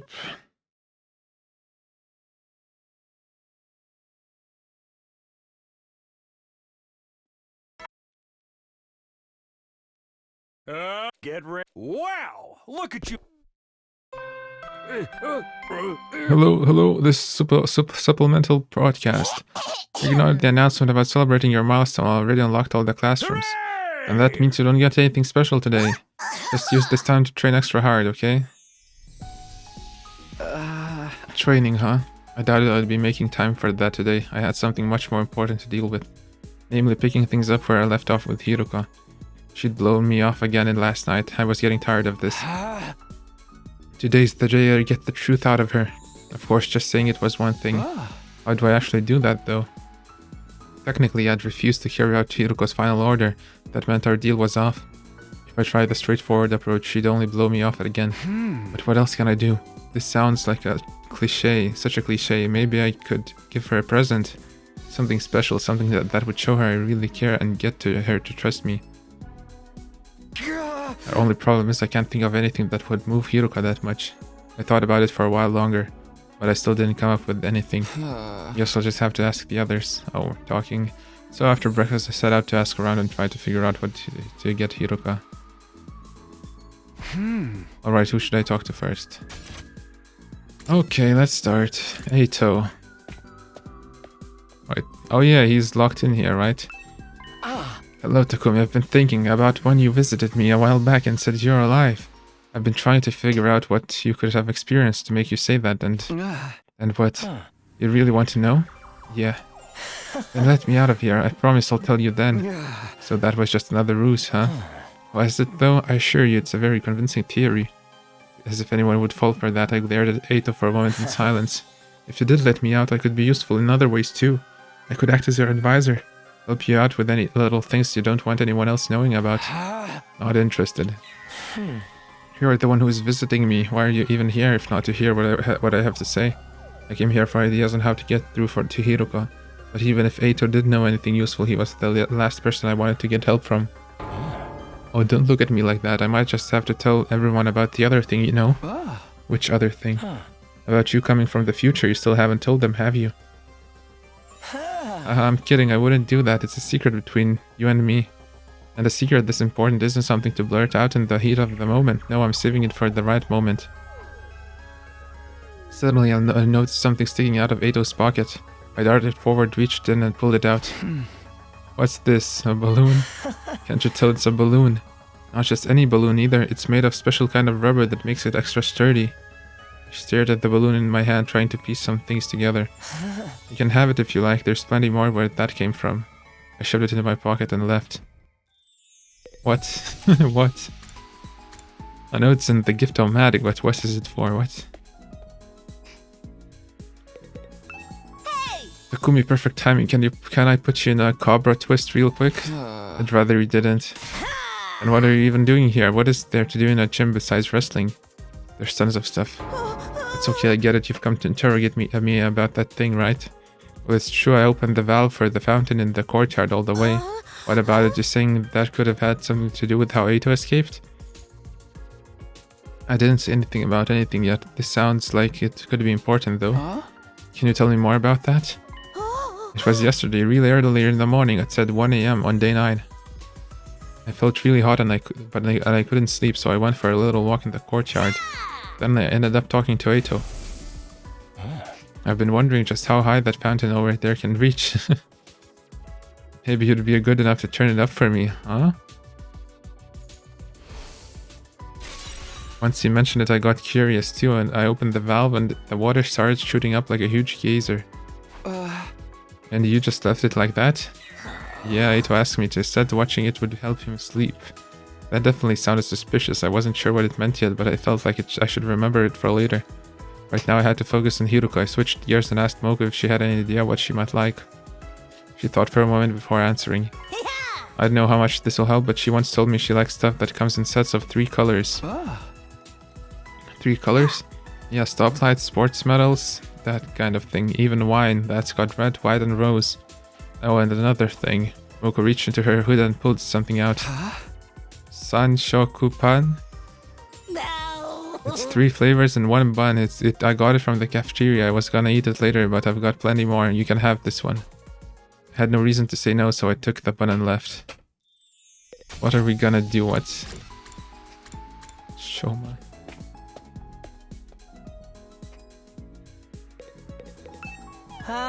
Oh, Takumi, you're here to help me train? I'm still so weak. I feel like I might keel over if an invader just looks at me hard enough. Sorry, but there's something else I want to talk about. I told Shoma about my quest to gather information. Something that will make Hiruko open her heart. Well, I can think of one thing. Soft vinyl. Like plastic? Yes, like a doll made from soft vinyl. Although doll isn't really the right word, maybe figure would be better. It's not just the human-shaped ones she likes after all. Did Hiruko tell you that herself? That's right, she used to collect them back in the complex. A sadistic ice queen like her secretly being a passionate toy collector. It's kind of cute, don't you think? Those are some surprisingly strong terms coming from Shoma. Oh, speaking of toys, about 2 days ago Eito asked me for something. I just remembered now that might have something to do with how he escaped. What did he ask you for? Some sturdy rubber balloons. Empty ones, of course, not already inflated. There were about 100 of them. 100? I made them using the gift-o-matic and gave them to him that morning along with his breakfast. He said he wanted them to help strengthen his diaphragm and improve his lung capacity. I didn't believe that was all there was to it, of course, but I didn't see how it could hurt, so I gave them to him anyway. What? I don't get it.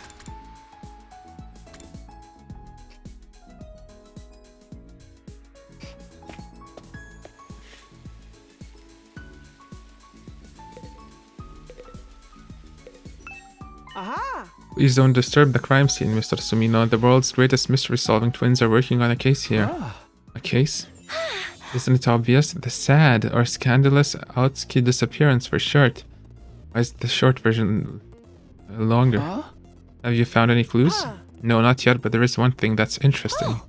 Takumi, did you notice anything strange about the courtyard when we came here last night? No, not really. The ground was damp, the whole place was soaked. There are a lot of plants here, so there's a lot of moisture around, but it was a lot wetter than usual yesterday.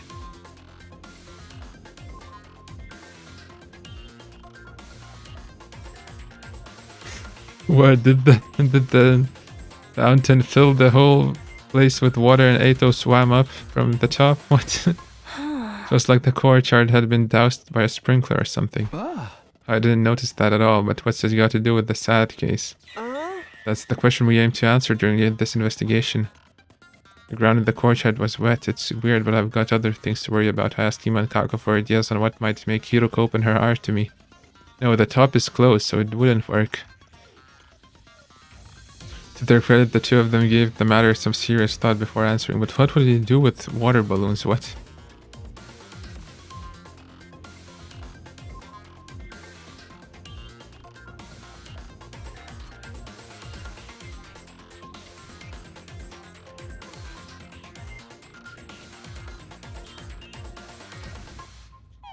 Sorry, I've never really spoken to Hiroko that much.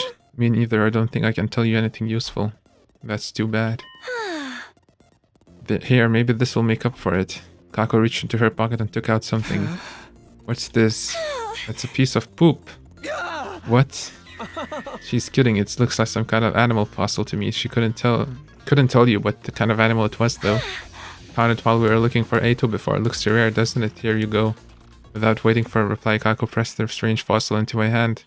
Well, I had no reason to refuse to take it, and I figured it might come in useful for something later on. What are we making here? What are we cooking?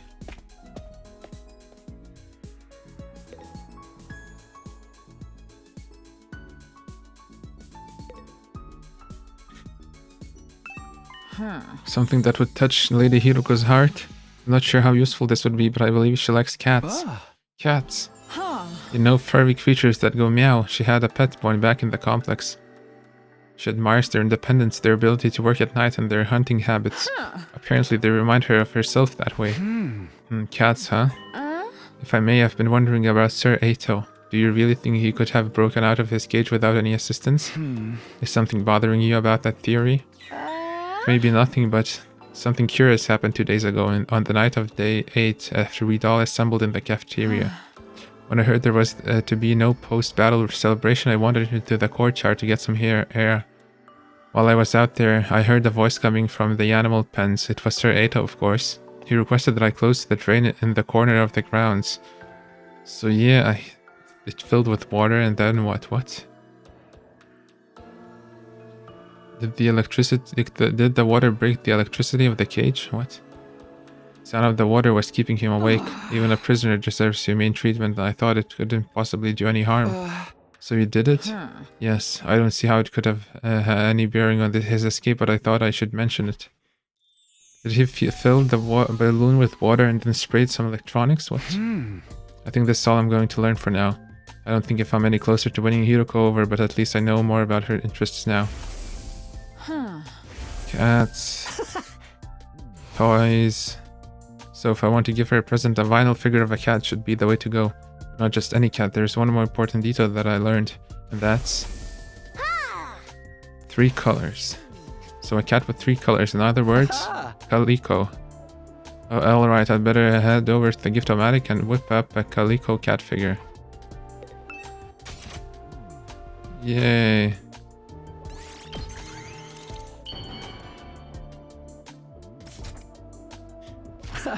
Okay, it's done. Now I just have to give it to Hiroko. Calico? It took me a while to figure out where Hiroko was. Some time after sunset, someone told me they'd seen her going into her room, so I hurried over there.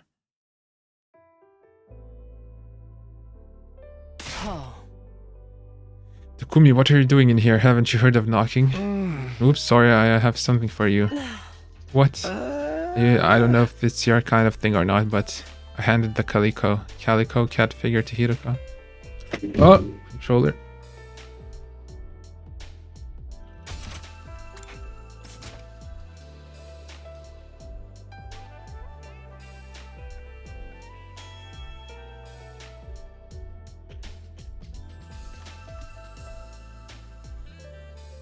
Calico.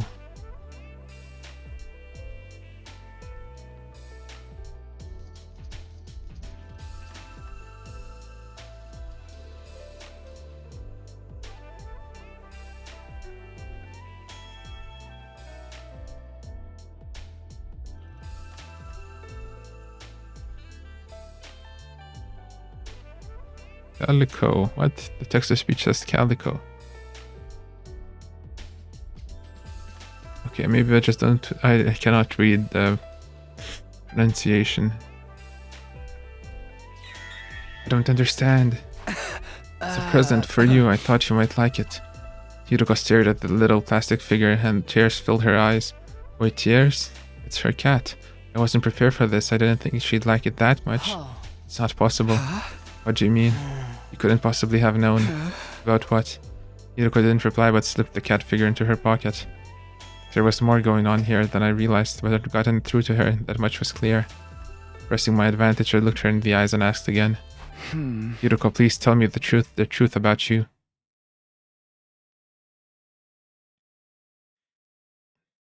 Oh, persuasion, really? What is this? You're just suddenly giving me a gift? Are you trying to buy me over with material goods? You must think I'm a fool. That's not it. Giving me a present would get me to spill my guts to you? That's not it. Come on, that's not what I'm doing at all. I just wanted to express myself to you. I thought it would help you understand that I'm acting in good faith, or that you'd at least see how serious I am. Anyway, a promise is a promise. You couldn't meet the conditions I laid out.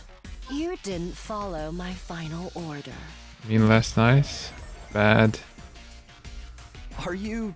That was crazy. You know I couldn't do it. I suppose that's true. I ventured to ask for the impossible.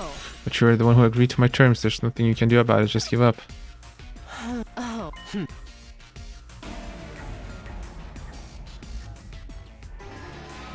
Are you trying... You must... Come on. Anyway, you couldn't meet... You didn't follow my... Therefore, I have no obligation to tell you anything. Actually meant that? Bad. Oh my god. You actually meant that? You really wanted me to do it? Are you completely insane? Of course not. I was just teasing you. Stop jumping to conclusions.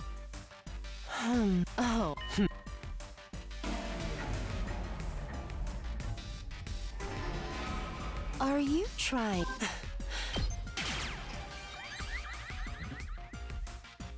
Come on. Anyway... What are you talking about? What are you talking about? I don't really follow what you're saying. Oh, then so be it. Although... Well, there is something on my mind. What is it? Oh? What is it?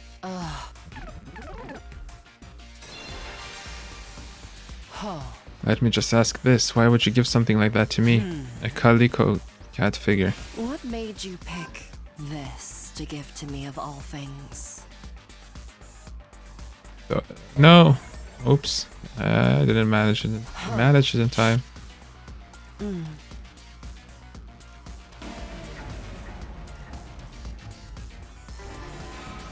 What made you pick? No! I clicked. Huh. Shouldn't have skipped.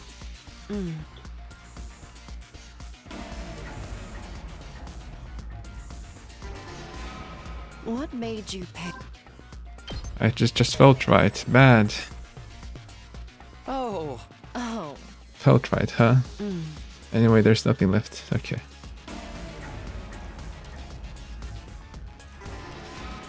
What made you pick this to give to me? Thought you'd like it.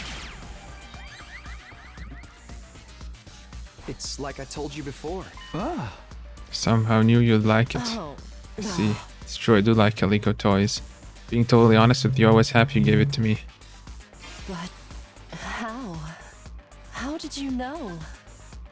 My fondness for soft vinyl figures. Shoma? Bad? Shoma.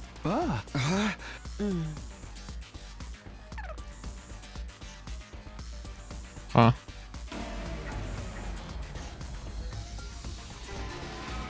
What made you pick? No! How fast do you have to click? Oh.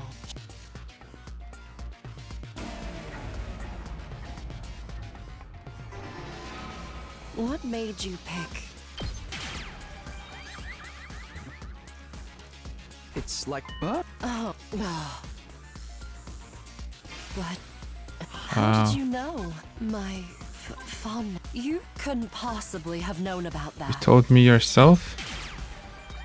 What did she? Well, Hideko, you told me yourself. I asked Yoshika, Shoma, and Moko about you. But that was just an excuse. I knew long before I asked any of them. I swear it. The fact that you like cats and collect Calico toys. Like I said, I remember you telling me yourself. But how could you? No, that's impossible. This has to be some kind of mistake. Am I missing something? Well, I guess you have my thanks for the Calico toy. Thank you.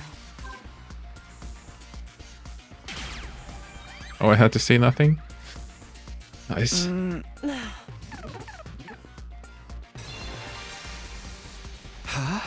Hey, what did you say just now?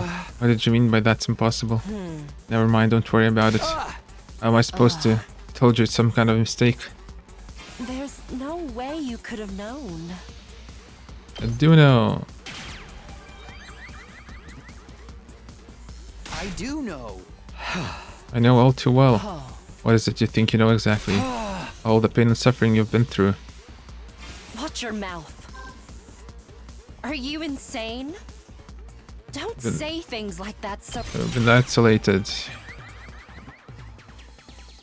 You've been isolated all this time. Shouldering this burden alone, isn't that right? Stop this. I guess, if there's something weighing you down, I want a piece of that burden. No, not just a piece. One piece. Listen to me, Hideko. All of the pain and suffering you're feeling, I'll share it with you. I'll share it with you. Fumi. Hideko, we can build a new future. One where nobody has to die. A future where we all make it to day 100 with a smile. I just have to date 3 girls, and that's it. Not just day 100, day 101, day 102, and every day after that too. Let's create a future where we can live happily forever. But if we're going to make that happen, you need to tell me everything. So please, tell me, Hideko. So we can make the perfect future that we all deserve. Together.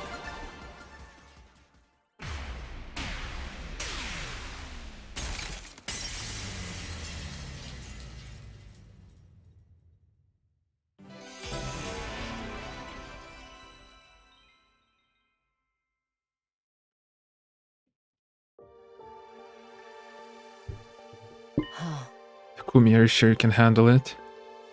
The truth is a lot more cruel than you think, and once you hear it, there will be no going back. Are you prepared for that? Do you still want to know? Yes, I'm sure. Alright, I'll tell you. But promise me one thing first. Whatever you might learn, don't let it destroy you. I looked into her eyes again. Okay, I promise. Hiruka seemed to accept my resolve. Then she abruptly left the room and led me outside. What are we doing out here? I want us to see the satellite. Hiruka looked up into the sky where this pale, shimmering artificial satellite hung in the void of space. It's so far away from us. Almost impossibly far. It looks so big. So close. Like we could reach out and touch it. But we'll never actually get there. Or more accurately, we've never got there. Even after everything we've tried, it's always just out of reach. Everything we've tried? Oh. You've probably figured this out already, but I'm a time traveler just like you. I hesitated for a moment, then nodded. Oh. But this isn't a one-time only thing. I've lived through these 100 days countless times. Every time things play out a little differently and create all kinds of new problems. I've experienced all those variations, all the branching timelines that result from the different choices we make. That's why I've been able to tell when the next attack is coming, among other things. Oh. And all of this doesn't just apply to me. There's someone else, and that's you, Takumi. Huh? You've also experienced our 100 days here countless times before. What was she talking about? I was so confused I blurred out the first thing that came to my head. That can't be right. This is my only second time here. No, it's not. You've been through this just as much as me, over and over again in an endless loop. Even now, this is only the most recent in a long series of 100-day cycles. You just can't remember the others. No, it can't be. Strictly speaking, neither of us are time travelers in the way you think we are. This isn't a matter of us leaping back in time. It's more that we're trapped in a time loop. That goes for me, and you too. You're the same as me, Takumi. You're not a time traveler. You're a time looper. Bum bum bum. What? Lock? You have read of Story Lock 1. You will not be able to progress without meeting certain conditions. Try exploring other branches for now. Unlock conditions. Reach endings 34, 36, 72, and 76. Reach Story Lock 3. Huh. Okay. Is this some kind of special route then? What? Okay, we go back. Did we really get every choice? Select every choice here? I don't want to miss it.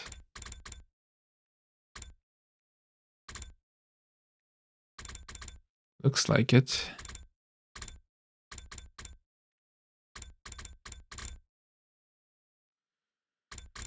I think we have to go to the first choice to kill Ato.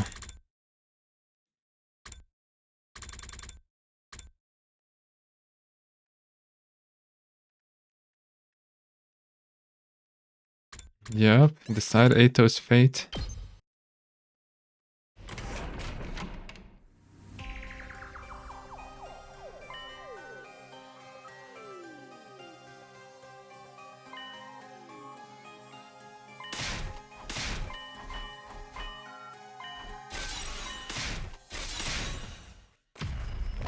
Now we have to fight him. Oh my god. What are you talking about, Takumi? It doesn't matter. Can I skip this? Yes. Hopefully it's not long enough to get copyrighted.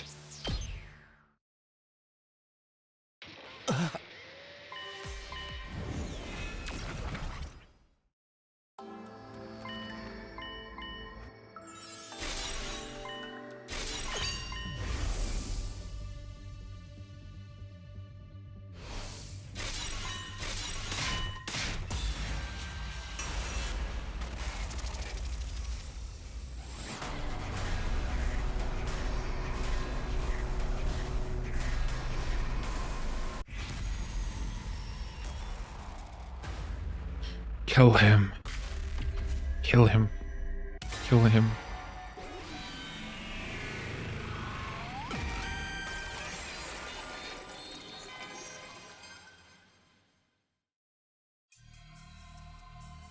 That's right, just like the Undying Flames boy said, I came back so I could change the future. If I let Eito live, history might repeat itself. If I don't want that to happen, then my choice is clear. I need to end his life here and now. Now we're doing this.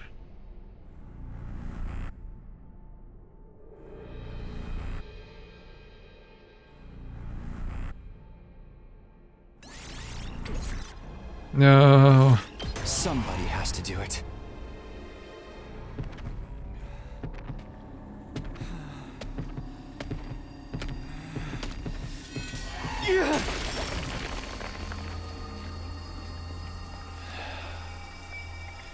This is it. You're finished.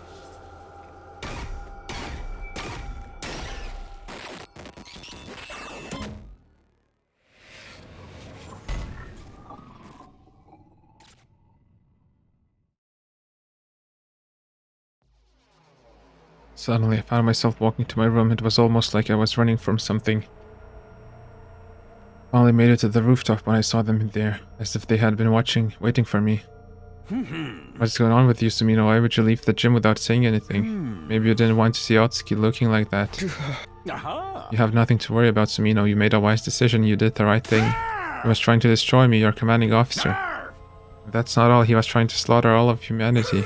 You're our savior, the hero who saved mankind, so you don't have a single thing you need to regret. I don't know about that. Personally, I get the feeling you're walking down the wrong path. Or perhaps I should say he's straight off the path he was meant to walk as a human being. It may be true that Eito committed many crimes in the future, you know, Takumi, but he hadn't done anything wrong here and now, had he? You've executed an innocent human being for crimes he might have possibly committed in the future. People can change, I believe so at least, but you didn't give him the chance. That doesn't sound like the right thing to do to me. Shut up. You think I don't know all that already? You don't have to shove it down my throat. I clenched my fist and practically barked my rebuttal at the ghost boy before running off to my room.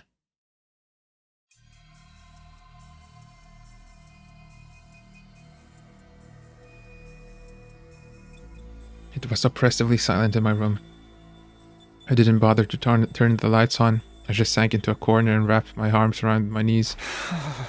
I did the right thing, I did the right thing. I repeated this to myself over and over again. You're our savior. The hero who saved mankind. So you don't have a single thing you need to regret. Yeah, that's right, exactly. But why can't I stop thinking about what he said after? You've executed an innocent human being. People can change. Shut up, shut up, shut up. I covered my ears and squeezed my eyes shut. But when I did, I could see Eito, now a blackened lump of flesh, staring at me hatefully. So now that should be the ending where multiple Eitos appear, right? My eyes flew open. I was scared to so much as blink. I focused on my breathing, the only sound in the room, and spent the night curled into a ball, my eyes wide open the whole time.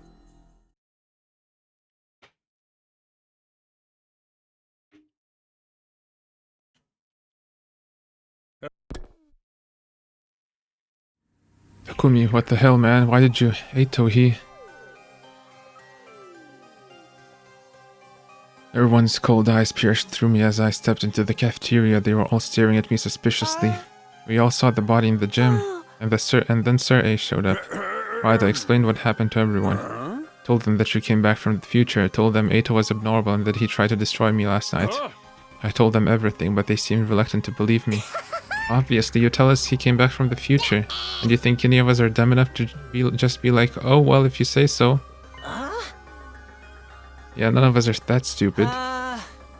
If a useless single-celled organism like me might be permitted to speak up, are we sure Takumi isn't experiencing some sort of delusion? At the very least, there's no way he can prove he's not. That would mean Mr. Sumino got caught up in this delusion and ended up murdering someone. That would make him the abnormal one around here. Baku's words weighed heavily on me, but it wasn't true.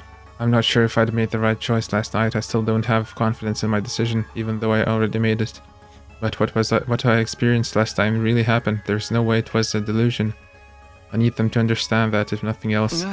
Everyone hear me out, it's a long story, but I looked right into everyone's eyes as I began to recount what I knew about the previous 100 days. I told them everything that happened. World Death Crypto Globe in the Exodus Project, the artificial satellite. I told them about the boy made of undying flames and his infant body in the defense room. Even the existence of Second to Last Defense Academy and the 5 other fighters there under the commands of Nigo. The only thing I left out was what I learned about Nozomi. The secrets she shared that first time were between her and me. It was night by the time I was done talking, but still the doubt in their faces never left. I knew why too. It was because I had killed Eito. In their eyes my story was nothing more than an elaborate and lengthy excuse. Like I was trying to confuse them by weaving a fantastical impossible tale. I see, I think I understand. It doesn't look that way to me. I simply mean I understand what you think happened. Whether it's true or not is another story. Talking anymore is just a waste of time. Why don't we call it a day? Well, why don't we call it for today and get out of here? Right, it's late now. But what do we do with Eito's body? It's still lying there in the gym. Should we bury him? Wait, it would be so pitiful to bury him when he looks like a burnt pretzel stick. I wish we could do something about that. Like what? Restore his body to how it used to be, perhaps. Is that even possible? Obviously I can't do it, but maybe Sir A. Oh well, I mean, it's not that I can't do it, but that's a super secret technique written at the very end of the super secret commanding officer manual. So how in the world did you know about it, Shizuhara? Just a guess? I guess? But why would we do that? Told you it's such a pity we don't know if he really was a traitor or not. A body deserves dignity no matter what sins that person may have committed in life. Isn't it only normal to want a body in such a tragic state to look more like it used to be? No one objected to her suggestion, certainly reluctantly agreed. So that's why we saw Eito's body that was pretty normal, not a mummy in that other timeline. You must have decided it wasn't worth antagonizing everyone over it when it was only our 3rd day here. And so we transported Eito's body to a classroom on the 2nd floor. Yeah, here. But it's so cold. What is this room? It's a morgue. A morgue? What? I don't remember that from the last time. You never used it. Well, in a way, that's a good thing. This is where we store bodies whose causes of death are unknown. Say one of you got killed by an unknown weapon during a defensive battle. A bioweapon or nanomachines or something like that. In that case, we need to dissect you in order to properly determine the cause. We need a place to store the bodies in a situation like that, which is why we have this room. The temperature is set really low to keep the bodies from decomposing. Everybody hunched their shoulders against the cold as they looked around the room. Their breaths steamed in the air. Well, then I'm going to get started on restoring the body. Would you all mind stepping out? How long will it take? I should have it done by tomorrow morning. Alright, one last thing. We were about to leave when Sir A stopped us. I know it's sudden, but as of today, I'd like to officially designate Sumino as the Special Defense Unit's team leader. You saved me, Sumino, and you know the future. Plus, you have red hair, so I'm sure you'll make a great leader. What kind of reason is that? I will not entertain any objections. That's an order from a commanding officer. Disobey and you will be court-martialed. You're to do as Sumino says starting tomorrow. Got it? We returned to the roof. Everybody's faces were even more gloomy than having seen Eito's body up close. They all vanished inside their rooms without saying a word. Left on my own, I casually glanced up at the sky and saw the satellite.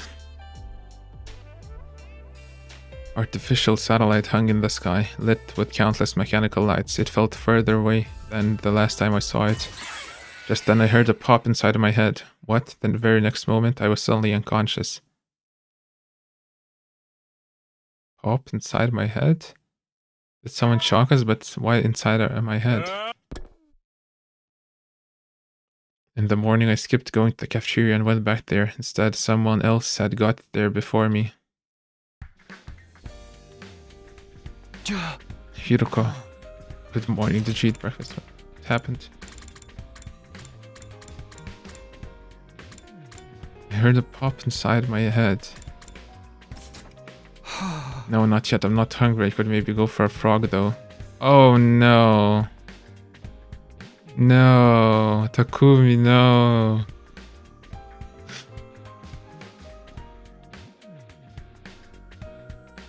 How did it get here? What?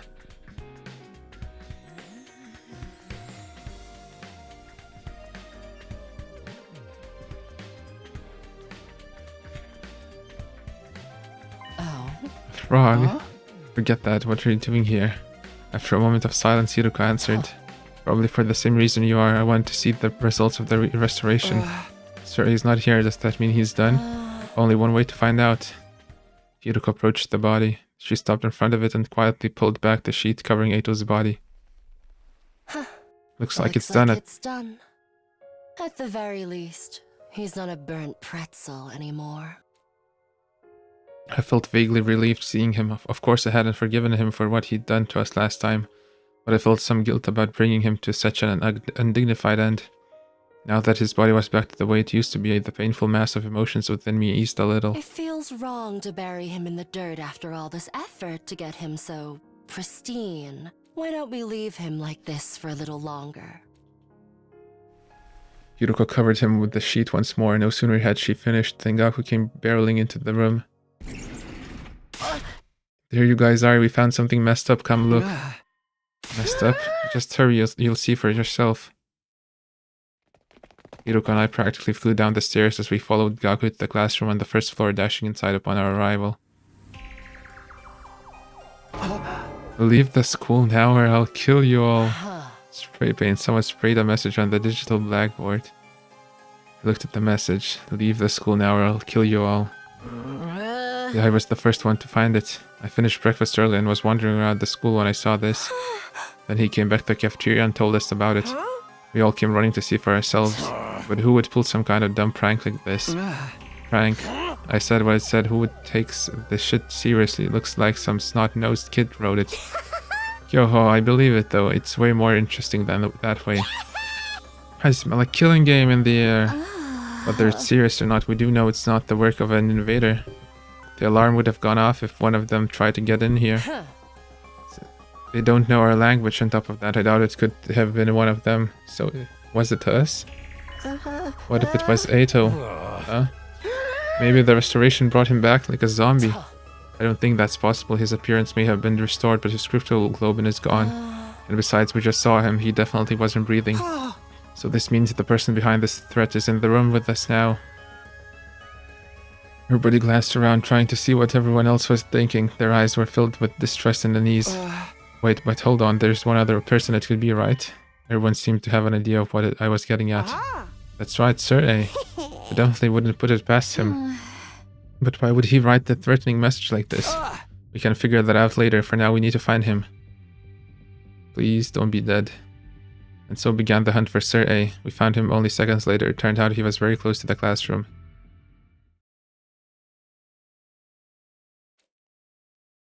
Yep. No! Siri? What the hell? You're kidding! Why? How could this happen to him?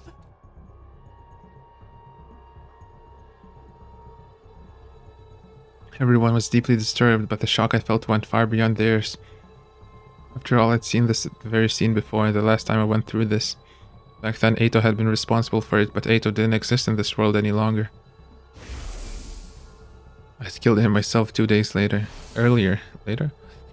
What? And yet, the same thing was happening all over again. The whole reason I fought Eito in the first place was to prevent this. So how? Why? So this is all our job? Or are there any more GI members? We returned to the classroom in a daze. Everyone stood around in silence for some time. Their eyes were cast downward, expressions grave. Finally, Gaku broke the silence. Takemoto, do you still think this is all a prank? But if this isn't a prank, then it's just not fair. They didn't even give us the chance to leave. Maybe it means the kill you all part will start as soon as we see the message. Still, it's not right. It's highly probable that Sir A was destroyed before we woke up. Somebody would have noticed otherwise. That means it happened before Gaku found the message. So one of us had to die before we even knew we were being threatened. How utterly unreasonable. In movies, terrorists always set off a small scale explosion, then claim responsibility, right? Once everyone knows it's not a prank, they announce that they're going to carry out another crime. Darumi had a point. It was possible the culprit did this to Sir A to show they were serious. In that case, would be fine so long as we did what they demanded. Temporarily leaving the school and seeing what happened before returning would be the safest option. But there was no guarantee that the person who wrote the message was the same person who had destroyed Sir A. It wasn't out of the question that the message really was just a prank. But even if it was, we'd still have to deal with the threat of whoever destroyed Sir A still being nearby. For now, I need to figure out if we listen to the message or not. Do we leave the school or do we ignore it and stay? It's up to me to decide.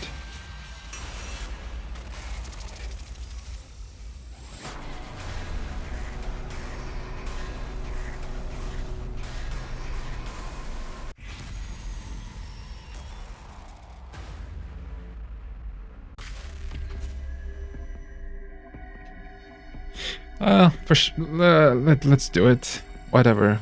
Let's see what happens.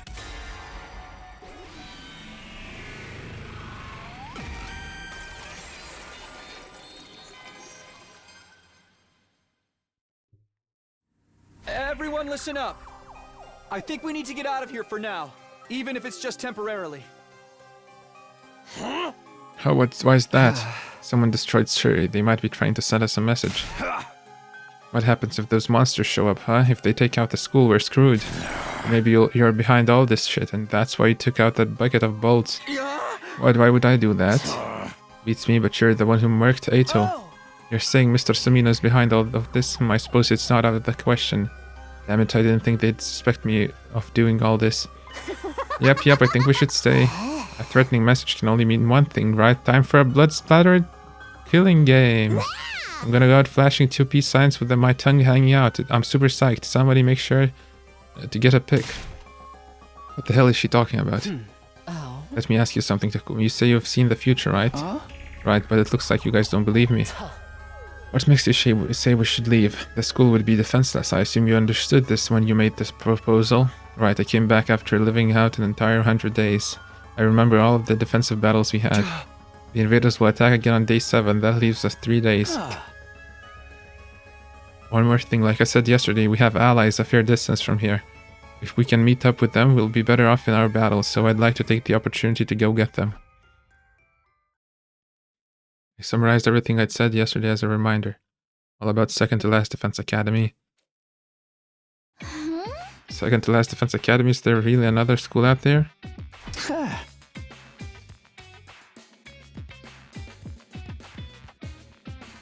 Yeah, you'll have to believe I traveled through time for this to make sense, but I swear to you, I'm not lying.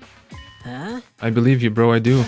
So let's ditch this place, okay? I'm telling you, that message is freaking me out.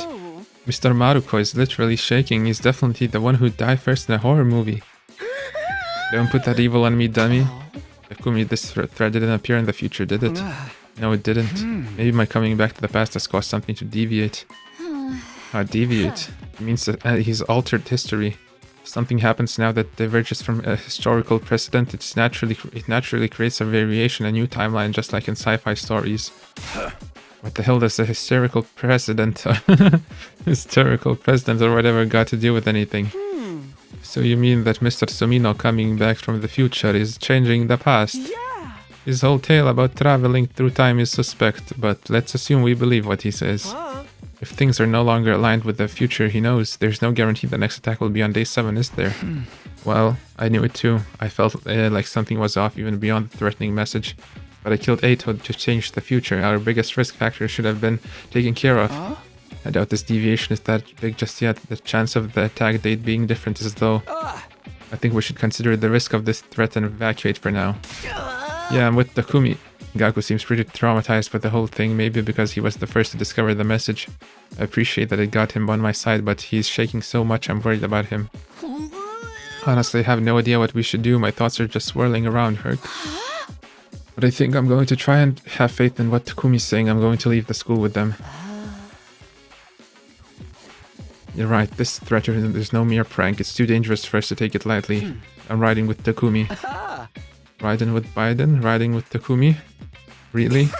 Riding? I love a sadistic girl in glasses who knows when to take charge, but still, this time travel thing is way suspicious. I want to get in on a killing game, so I vote we stay. I don't think I can believe Takumi so easily. I don't want to doubt him, but there's no proof at all. If that's what my dear sister says, I agree. This might be a trap. I would never do that. You sure about that? Do you think you can just get us all to roll over and agree with you? It's too much to suddenly take your word for everything. This seems a little suspicious to me too, I'm sorry to say. You want to stay here and enjoy a little bloodbath with Darumi and friends, Shoma? Excuse me? You're an outcast like me, right? Let's kill all these normies together. Plus you seem like you'd totally squeal when you die, Kyohoho. Right, a freak waste of space like me is doomed to die pathetically. I'm sorry, I should just get killed like the crap stain I am. Then you won't have to look at me anymore. I don't give a shit if you think you're crap. Just stay in the school. Shit crap. All the fine words to describe me. With your blessing, I'll live out my final days as an excrement-covered worm. Hey. We'll be staying too if you don't mind. We still don't trust Mr. Sumino. Besides, if we leave, we can't use the revival-matic. I'd be in quite a situation if something were to happen to my beautiful little sister. Brother dearest. 5 want to stay and 4 want to go. This is bad. Based on the message, all of us need to leave to satisfy their demand. There isn't enough time for me to persuade these guys one by one, which means... Man, forget if you're gonna leave without us. Fine, I'll just have to convince all of you then. Will you guys agree to give me some time? Or what are you up to? Are you gonna try some kind of underhanded trick? Yeah, I'm gonna force you to see it my way. I'll do it my way. I don't remember.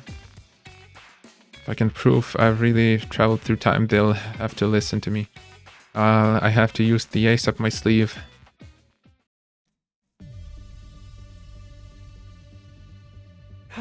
How do you plan on persuading us exactly? You're not about to spat some spiritual cult leader garbage, are you? Show me, you must be worried about Leo. How you know about Leo? I know about your affliction too. When you attack someone, you develop a horrible allergic reaction all over your body. It's enough to knock you out instantly. How'd you know that? You told me yourself during my first 100 days here. Does that mean you know my secrets too? Your dad's addicted to betting on horse races. That's why you hate horses. You know about my worthless loser of a dad? Why don't I just kill myself? Ima Kaku, your parents passed away in a traffic accident when you were young. That's why Ima's done so much to protect you, Kaku, even if it means getting his own hands dirty, right? Kaku, your dream is to be a detective because of your father. You really do know our secrets, but we never told you any of this. Wait, did you come from the future for real? These details are so specific that I have to believe he really did. Now, do you believe me? Oh, that's not enough to prove that you time traveled. That was probably just some cheap parlor trick. You're no better than a fraud who claims they can talk to ghosts. Yeah, there are definitely other ways he could have gotten our personal information. Maybe Sir A told him, or maybe he's got into some kind of database. No, he really did tell me this stuff in the future. I get it now. Damn dude, almost got me there. I knew it. This is the route where we finally play a killing game. Let's start killing each other. This is enough to convince them. Then I'm just going to have to deploy my last resort, no matter the consequences. You really want to do it this way? You might not like it. What do you mean? I only told you a little bit of what I know. I know more secrets, ones you wouldn't want me to reveal in front of everyone. If you won't leave the school, I may have no other choice. It was a lie. I didn't know any secrets, I was just bluffing. With a dead serious expression on my face, I slowly met eyes with each one of them. Where's your proof? You sure you want me to prove it right here, right now? Is that a threat? You're a fucking coward, you know that? Sorry, but I don't have time for this. Either you agree to leave the school right now or else. Wait, please, I'll leave, just don't tell them. How about the rest of you? Fine, if this is how you want to do it, I'll go. And if my dear sister's going, I'm going. I still don't believe your time travel story, but I can't let her out of my sight. Whatever, have it your way. I can't have a killing game by myself, so I'll go too. I can get through this if we all talk about our favorite gory visual novel death scenes together. Okay, so you're all going to leave the school now, thank you. Hurry up and get ready then. It was a risky gamble, but I somehow managed to convince everyone to leave the school, albeit reluctantly. Even if they still doubted I was from the future, at least I'd managed to avoid our most imminent threat.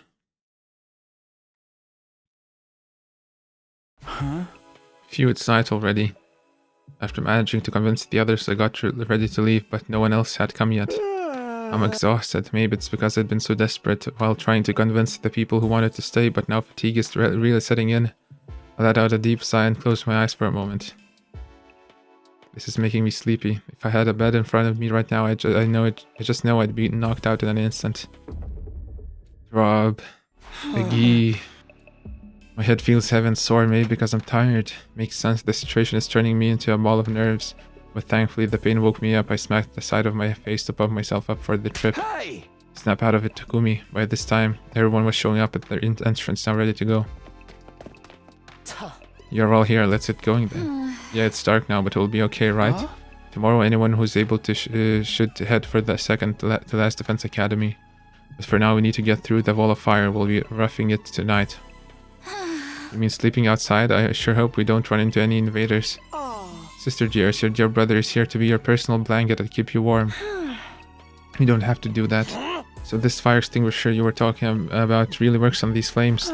Yeah, it's only temporary, but it works. We are the boys and girls who grabbed the sun riding to Valhalla. Let's get moving. Come with me unless you want to be burnt to a crisp. Without hesitation, Hiruko took a fire extinguisher and walked toward the roaring flames.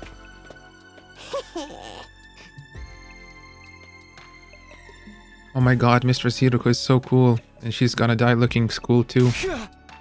Hey, hold on. I grabbed an extinguisher and hurried after her.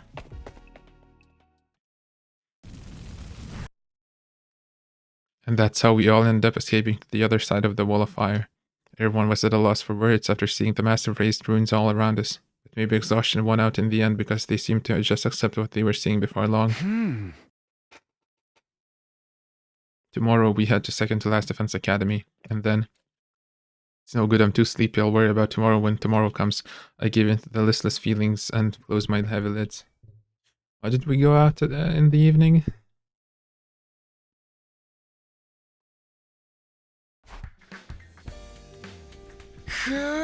Morning already? I felt the sunlight through my eyelids. I rubbed my eyes like usual and moved to get up when it hit me. Right, we slept outside. Seeing the ruins spread out before me made me remember what we'd evacuated outside. We'd evacuated outside of the wall of fire. Good morning. I feel so sorry that I had to be the first thing you see this morning. Truly the worst possible start to your day. That's not true, Shoma. Is everyone else awake? They've been awake for a while. Well, half of them couldn't sleep in the first place.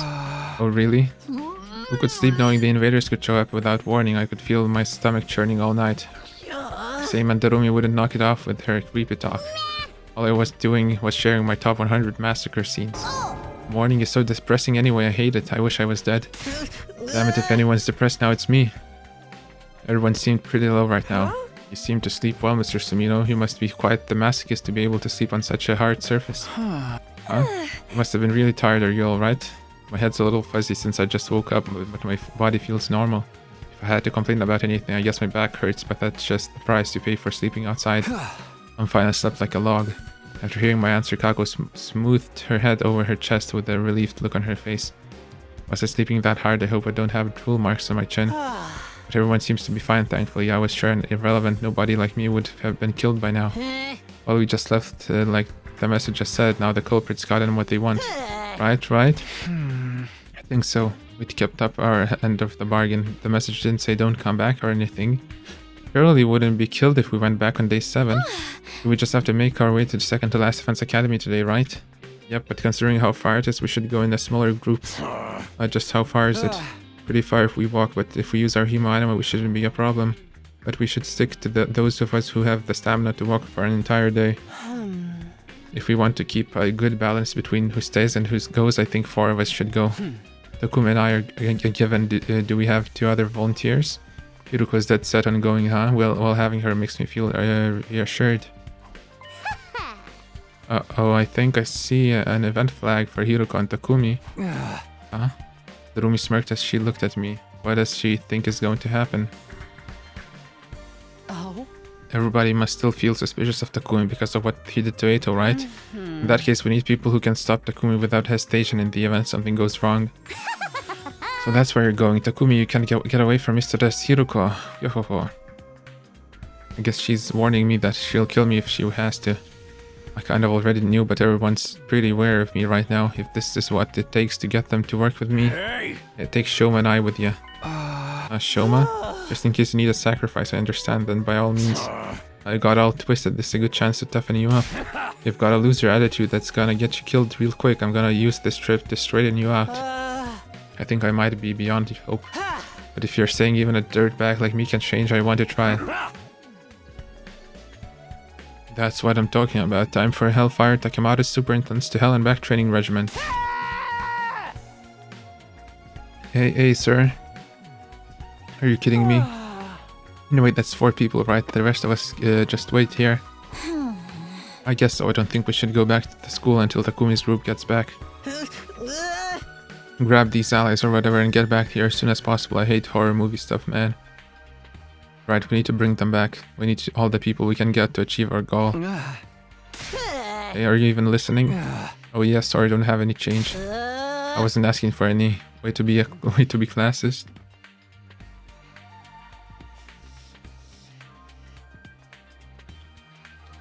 Oh, that wasn't it, sorry.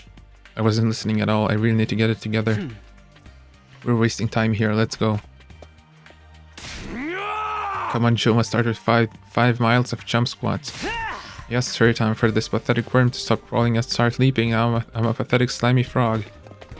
Did someone say frog?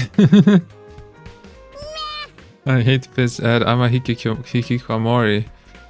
I just don't live like that. They're already leaving me behind. I gotta get going.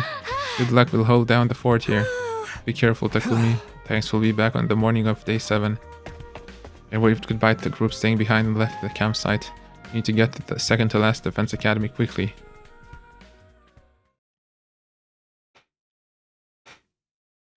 We walked and walked and walked. Ignoring Shoma trying to suffer his way through Takemada's brutal training regimen, Hiruka and I remained silent. We squeezed in a few short breaks as we walked all night until the sun began to come up again, when we finally saw it.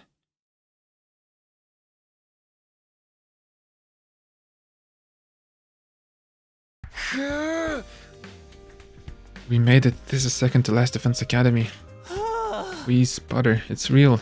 Shoma did squats the entire journey here. Right, so do we just kick in the door or what?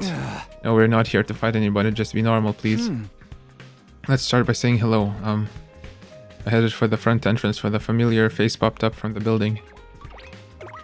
Hello, and welcome to Second to Last Defense Academy. You are from the main campus, are you not? It's that Robo bastard again. What are you doing here? He does resemble Sir A, but that's not him. They are equally adorable, though. You have a good eye, but as you say, I'm not the Honorable Sir A. I'm known as Nigo. I'm the commanding officer here at Second to Last Defense Academy. In addition to keeping this place running, I also serve under the Honorable Sir A when the occasion demands it. Pleasure to meet you. How did you know we came here from Last Defense Academy? Well, you have infusers, don't you? Only students from one of our campuses would be carrying those. Nigo's smug face looked exactly like Sir A's. If he wasn't weary of us, explaining things would go quickly. Your timing is perfect. There's something I want to ask. I was a tad perplexed when the Honorable Sir A stopped contacting me for our daily intel exchanges. Was your communication equipment damaged? Is there some trouble at the main campus?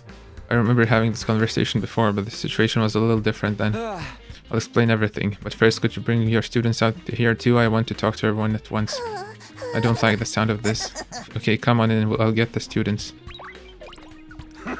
Are these the allies you were telling us about? Can't wait to see what kind of people they are. Right, I hope they're nice people. I decided not to tell Shoma that one of these people beat him to near death in my future. We followed Nigo and entered Second to Last Defense Academy. Nigo opened the door to the gym and I was greeted by faces that felt somewhat nostalgic at this point. Okay, everyone, gather round. There's some people I want to introduce you to. Who are you? What? 3 strange men have appeared. Can you stop with your perverted fantasies? You want all of them and your sword too, you sicko? Ugh. I had no such disgraceful thoughts in my head. You literally just moaned. Wait, where are Miss Mojiro and Miss Kirifuji? They just went to grab a drink. It looks like they're back. We just didn't want to prepare a new CG with them in it. Sorry to keep you waiting. Wait, who are these people? That bright voice, that innocent smile, it's Nozomi. Seeing her made something well up inside of me. Speak strange boys, nobody warned me. This is a real Moko. Greetings, we are... Don't look, I don't have any makeup on it. I might be beautiful without it, but it's still so embarrassing. So are the girls here in Estrus? Estrus? Huh? Oh.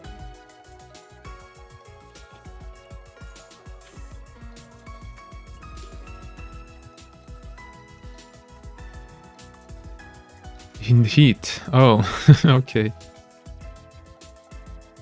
I didn't see anything. Let's get on with this. Alright, now that everyone's here, let's have a round of self-introductions. After each of us quickly introduced ourselves, I explained the situation, about what I experienced in my timeline and everything that had happened since I traveled to the past. I finally took a breath after I finished explaining why we'd come to the second campus. Huh?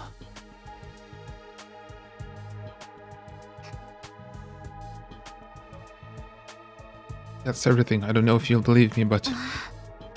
Hold on, this is all too sudden. It makes no sense. Yeah, I get how you'd be suspicious. We only have trust Takumi ourselves. But the part about that wind-up toy of a CO getting killed and ripped to bits is true. The stuff about the weird-ass message too. The Honorable Sir A killed dismembered. No, dismembered you say? I would love to see how he got taken apart. Here, Nigo, let's reenact it. I'll put you back together afterwards, I promise. Why did you hurt your poor sweet little old Nigo? It would just be a light fillet. It's fillet, so it's filleting? I don't know. Forget that. Are these filthy animals telling the truth about this last defense academy? She practically spat out the word filthy as she looked at us. Alright, well yes, and they know too much for them to be making it all up. So Takumi really did time travel too. Sir Takumi left through time to save the past in a Super Slash Siblings Ultimate style fight with the invaders. I see, it all makes sense. Shut up, simpleton, or I'll shove your sword down your gullet sideways until you yelp. Assuming we believe what you're saying, what are we supposed to do? I want you all to come with us to Last Defense Academy immediately. Like I just explained, the school is just a decoy. There's no need for you to defend it. Please stop bringing that up. You're going to make them resent me. Rest assured, they already completely despise you. Why didn't you tell us about any of this, you pathetic lump of scrap metal? I'm sorry, it wasn't an order from above. I had no choice. Calm down, Kurara. Right now, we need to focus on what we're going to do. Moko stepped out in front, trying to reel in Nozomi as she started to lose her composure. Hey, no fighting, okay? We have no choice but to go to Last Defense Academy. Is that what you're about to say, Nigo? Eep, how did you know about that? How did you know that? Because if Last Defense Academy falls, all our work will have been for nothing, right? Preposterous. How could you use an Osuzuki as a decoy? Get down on your hands and knees on hot coals and beg for my forgiveness. Can you weirdos just answer yes or no already? Seriously. It was Nigo's turn to step out in front, reeling in Takamado before he could start resorting to threats. I apologize for keeping this from everyone. I'm very sorry. Now that the Honorable Sir A has been destroyed, you must defend the Last Defense Academy with your lives. I need you all to step up to this new mission. This is my final order for you. What do you mean final? Even if second to last Defense Academy is the decoy school, that doesn't mean it's without function. I can't abandon my post. I will stay here. Wait, the invaders will be coming here for a second time soon. The next attack will be on day 10. It will be enough to break the defensive barrier. I told the other team what I could remember of what Nozomi told me in my previous timeline. Omoko was taken away because of the enemy's planned attack, how they'd all managed to survive somehow using the revival-matic. But no matter how much I tried to convince him, Nigo wouldn't change his mind. In the end, we begrudgingly decided to leave Nigo behind and head to Last Defense Academy without him. So we don't break him a little bit this time? That solves it then. Oh, for the love of murder, who could have seen this coming? Well, I suppose I don't mind a bit of excitement. Come on, Izumi, don't look so anxious. I'm worried about Nigo too, but we need to protect Last Defense Academy now. Moko, we don't have anything to be scared of if we're together. We're so gonna be okay. Indeed, the Holy Jumonji Sword agrees, and she says bye-bye to second to Last Defense Academy. So he was telling the truth about the girl who talks to her sword. I told you they're all very unique, but you can count on them. Mr. Sumino, I'm counting on you. Yeah, you got it. Nigo held out his hand to me, but he couldn't reach at all, so I just replied with a nod. We don't have any time to spare, we need to get back. Everyone got ready, said goodbye to Nigo, and boarded the school bus. After leaving second to last Defense Academy, Takemoto drove us down the same road we'd come by. Eventually I dozed off. It was already dawn by the time we made it back to the campsite.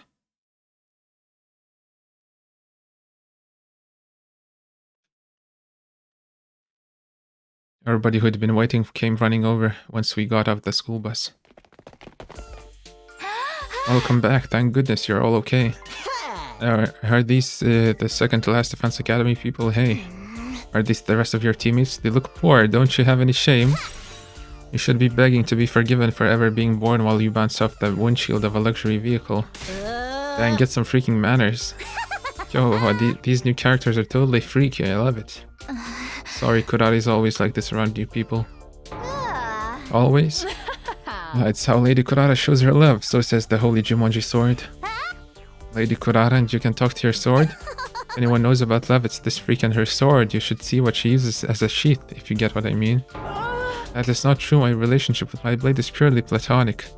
This whole exchange feels familiar. Sorry that you have to see a puke stain like me back here again, it must be unpleasant, I'll just go disappear somewhere. I've been thinking, you're rather cute, if you want to disappear I can make it feel really good for you. Really good? Are you talking pleasure? Oh my god, he's going to pile drive him. The girls are out of control. You're all acting like a bunch of simpletons. Are we going to be able to get through today's battle like this? Right, the invaders will be attacking today.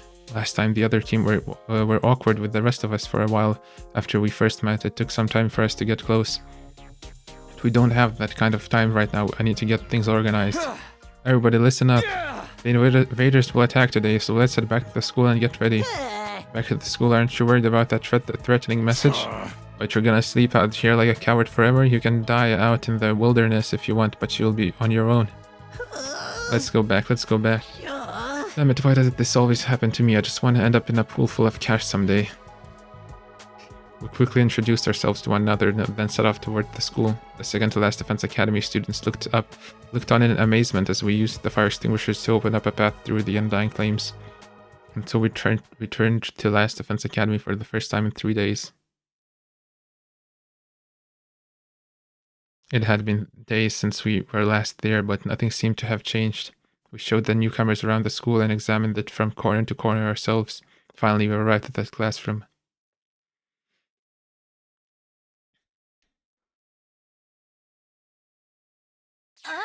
There really is a threatening message.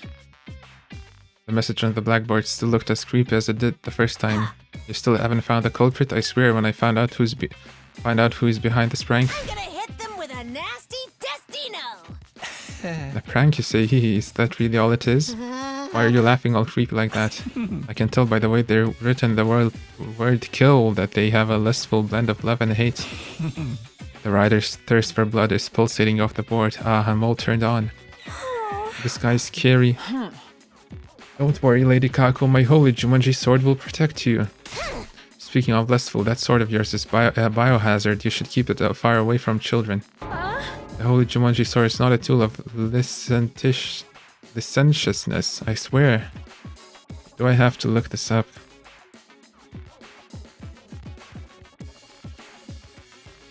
Licentiousness. Lacking moral restraint, especially in sexual conduct. Licentious.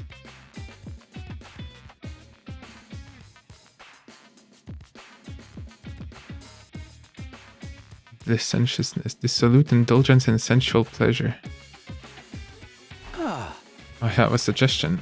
I think some of us should stay inside during the defensive battle just in case. But won't that put us at a disadvantage? We have you guys now, and our Hemo item is powerful enough already.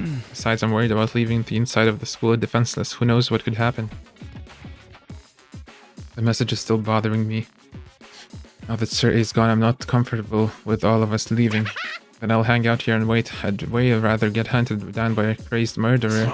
The room is completely fucked in the head as usual. Well, whatever you want to do. Let me guess that Winds are gonna stay too. Well, that's right, we'll abstain. It seems safer here. If we hole up in a room, just the two of us will be perfectly safe, right, sister dearest? Oh, you guys want to get killed even more than I do. I'll stay too, I think. Even if I were to go, I'd just be holding you back. Make sure to keep up your training. Build that body like you mean it. Yes, sir. That means the people going are the 5 members from 2nd to last Defense Academy and those of us who haven't volunteered to stay, right? Nozomi, you're good to go? Yes, no problem. I'll fight with everyone else. There was no hesitation in Nozomi's eyes. She'd explained to the others how she could fight with an artificial class weapon. But I guess there's nothing to worry about if she can retreat if things go south.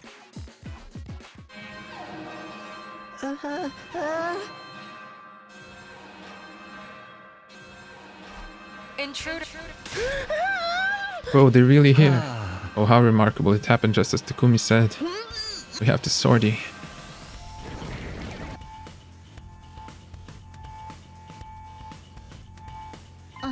The invaders are here. Takumi, you really did come from the future. It sounded like BS to me, but I guess not. Anyway, let's kill these fuckers. Right, if you use Sir Takumi's intel, victory will be ours. Yes, that's right, we're counting on you, Takumi. Takumi, you give the orders, lead us in Surrey stead. I'd rather not be told what to do by this funny Page's reject and his goofball friends, but if I must, you die, I'll kill you. What does that even mean? Don't you worry your pretty little head, Takumi. I'll bring you back from the river Styx as many times as it takes. Please don't let me get killed over and over again. Ready to step in the ring. I've got my sweat-proof makeup on and all. And I'm all set. Take it away, Takumi. Herc, I've got my barf bag, so let's do this. Everybody ready? It's time for defensive battle.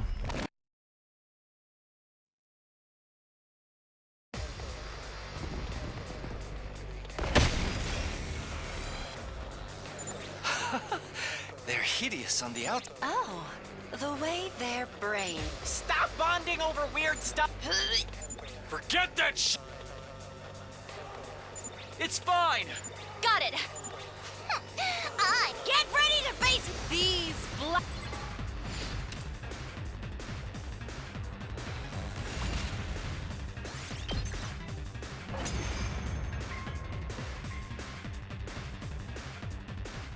Huh? Wait. How Hey, look!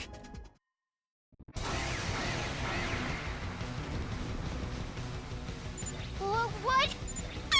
More of that! It's okay, Moko. Don't let them get to you.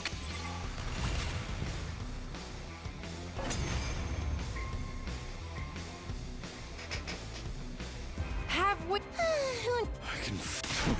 Goodness. Not yet. I thought so. Our command? Yeah, but I mentioned this before, but my, how fast. Speak. Huh? Is that a It must. They have some audacity to. So this thing turns into one of those big. No. Huh? Takumi, this. Wait! Someone's coming! Huh? It's him! That's him! Huh? Huh? No! They're coming for us! Keep your guard! It turned into one of those big motherfuckers! Know your place! I will destroy. Did you guys hear that too? Indeed.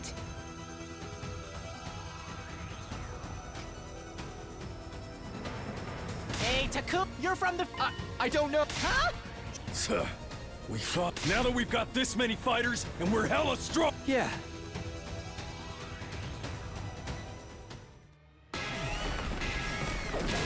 I will run.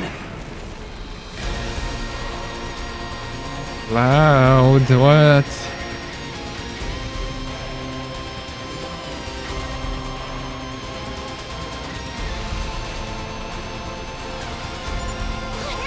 He's rather strong. No. Just. This is likely. I guess it's not just our. Huh? What gift? We don't have time. We can. Right, you're on more. You know it. Holy. We'll protect.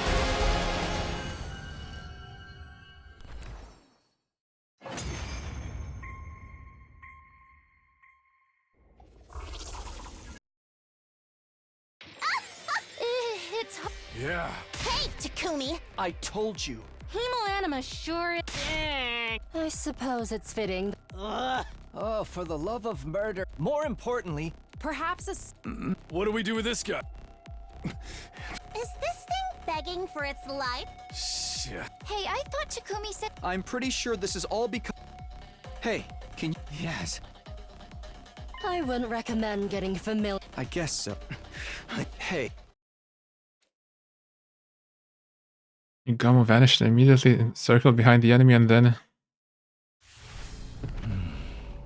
Why?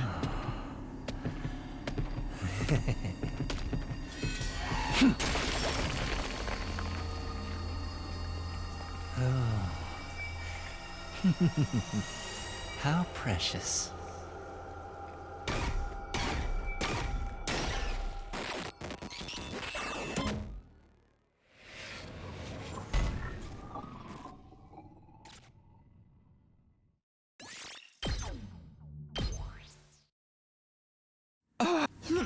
Ah. Sorry to go and wanted to shut the demon's mouth sooner rather than later. Good work, Yugamo. Single-celled simpleton of a boy. It's obvious you would have been utterly taken in by his pointless begging. Come on, I couldn't exactly deny the allegation. I wanted to talk to him a bit more. Maybe it would have changed something. But that's not happening now. This fight is over. Well done, everyone. Yeah, good work. Now it's time to celebrate our win, right? Everybody survived. We can't celebrate without our leader. True enough. Thanks, guys. Okay, let's head to the cafeteria. All the success had me starving. Eating with paupers in my sight will no doubt cheapen the taste of my meal. I'm gonna hit the shower first. I feel totally disgusting. I'm going to wash off first as well. I got splattered by blood. Come on, Takumi, you're ready to go? Of course, everyone returned to the school feeling a mix of exhaustion and happiness. Honestly, I couldn't get the commander's last moments out of my head. But I swore I'd win this 100-day war. So now's the time to earnestly celebrate our win. The battle now over, we shared the good news with the others waiting in the school.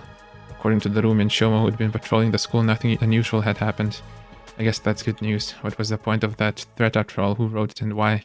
I was lost in thought as everyone enjoyed the celebratory meal in the cafeteria.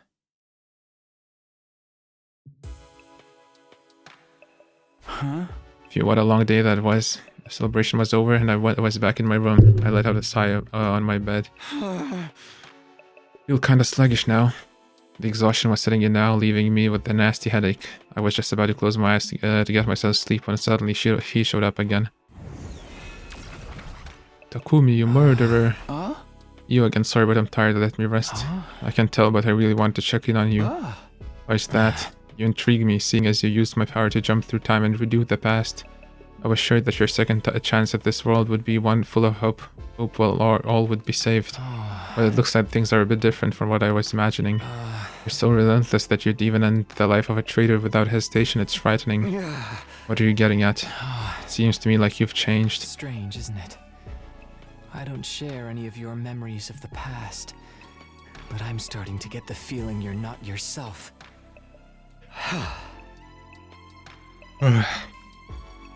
Let me guess, must be the paracrystal globe, and don't be ridiculous.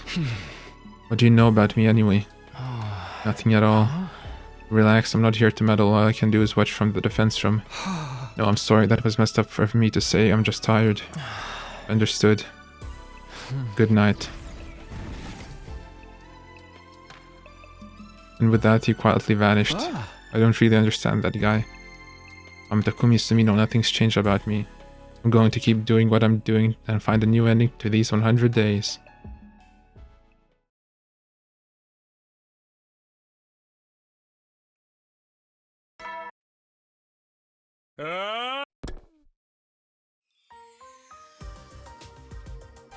Oh, everyone's here. Good morning, guys. Want some food? We have grilled mackerel meal with chocolate sauce and kimchi and bean paste slaw. What? I think I'll pass. How about rice with protein? You need your protein in the morning. There were so many colorful sources of protein piled up high that I could barely see the rice. Oh, Takumi, still alive, huh? My bad, I guess. When is the killing game gonna start? Everyone's way too alive right now. Aren't we supposed to wake up in the morning and find a dead body covered in stab wounds? Like with blood splashed all over the place, kinda like the omelette with ketchup there. Knock it off, I'm eating. What did my omelette ever do to deserve this? How much of a grade school dropout do you have to be to believe such a stupid threat? You must have the same IQ as Kyoshka.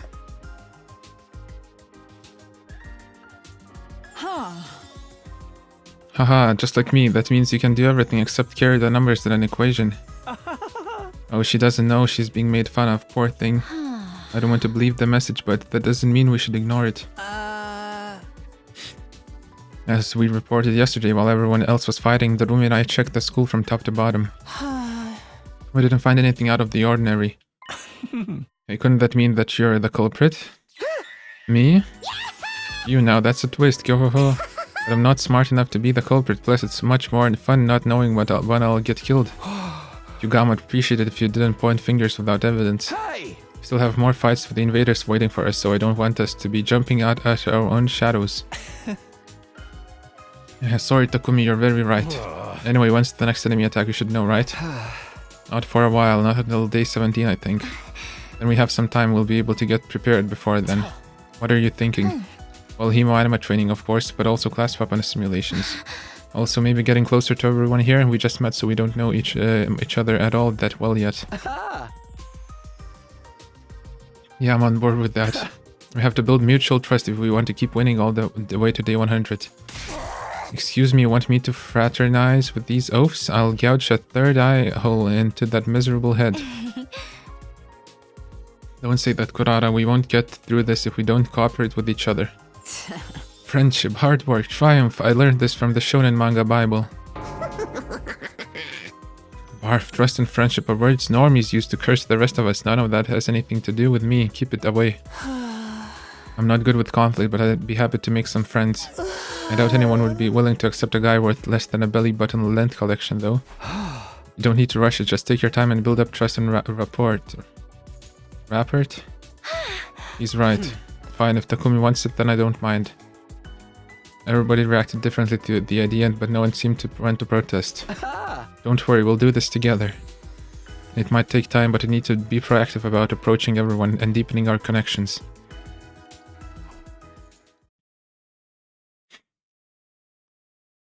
Free time? Yes. Darumi, we have to build up Darumi, yeah.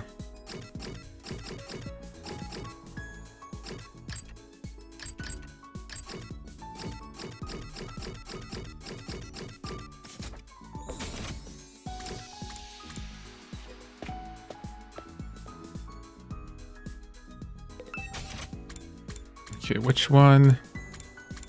This one.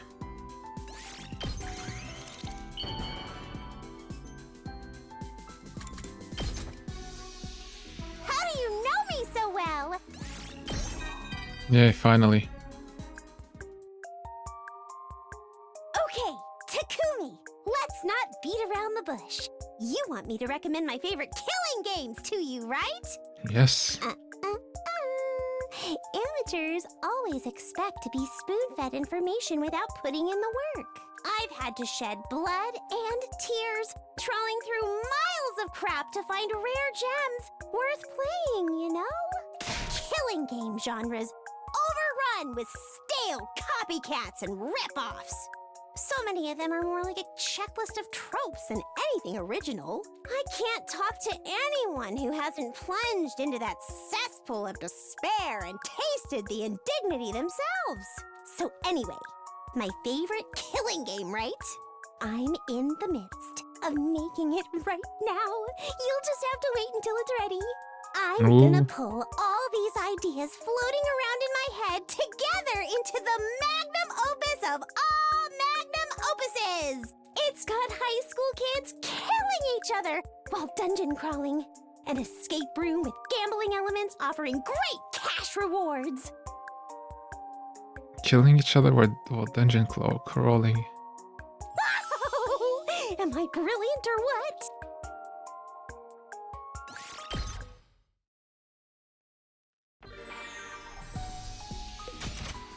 More Darumi.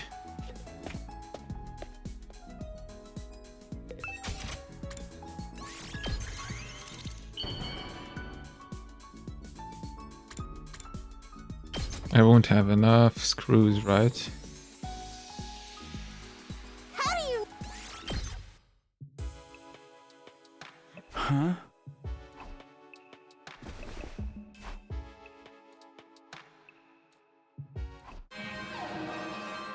Oh.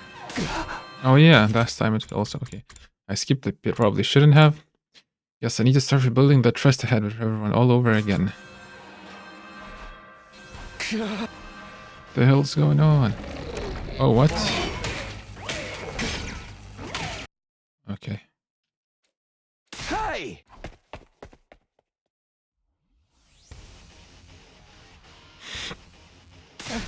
Hey Takumi, what the freak is going on? This isn't what you told us would happen. Said there wouldn't be an attack and an enemy attack for a while, right? I knew it, you tricked us. I never believed him, but this is so fun. This is fun, so like whatever. I didn't know this would happen. Why would they attack again today? Takumi really didn't know? Could this be the whole deviation thing you mentioned? This ain't just some little quirky difference we just fought yesterday, goddammit. It's all suspicious, including the whole time travel story. If you do anything to Sister Dearest, I'll never forgive you. For the love of murder, is now the time for this? We'll implode at this rate. Fighting amongst ourselves isn't going to take care of the invaders, Takumi. It's time to sortie. You're right. Get ready.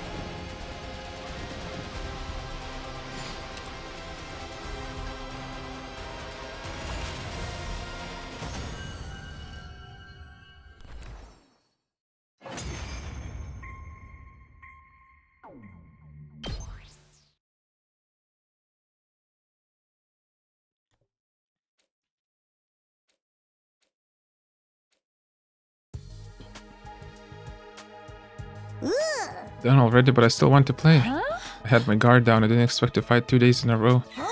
Oh no, Tsubasa, you're white as a sheet. Are you alright? Sorry, I seriously just lost my entire breakfast. Seriously, man, I'm not used to fighting and killing stuff yet. Everyone was visibly bewildered from having to fight invaders 2 days in a row. I couldn't blame them. It was a shock to me too. Let's not confuse ourselves. More importantly, shouldn't we discuss our future strategy? Future strategy? The enemy changed their strategy and attacked us again today. The scenario has changed from what Takumi knows, which means we'll no longer know when the next attack will be then. Right, things aren't how they were before. Are you for real? You went through all that trouble to time travel and now we can't even use it to our advantage? But he saved me, right? It should prevent Nozomi and Ima's deaths too. There's no guarantee everything will work out. Someone else might die instead, right? We can't let our guards down. We haven't even dealt with the threatening message. It's killing me. We don't know the enemy's approach at all.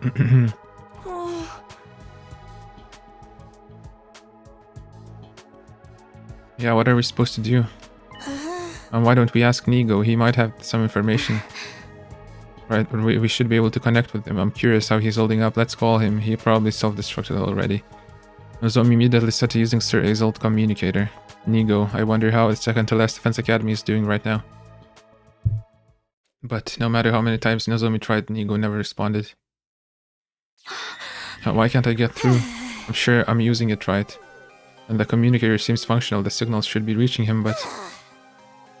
Is that heap of junk using the bathroom? His stomach was always bulging out. Do you think he's that constipated? Forget what he might be doing on the toilet, man. Maybe something happened at the school. The next attack on second to last Defense Academy should be day 17, but... Since the future has changed now, we can't rely on that information. Day 17... Wasn't it day 10 or something? Right, it might be best if we go check on Nigo and the school. I'll drive, just tell me where to go. I want to go too. I want to see second to last Defense Academy. I'll go too. Who else? Yugamo, you join us as well. Sure, I suppose someone who knows the school should go. Well then, that's our excursion group. The rest of you please watch the school here. For now, let's all get some good rest. It was already late. Today was another tiring day. My whole body was slow and sluggish. I plodded back to my room and practically fainted in bed.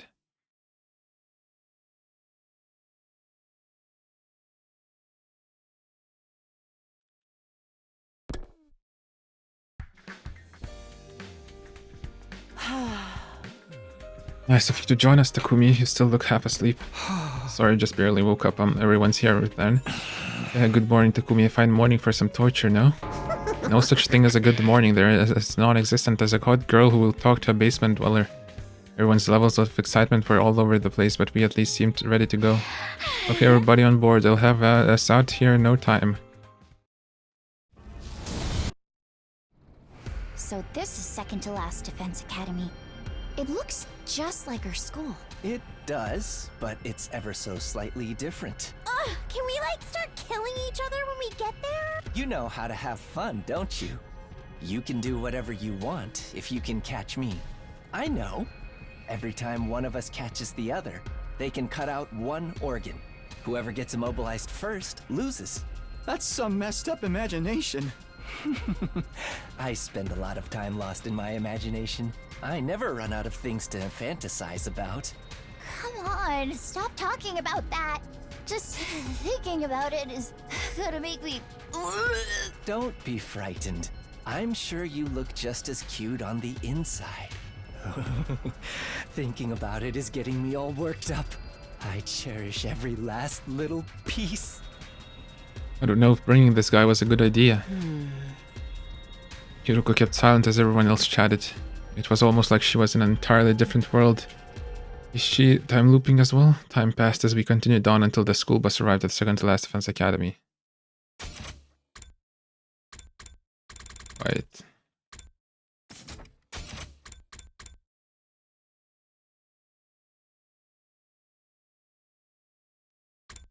So this is second to last Defense Academy. It looks like...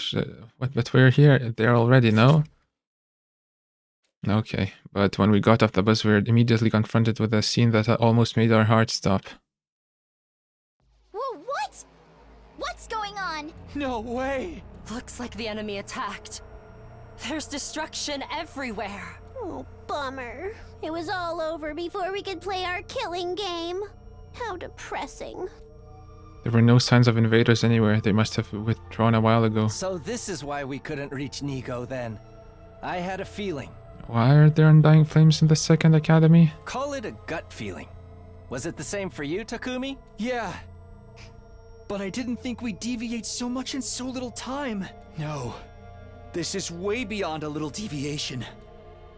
Just then Tsubasa called out, her face pale. Hey!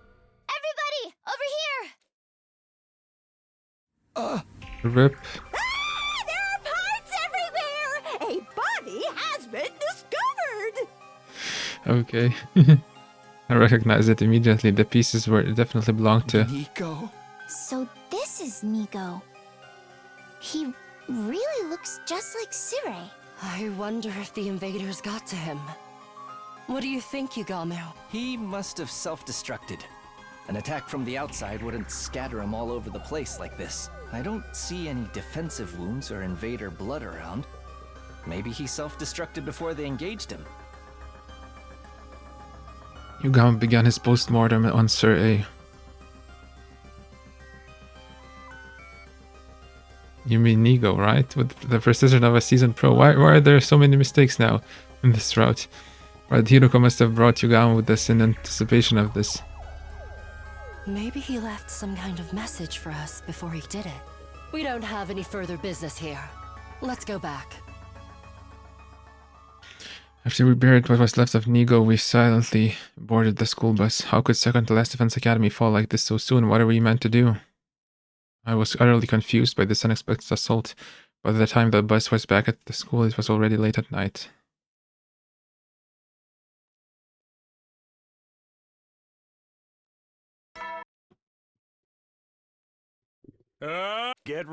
In honor of this mile, I'll tell you all. He's not here to explain anything anymore, but I guess the announcements will continue even when he's gone. All of the classrooms have already been unlocked, but I guess there's not much we can do about these announcements. It's not important, there's something I need to do now anyway. Since we returned to so late yesterday, we decided to hold off on reporting to everyone who has stayed behind. Yuruko was going to explain everything to them this morning. After that, those of us who had gone to the second campus yesterday were to gather in the war room to see if there was any data from Nigo. After I eat, I have to hurry to the war room.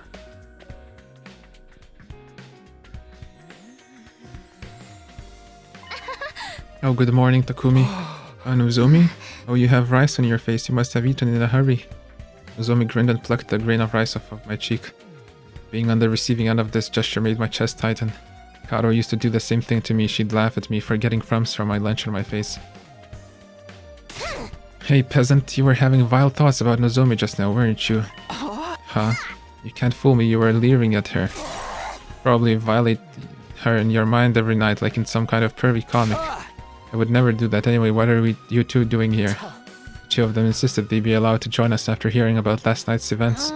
Sorry, but there is no way I could just sit around after hearing what happened to Nigo and second to last Defense Academy.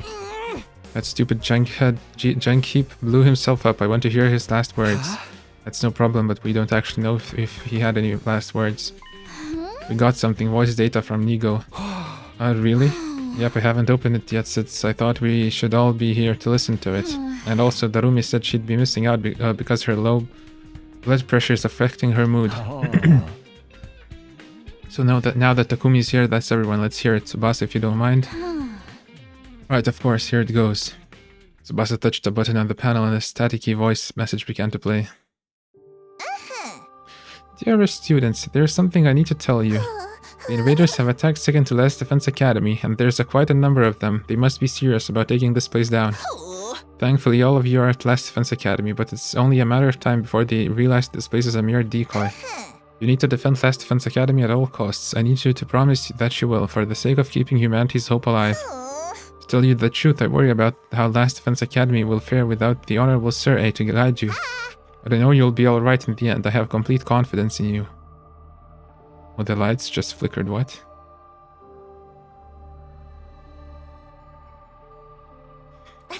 It's been an honor to serve with all of you. Go now and fulfill your true mission. I have one last thing to do in order to fulfill my role. There's important data stored in my memory bank. I can't allow it to fall into enemy hands.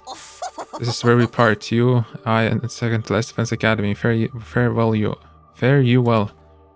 So, but we could access some data, or is that not the data we could access? Did he destroy the part that he wanted to destroy and left the part that he wanted to leave? The message cut off there. It's just as we figured. Looks like there's no new information here. Nigo. I can't believe that Rest Bucket just went and self-destructed, forcing us to deal with the aftermath. I'm not pleased.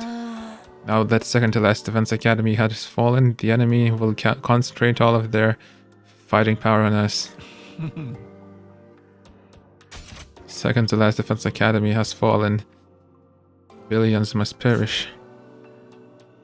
Oh, for the love of murder. I suppose we're about to be very busy then. For now, we should share this information with everyone. We also need to come up with a strategy moving forward. Things have deviated so far from the past timeline, I know. What do we do now? Why does this bother you? You wanted to redo the past, right? Then it's only natural that things would change. Yuruko. Yuruko's words came as quite a shock. She's right, things should be changing because we're creating a new history. All that matters now is figuring out how we can all stay alive. I need to change my mindset. I'm going to save this data so we can share it. Let's hurry and report to everyone else. After we played Nigo's voice message to everyone in the cafeteria, their reactions were calmer than I'd imagined. I guess they must have already imagined that he recorded something after they heard he had self-destructed. The discussion about our strategy moving forward, on the other hand, was much livelier, and it was clear what we needed to do. We needed to train hard in order to survive the invader attacks. But that settled, everyone went their own way, feeling determined. Free time. Okay. Just gonna keep on giving stuff to Darumi.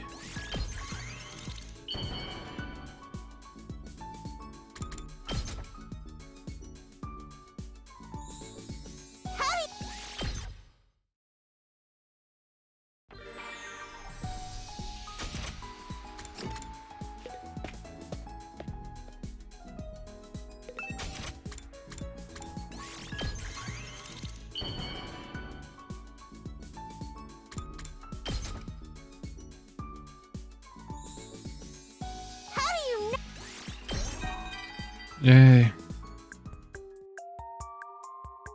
Do you study a lot, Takumi? I don't. It totally bores me. It's not like my parents have any expectations for me either. Oh, I'm not saying it's pointless to study or anything, okay? I just don't want to end up too smart.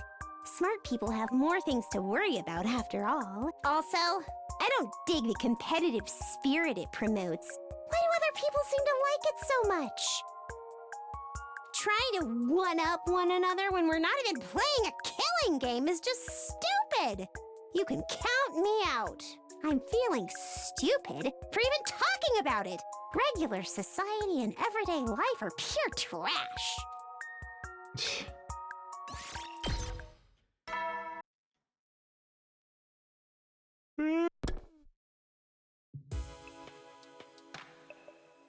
So much happened today. I can't believe we lost Nigo too. There's no sense in dwelling on it. I need to keep moving forward. I'll go to sleep early.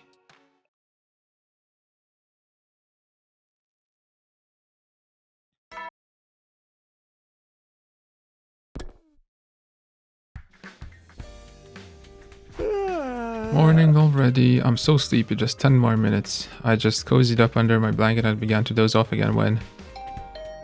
Bing bong. It's too early for this. Just give me 1 more minute.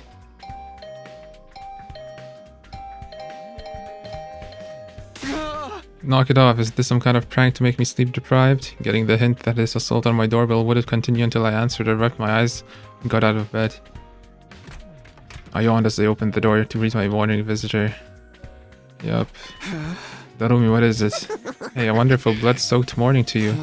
That sounds pretty much the opposite of wonderful. What do you need? Yo, there's something I wanted to tell you. This early in the morning? I'll forget it if I don't say it ASAP. I just thought about it while I was peeing. Okay, what is it? So like, I was hanging out in the school while you guys were fighting the invaders, right? Right, should be on standby during day 7 and day 8. And I was skipping through the halls hoping to find some crazed murderer lurking around, right? Sadly for me, I didn't find one, but I did find a little something very interesting. I was totally gonna tell you, but I forgot. It completely slipped my mind. Isn't it something interesting? I'll show you. I need to drag you into this anyway, Kyohoho. Drag me into what? Once I finished getting dressed, the room immediately grabbed me by the hand and pulled me along, as she smiled eerily.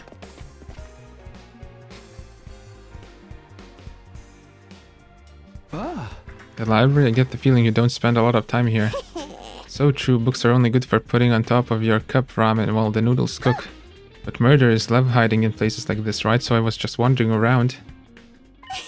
That's when I found it, and by it... I mean... and by it, my peanuts. I mean info about who the murderer really is. You're kidding, and there's no way there's an actual murderer. Take a look, yo. Rumi plopped a worn-out looking notebook on the desk. That looks pretty old. What is it, a diary? The cover was deeply worn and filthy. The pages were yellow, dripped and stained. That was nothing compared to what jumped out at me when I opened it. I gulped hard. What is this? To put it simply, it was the most disturbing thing I'd ever seen. There was a shadowy figure holding some kind of blood-stained knife, and they had a large amount of blood splattered on them. Red and black, the space up to the figure's feet was completely filled in with red, as if they were standing in a sea of blood. Even worse, the actual paper of the notebook seemed to have real blood splattered on it. He's so sick, right? It looks pretty realistic. Is this some kind of prank? Maybe somebody made it with the Gift-O-Matic or something. Wow, Takumi, you're so boring. Live a little and imagine a fun killing game. Fortunately, I'm happy to be boring when it comes to killing games. More importantly, is there something written here? I'm not sure either. I could only read about half of it. The letters were smudged and a fair amount of it was indecipherable. Somebody help. Don't kill. Logically speaking, it probably says somebody help me. I don't want to be killed. Somebody help, don't kill.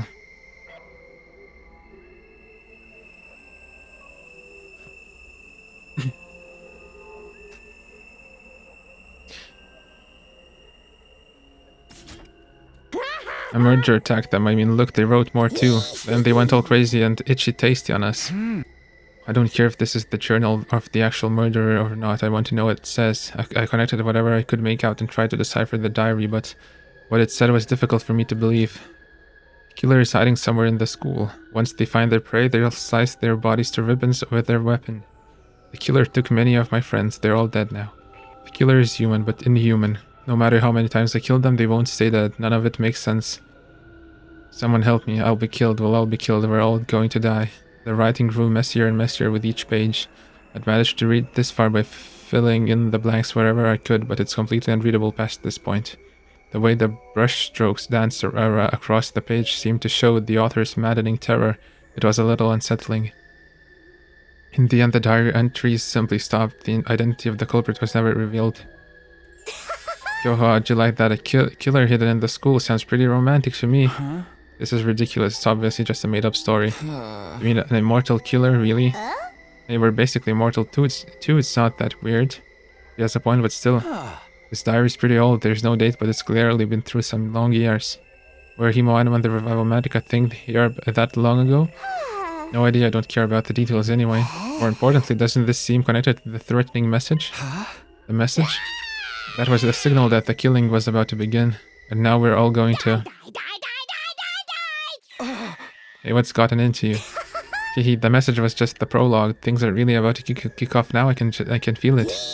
This is so exciting. Who's going to be the first casualty? It's not funny, Darumi, not at a time like this. I know you think it's a joke or made up, but how can you be so sure, Takumi? We never found out who wrote the message, and there's no proof this diary is fake. Yeah, but still. You're the one in the most danger since you're trying to brush it all off as a lie, aren't you? Yo-ho-ho. I wanted to tell her not to be ridiculous, but I couldn't argue her logic. Are we all going to die? Is someone going to kill us? Have I lost my mind? Of course they're not. That makes no sense. I'll take the diary. Don't tell anyone about this, okay? Oh, you're keeping it a secret? We have enough on our plate dealing with the invaders. I don't want to saddle everybody with pointless anxiety. So please just do what I'm asking. Whatever, it's more fun if the killing starts unexpectedly anyway. Thanks, I guess. I hid the diary under my clothes and hurriedly left the library. I couldn't shake the feeling that I needed to hold on to it for some reason.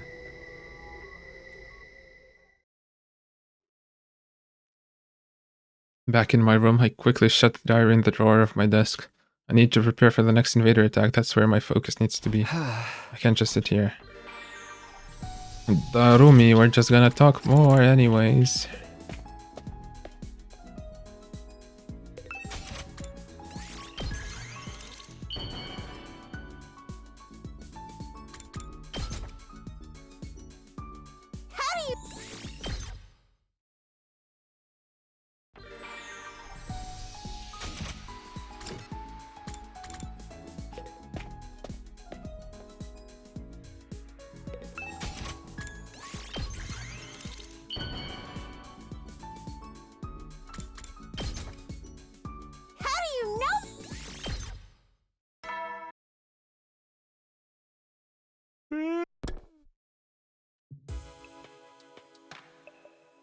It's nighttime already. Sure enough, there was no attack today.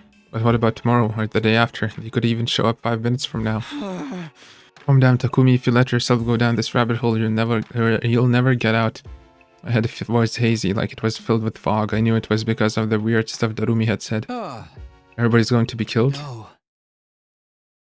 I have to do the killing. The Gi is acting up. I was shocked by the words that left my mouth. As weird as I was about the invaders, there was never no reason for me to say something like that. I've just been too tired lately. I'm going to sleep. I crawled under the covers and forced my mind to shut itself off. Who's gonna get killed?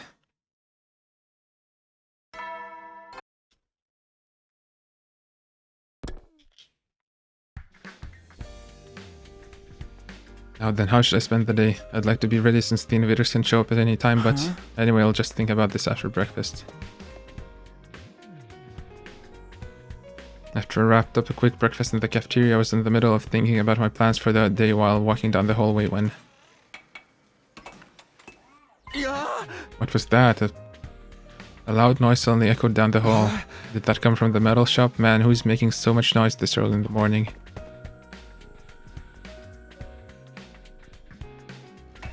I gingerly went inside and saw Tsubasa there, a serious look on her face, making something at her workbench. Tsubasa, what are you doing this early in the morning? Oh, Takumi, sorry, I was so focused I didn't notice you come in. I was just making a bomb. A bomb? Hey! Hey! How are you so casual about it? What's even going on? And well, actually, I just happened to find these plans for a bomb, a strong one that uses undying flames. Oh, this again. Where did you even... It's a long story, so I'll spare you the details. Basically, it was stored in what was left of Sir A's memory bank. Since it uses undying flames, I'm hoping it can work on the invaders. You're not wrong, a bomb like that could really help us out in the battle. Right, that's why I wanted to give it a shot. It'll take a lot of time and effort, I'm not to mention it's real hard, but I gotta try. Thanks to us, I'm hoping for good news. Oh, and one more thing, I'll be holed up here in the metal shop for a while, but you absolutely cannot come in while I'm working on this, okay? It's dangerous. God, don't push yourself too hard, okay? Okay, so no hanging out with Tsubasa. I don't have time to relax either, I need to give it my all.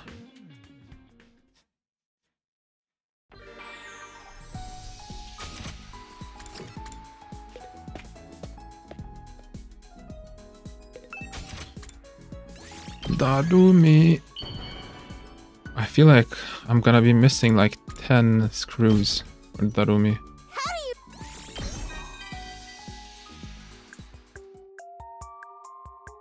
My parents are good-for-nothing loafers, so I have to earn my own living. Doing what? I don't feel like talking about it. Just makes me remember how gross some clients can be. Oh, get your mind out of the gutter. It's not as bad as you think. Just a little bit. Somewhat. Sometimes I have to put on glitter makeup for work, and it's like, yikes! That's why I do my makeup the way I like it on normal days, and wear the clothes I like. I can't get into the right mood otherwise. Just trying to live life is already tough enough. What, do you think I look like a clown? I'm not offended. You think what you want, and I dress how I like. Besides, everyone needs a clown in their life to make them feel better. Even someone like me has a place in the world. Okay, let's calculate how much I need. Alright, how many was that? 3?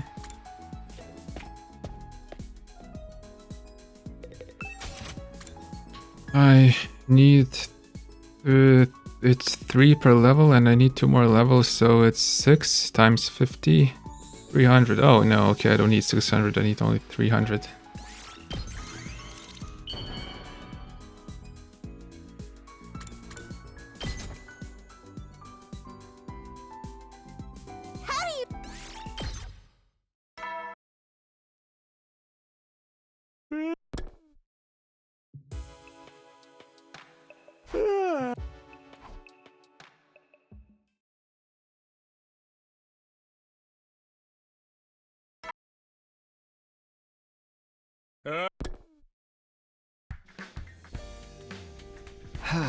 Well, time to start my day. Oh, that's it. Sure.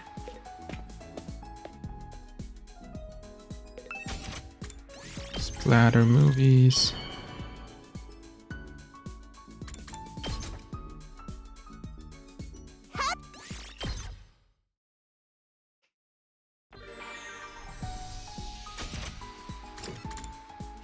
Are we gonna have enough free times to fill up everybody?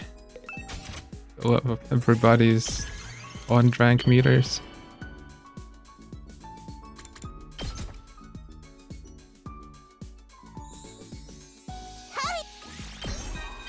Yay, that was quicker. I'm in despair! I was born in the wrong generation! I'm talking about adult games, by the way. Oh. Back in the day, they were so brutal! Even those who loved the hardcore stuff would be put off. But games like that have been discontinued and delisted, so you can't play them anymore. The public views people who love erogaze as loose cannons who can't wait to try those same things out in real life. We're so misunderstood. All I want to do is see pretty girls cry and put my character through a meat grinder. Germa? Believe it or not, some of these games even have fascinating stories and world settings. The larger the crime and the cost, the stronger the desire behind it. That's what the vice-amply rewarded thought process of sadism is all about too. Want to step over into that world with me, Takumi? Let's dig out that brutal X-rated entertainment together. We'll explore a world dominated by as yet unknown pleasures.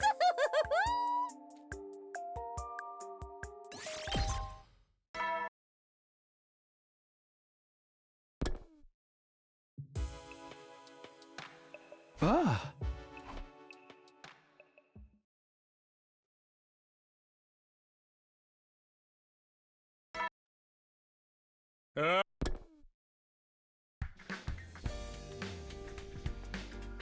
When I got to the cafeteria, everyone was already there and starting their meals.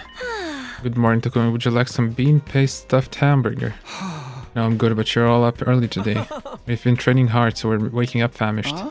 You're training too, but you hate fighting. I don't want to be caught with my proverbial pants down if something happens to my dear sister. I'm prepared to defend her if things go wrong, that's the only reason.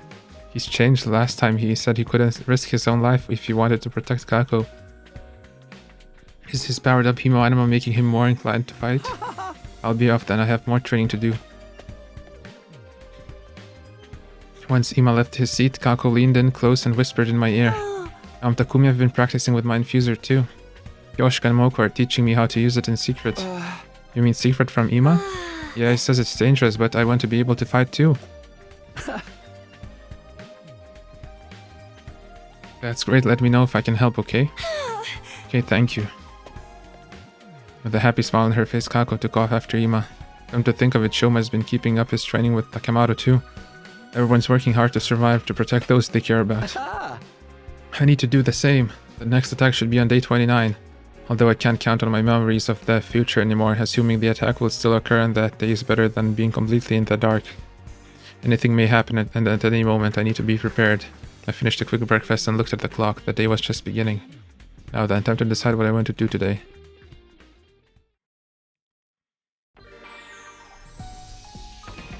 Who's it gonna be? Should we finish Darumi?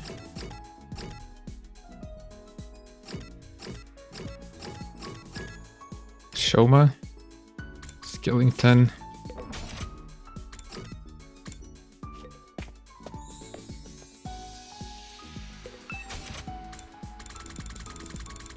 Protein powder. But it uses screws.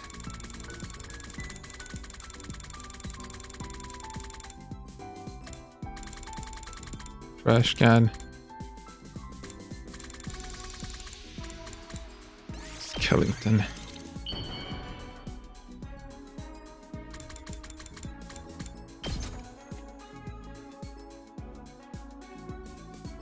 You're...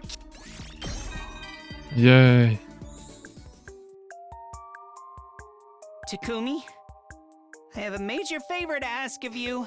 Please be my mentor. I've started thinking that I want to change. Of course, just thinking won't actually change anything, but it's a big step for a lowlife like me to even think about it. I look up to you, Takumi. I admire the way you guide us as our leader. So, please, you can kick or trample me as much as you like. I promise I'll never sue for harassment. You can even whack me with an ashtray. I'll do anything, including wiping your backside. So, please, make me your protege. Oh! I'm probably putting you on the spot by springing this on you so suddenly. I'll need to become stronger before you can consider me a worthy student. But I'll never stop asking until you say yes. Master Takumi?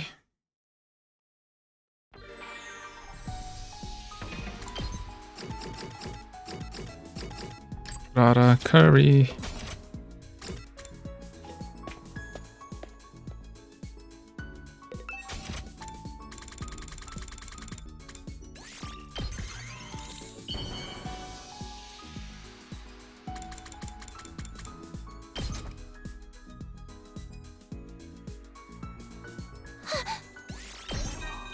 Oh, we're getting so many bond rank ups. Come here and listen to me. There's something I've been wondering about lately. For quite a while, actually. And I don't mind sharing it with a huge Kurara Osuzuki fan like yourself.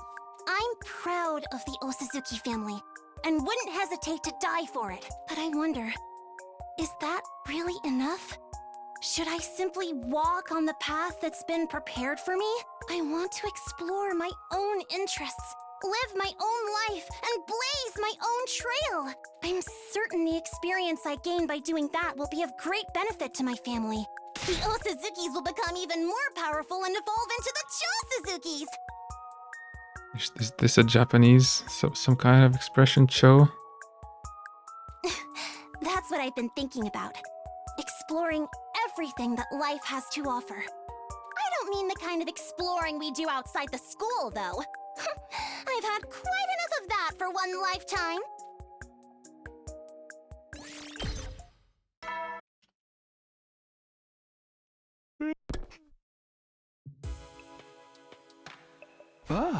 Another day down, I'm beat. Huh? Everyone's going to die, huh? I suddenly remembered what Darumi said. I'd almost gotten caught up in the eerie vibe in the library, but nothing strange had happened since. Must be some sort of lame prank, the message in the diary. Who could that be at this hour? Huh, Hiruko? Why'd you look like you've seen a ghost? Oh, sorry, I just wasn't expecting you to drop by. Anyway, do you need something? Let me make it short. The enemy will attack tomorrow, be ready. Oh yes, so she is in a time loop still. That's all the business I have with you. Sorry to disturb you so late at night. Wait, how do you know they're coming tomorrow? Good night, Takumi, I'll see you tomorrow. Wait, Hiruko. Hiruko quietly left without attempting to further explain herself.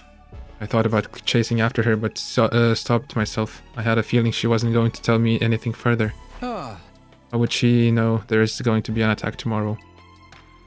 And even if that's true, why is she telling me? My head started to hurt again. The dull pain interrupted my thoughts. The gi.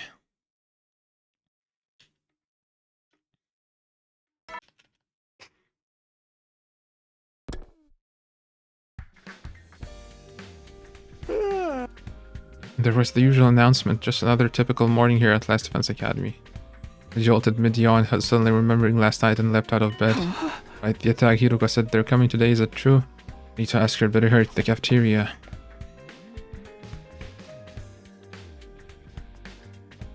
I made it to the cafeteria, but there was no sign of Hiruko.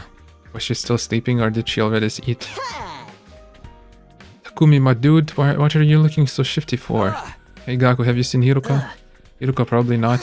She always vanishes without a trace, so one moment she's there, the next she's gone. She totally does, maybe she's a lone wolf. I guess it's because she's used to being by herself, she doesn't hang out with the others unless she has a reason to. Why don't we ask Darumi? She seems to be a huge fan of Hiruko. Since she's still sleeping, I went to get her for breakfast, but she didn't answer. Ooh. Okay, thanks guys. Guess I'll just eat breakfast for now. Put some grilled fish, rice and miso soup on my tray and sat down, only to find myself making eye contact with Kurara across from me. Good morning, Kurara. You look as stupid as ever. You're getting poor on my food. She's the one to talk about anyone's faces. How does she eat with that mask on anyway? But if I ask, she'd probably flip out. I'll just keep my questions for myself. I've been puzzling over this for quite some time. Lady Kurara, how do you eat with that mask on? Excuse me, have something to say about the way I present myself? I'll shove that stupid sword of yours all the way through your gaping hole. My whole Jumanji sword. I think I might cry. Man, forget this. I need to finish eating and go find Hiruko. I was just reaching for my rice bowl when... Hey, is that an attack this early in the morning? Damn it. It was really like Hiruko said. Everybody look at the monitor. The place is fucking crawling with invaders. We gotta fight back. I'm all set to go. Ring the gong whenever you're ready. Everybody prepare to engage. It's time for a defensive battle. Yes, sir. Shoma, you ain't ready for the battlefield. Wait with the twins unless you want to get yourself killed. But I trained so hard. You'll just be holding us back if you can't use your damn Himanima right. You hear me? Sit this one out. We're going to Sortie, so you guys take care of the school. I think Darumi's in her room, so someone let her know what's going on. Someone likes to use Sortie in this route a lot. Understood, our Himanima is still unstable, so we'll take you up on the offer. Everybody, don't worry, we'll snuff them out and end this quick. Hiruko, when did you? There's no time to talk, let's head for the war room. Alright.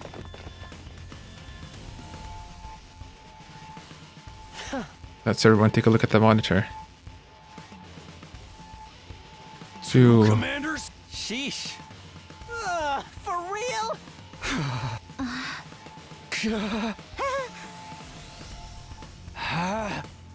Are ready with a new bomb? All set, I haven't tested yet, but I'm sure it'll be fine. Thanks.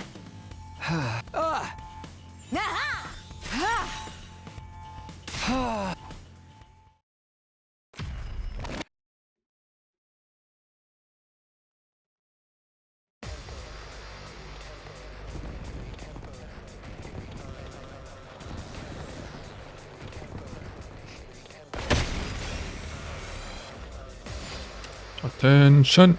Oh no, sir. Yeah. Skip.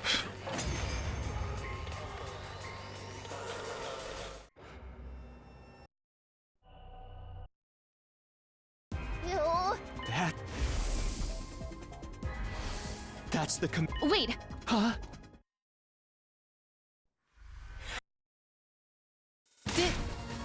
Takumi. Huh? Just do as I say. Really? But Veshness? Work together.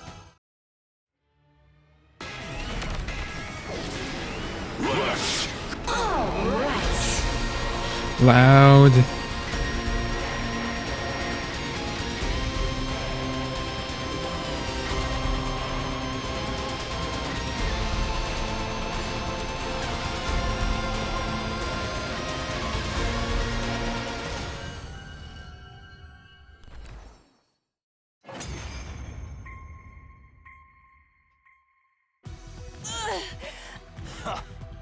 Takumi.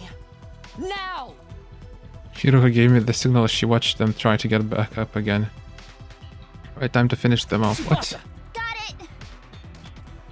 Tsubasa shouted her warning and turned the undying flames bomb toward the commanders. I don't get it. What? Why? The resulting shockwave was strong enough to make the ground beneath us shake. I looked back down at the schoolyard and there was no trace of the commanders. Goodness. It worked! Whoa! That bomb was insane! We're freaking invincible! Yeah. Why did we looks like detonate pulled it? off. Life disappears so easily. I'd watched the commanders get obliterated with a sense of detachment. Another successful defensive battle. Excellent work, everyone. We have to fight if we want to survive. After our long battle, we dragged our tired bodies off to rest. I could ask Hiroko what happened tomorrow. I prepared a light meal in the cafeteria and tottered back to my room.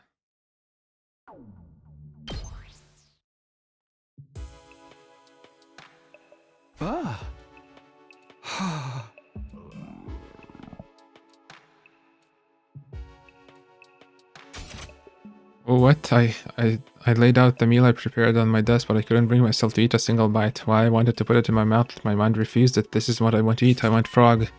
It isn't, but then what do I want to eat? Frog. It's only day 15. I can't start tripping now. I reassured myself, and just as I was about to force some food into my mouth, I rolled around, sensing a presence. Sure enough, there he was. You haven't been looking so good lately. Something wrong? You don't seem to be in great spirits yourself. Did you catch a cold? Sadly, I've never felt so much as a cool breeze. I'm kidding, what's the matter? I was just curious about how you were holding up. I saw today's battle. Right, we owe you for that bomb. It was incredibly powerful.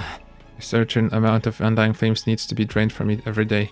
Honestly, even at the pace that the machines are going, it's barely enough. The bomb used up even more energy on top of that. So that's why you seem so weak. Hey, do you think my flames are helping you achieve your desired future? Of course they are. I came from the future, so I should know. Your power is indispensable if all of us want to survive all 100 days here. I see, right. If there is hope in the future you wish for, I'll lend you my strength. But if the path toward the future changes... If the path changes, what do you mean by that? I can't explain it well, maybe my fears are unfounded, but... You've been wanting to say something for a while now, just tell me. Huh? His expression troubled, he quietly vanished without saying a word. I'm making good progress, I'm doing what I need to do, and protecting everything I need to protect. I'll get back everything I lost last time. I murmured to myself as I dove into my bed. My hunger had completely vanished the moment my intense sleepiness overtook me. Frogs. I closed my eyes and immediately fell into a deep sleep.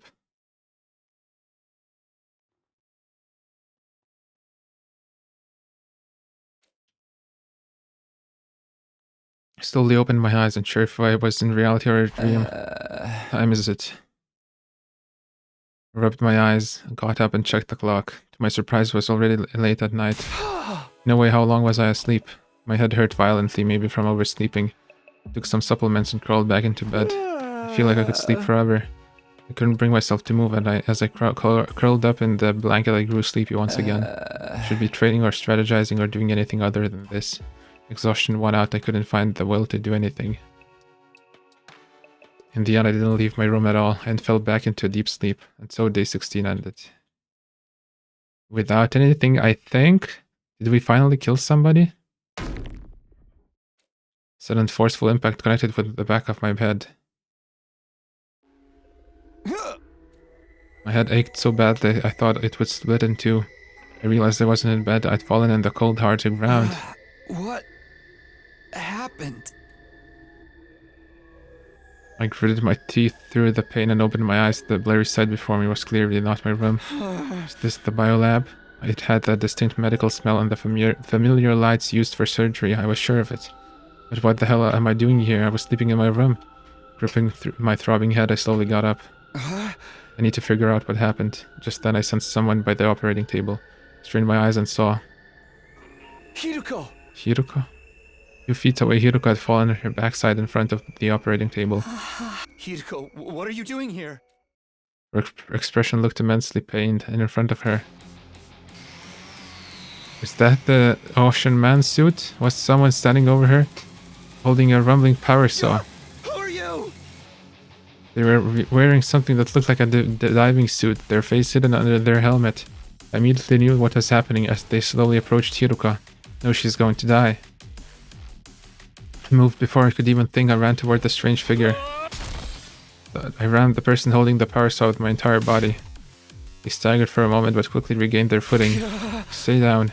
I grabbed at them again, trying to get them to drop their weapon, but they were holding on tight, leading to a tug of war between us. Let it go, drop it. I couldn't move too dexterously while I was dodging the blade, and eventually they backed me up near the window. No, they'll kill me, it's do or die. The moment we reversed positions, I grabbed them and tackled them as hard as I could. Out the window? The glass of the window shattered explosively, and the two of us fell to the ground, still locked in a grapple. My chest ached as if it had been crushed. I couldn't breathe properly, but I still got myself on my feet and glanced around. They were right practically within arm's reach. They silently grabbed the power saw and began to draw closer to me. I need to run or they'll kill me. I ran at full speed in the darkness. Why are they doing this? Is this... We only saw Hiruko in this suit and ourselves. I was clueless, drenched in horrible uneasy sweat. Run, run, run. But where? If I run up inside the school, someone else might get hurt. Glancing back at the shadowy figure closing in on me, all I could do was keep running. Eventually I ended up at... Finally stopped, my path blocked by the raging flames. Damn it, where do I run to? I turned on my heel and... The violently spinning blade of the power saw was slowly getting closer. I tried to get back away, but the flames licked at my back. There's nowhere to run. They raised the power saw, staring at me like they were locking onto their target, and viciously swung it down. I'm going to die. The blade was coming right at me, so I... Choice? Yeah.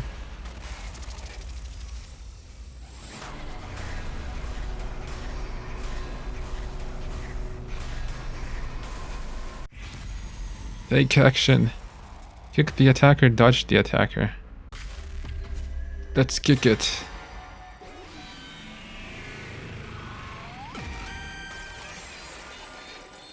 We're probably gonna die, but let's kick it.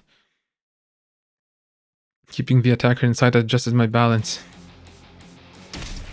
Oh damn, I let my momentum carry me forward and kicked their leg as hard as I could. Got you like that!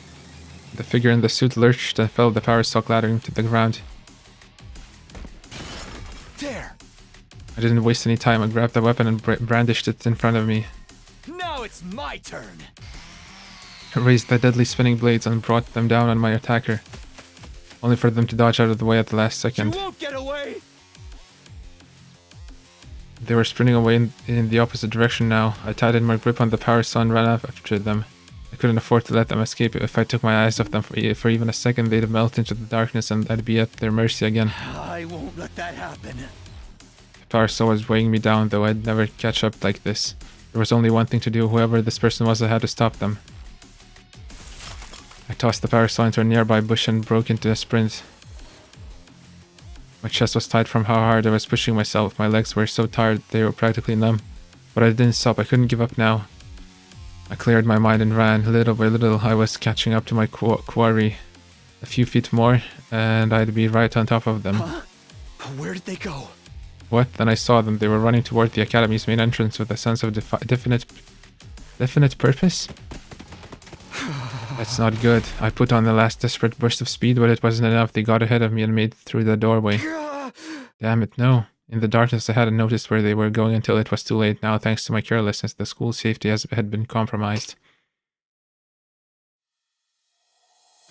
I had to hurry. I ran into the school following the strange figure's footsteps. I hadn't given up on catching them yet.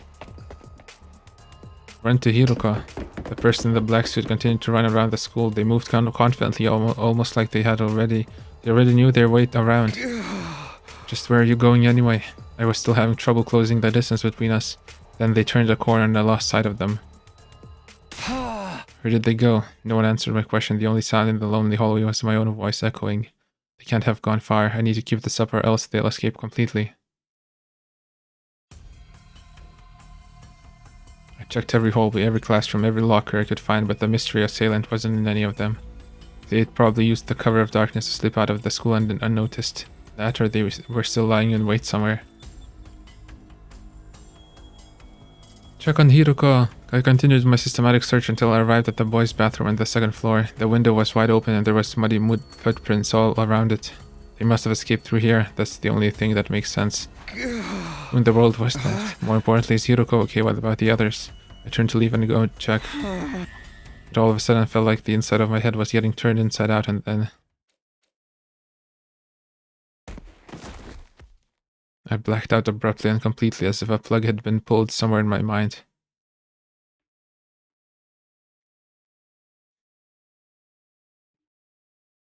Who traveled through the parallel universe traveling device?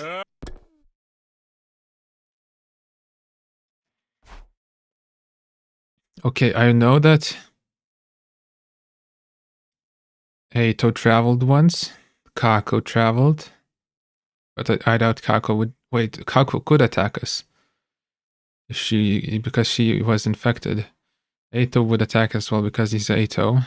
And Hiroko, I doubt she would attack. My consciousness slowly but surely drifted back from the dark depths it had fallen into. Unless she wanted to replace herself in this timeline. I opened my eyes and found myself looking up at the familiar ceiling. It's my room. I remember now, last night Hiroko was attacked by someone in a weird suit in the biolab. I chased after the attacker, but I lost them, and then I blacked out. Wait a minute, if I passed out, how did I get back here? I don't remember a thing. Did someone carry me here? And come to think of it, Hiroko, is she okay? Did anyone else get attacked? I reflexively sprang out of bed, but then... Ow. The moment I tried to move, a sharp pain shot through my entire body. I guess I did push myself pretty hard last night. I even jumped out of a second floor window. I don't think I broke any bones, but it still hurts. Looking in the mirror, I was covered in cuts and bruises. It was no wonder moving around hurt so much. Even so, I couldn't just stay put and recuperate. There were too many questions that needed answering. I fought through the pain and made my way to the cafeteria.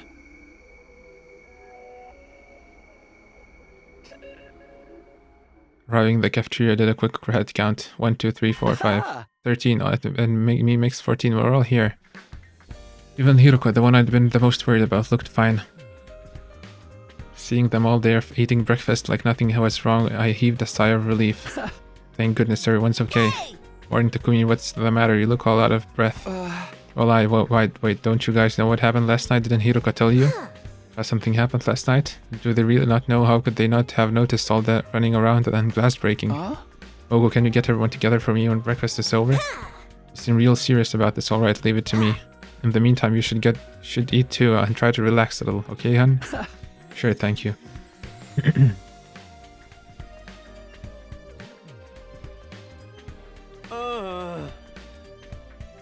Is it this going to take long? I think I'm heading for a sugar crash, yawn. That's what you get for putting a ton of chocolate and ice cream on top of your dull booty. You wanted to talk about just about something, Takumi. It's about last night. I got right into it. I began explaining what happened, but something wasn't right. Hey, where's Hiruko? Wasn't she here a moment ago? Oh yeah, she said she wasn't feeling well, so she went back to her room. Huh? Being around a disgusting tardigrades like me probably made her queasy. That could be a problem without her. I can't. What, can't get off? Did you get bored of harassing no Zomin? Found another girl to set your grubby little hands on? How many innocent maidens will you corrupt before you're satisfied? How indecent and yet how intriguing. I demand you tell me more. What are you guys talking about anyway? That's not the point. I'd prefer to have Hiruko around so she can back up my story, but I can't exactly go and drag her back here. There's nothing I can do about it. I'll just have to do the best I can on my own. Alright, it's a long story, but here goes. I recounted the events of the previous night.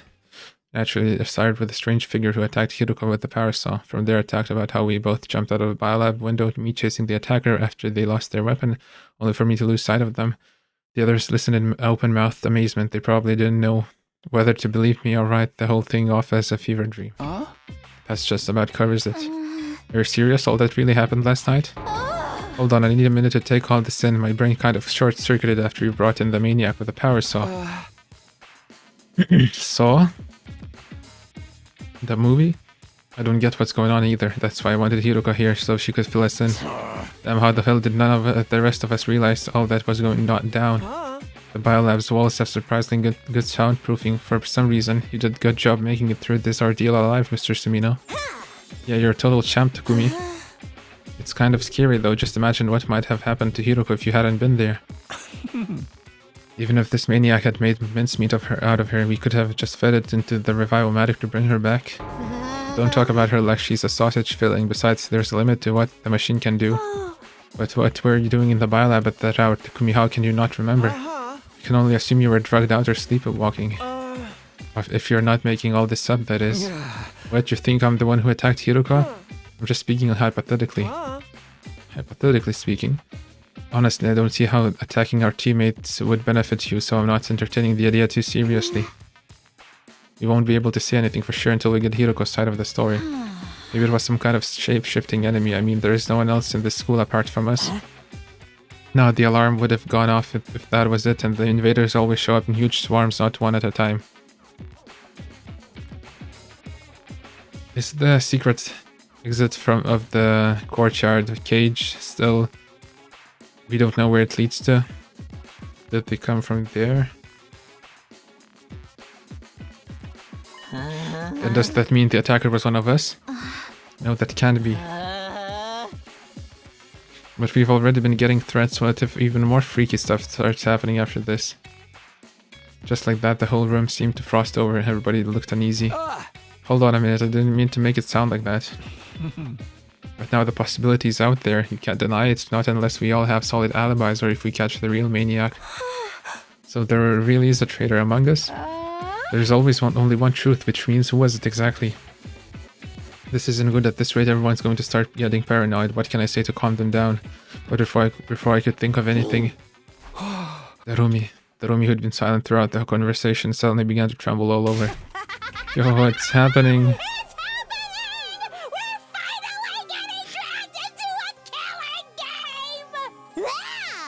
There's a murderer in our midst, a notorious serial killer. This is the kind of twist I've been waiting for.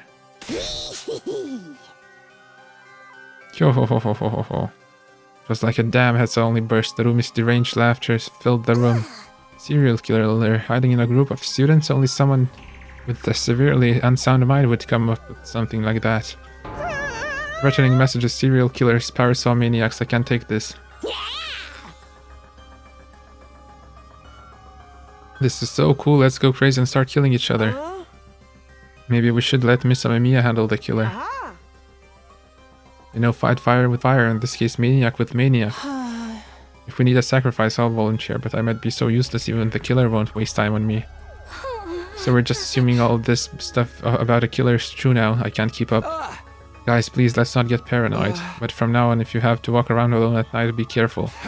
Might be a good idea to keep our infusers with us too, then we'll be ready to fight back if the killer tries anything. I'm gonna go see what I can do about fixing the biolab window. It'll be a good chance to investigate the scene too.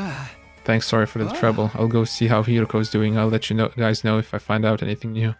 Everyone nodded in agreement and the meeting broke up. First of all, I need to talk to Hiroko. She said she's not feeling well, but hopefully it's nothing serious. Just as I was about to leave the cafeteria... Rumi, you're still here.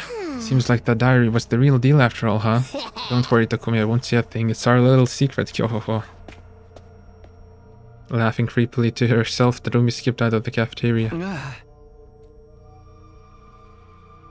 I hadn't mentioned that old diary to anyone either. It wasn't exactly a credible source and I didn't want to risk making everyone even more paranoid. No, I really need to I need to go to talk to Hiroko. I pulled myself together and made my way to the dorm rooms on the roof.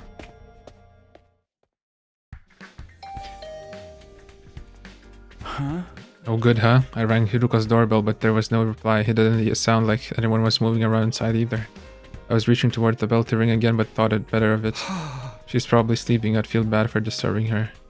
After the events of last night, I was still pretty worried, but I decided to leave Hiroko be for now. I'll ask her later. I've still got plenty to do in the meantime. Reluctantly, I turned away and left to attend the other matters.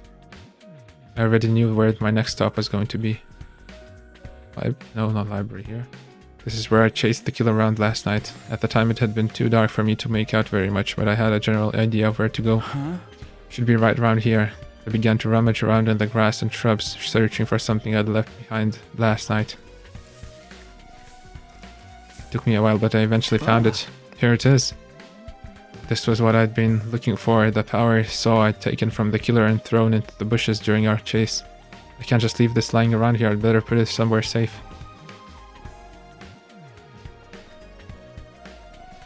Where's that gonna be?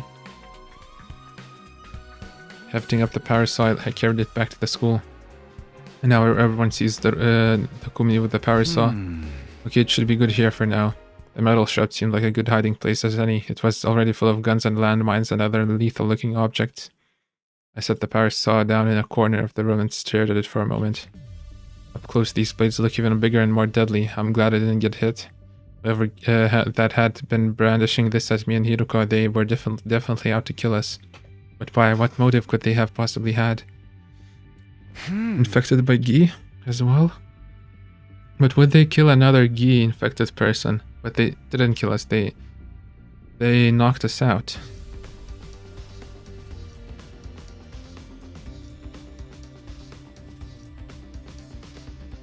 I should probably go over the whole incident again. I'll tell the others I've stashed the power saw in here next time we're all together. Closing the metal shop door behind me, I left and went back to my room. Back in my room, I collapsed into bed, my bed exhausted. Looking at the clock, I realized half of the day was gone already. I knew I ought to be using this downtime wisely to prepare for our next battle, but I just couldn't motivate myself to do any of that today. I still have 3 major mysteries to solve. The first was what happened last night. What was I doing in the biolab with no memory of how I got there? Why was Hiroko being attacked? The second was the person in the strange black suit. I had no idea who they were, or what they were doing, or why. And the third... My gaze slowly traveled to my desk. I hadn't looked at that strange diary again since putting it away. It couldn't be, could it? I got up from my bed, opened the desk drawer, and took out that old notebook. This thing still creeps me out. What kind of deranged person had written these illegible words and scribbled this picture of the killer? Looking at it gave me a weird, sickly feeling inside, like I was being drawn into the madness on the page.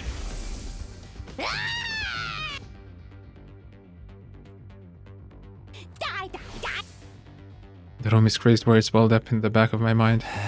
Are the threatening messages in this diary really connected somehow? I wanted to dismiss it all as a meaningless series of pranks, but I still had doubts I couldn't quite dismiss. Those seeds of suspicion were starting to grow, threatening to choke me from the inside.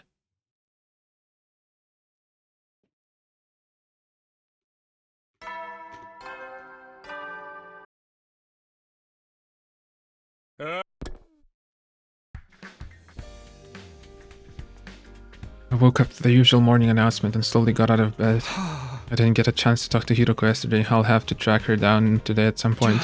But first I should go to the cafeteria. I need to tell the others about the power saw. When I arrived, everyone was already there. Everyone except Hiroko. I waited and waited, but she didn't show. In the end, I told the rest of the team that I'd stashed the power saw in the metal shop for now and left.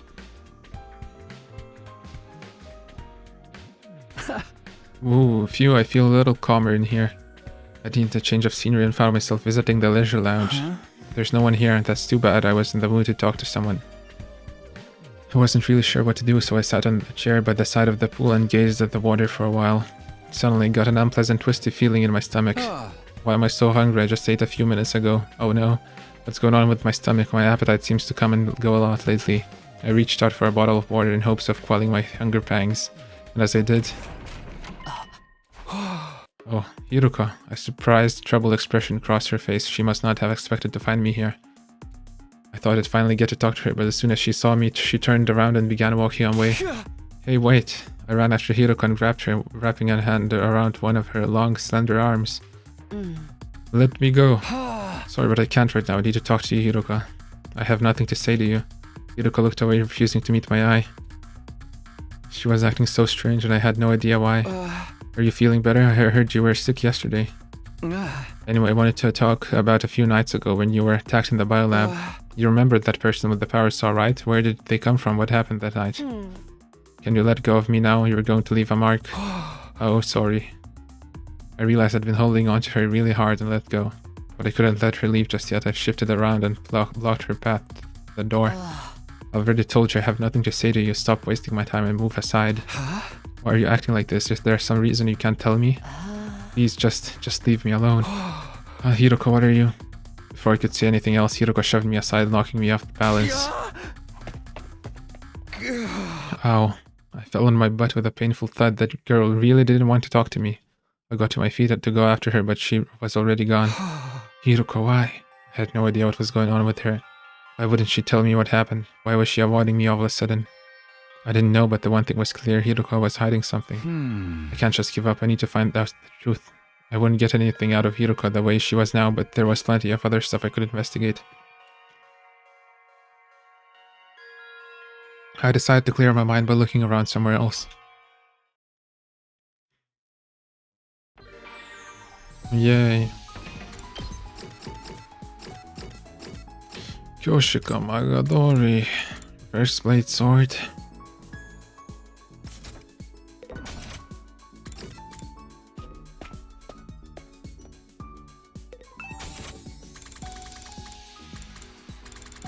Or those snacks. Okay, sure.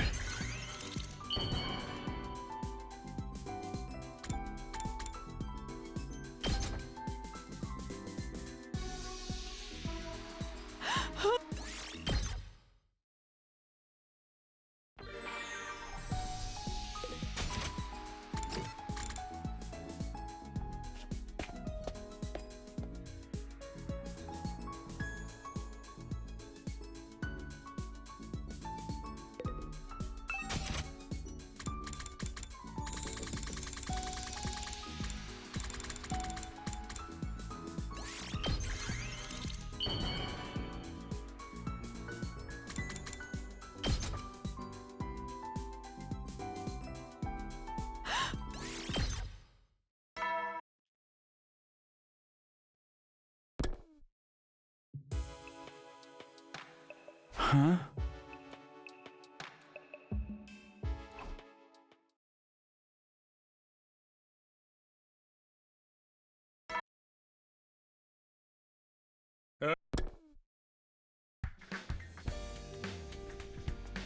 The obnoxious morning announcement played just like it always did, knowing that the person who'd recorded those announcements was gone and now made it feel a little uncanny though.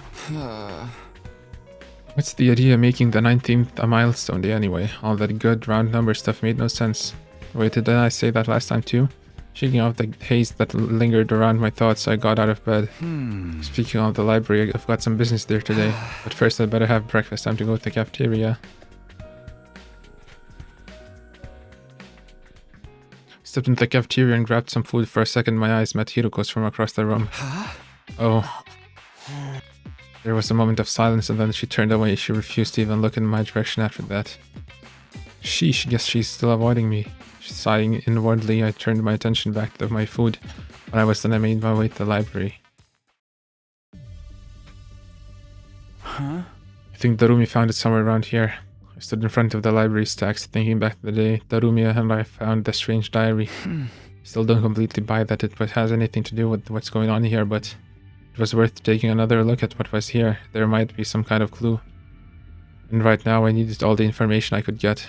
I ran a finger along the spines of the books and began pulling them out one by one. My movements got faster, more frantic. I kept going until I emptied the entire shelf. How long did I spend doing that? I completely lost track of time in my desperate search, but eventually I found something that made me stop and take notice. Oh, what is this? I lifted up a beaten old volume with the hardcover. It had caught my attention for a simple reason. There wasn't any writing on it. The front cover, back cover, and spine were all completely blank. I looked in the back to see if there was any publication info there, but the last few pages had rotten and crumbled away. Must be really old.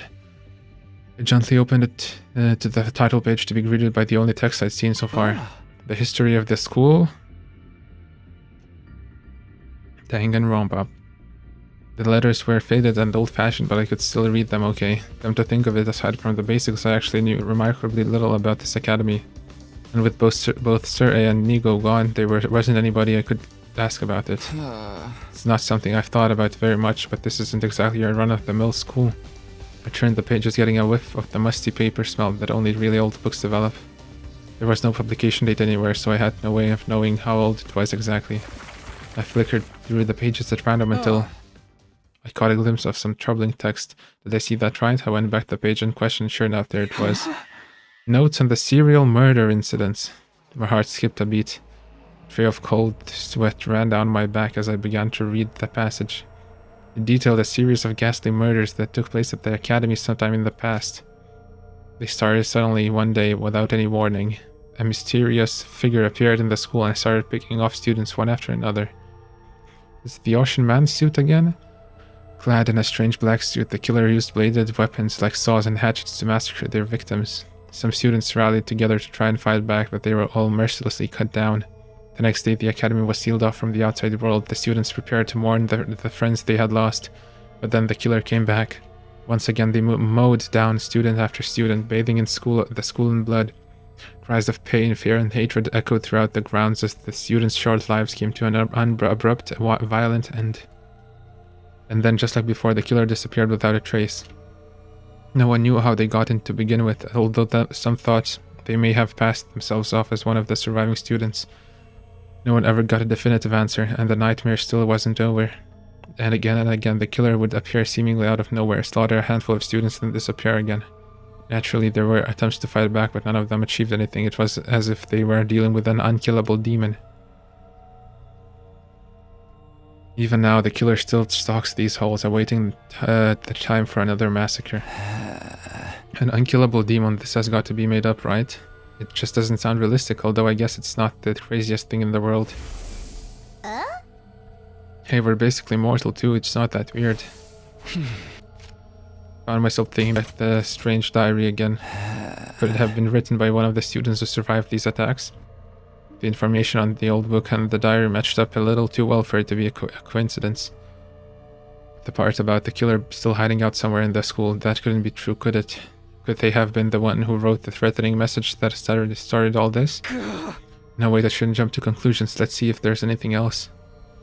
I took a deep breath and went back to reading the school history. For the next few hours, I immersed myself in urban legends and the reports of other students' incidents. What, students? I immersed myself in urban legends and the reports of other strange incidents that had suddenly occurred in the years long past. Suddenly, supposedly, I cannot read anymore. Alright, I think that should do it. I closed the cover with a sigh, having skimmed through most of what the book had to offer. It covered a wide variety of topics, but it all sounded like things made up for fun rather than describing events that actually happened. The stuff about the serial killer is the only part that feels like it might be important.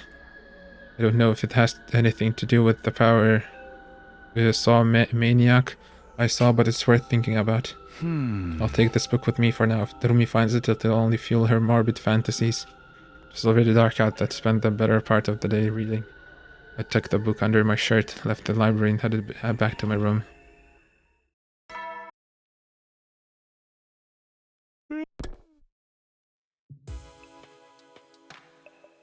Phew, another day's flown by. There wasn't an enemy attack today, but there's bound to be another one soon. I need to be ready. I should focus on training tomorrow. I'd like to look into the murders that book talked about too, and I still haven't got a straight answer out of Hiroko. Hey! There's so much to deal with, and I don't even know where to start. I think I'll just sleep on it. Maybe things will be more clear in the morning.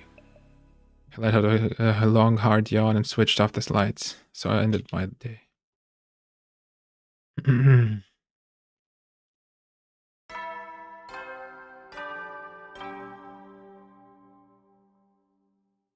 Up and at 'em! Get ready for your 20th. Prepare. Be ready.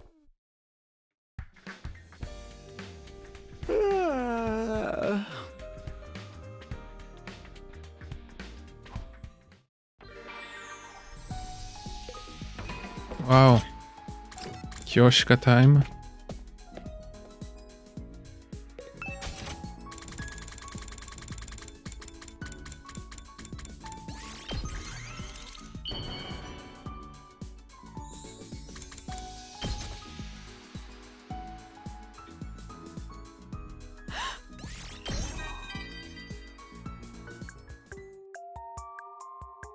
I would like for you to know me better, Sir Takumi, so allow me to share some details of my everyday life with you. Until recently, I lived with my master, who is also my grandfather, in a forest on the outskirts of the Tokyo residential complex. Grandfather was extremely strict, so we did more training than studying. I would learn language and history from any historical manga he procured for me. In fact, I had never interacted with people my age until I came here. That is what filled me with such great joy to spend my days with all of you. I do miss the forests I used to live in, but enjoying my youth in a training camp environment like this has always been a dream of mine. So it all works out. My high school debut will be one to remember, and if occasional ecchi antics ensue, all the better. Huh? Okay. You'll have to go to Cult of the Takumi route for that.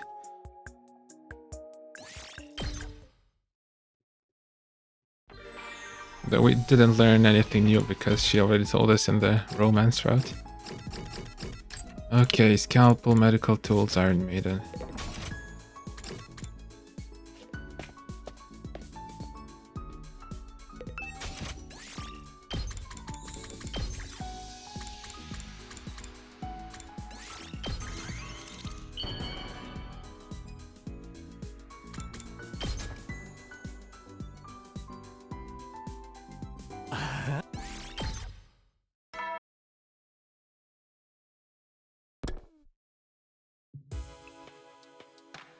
Huh?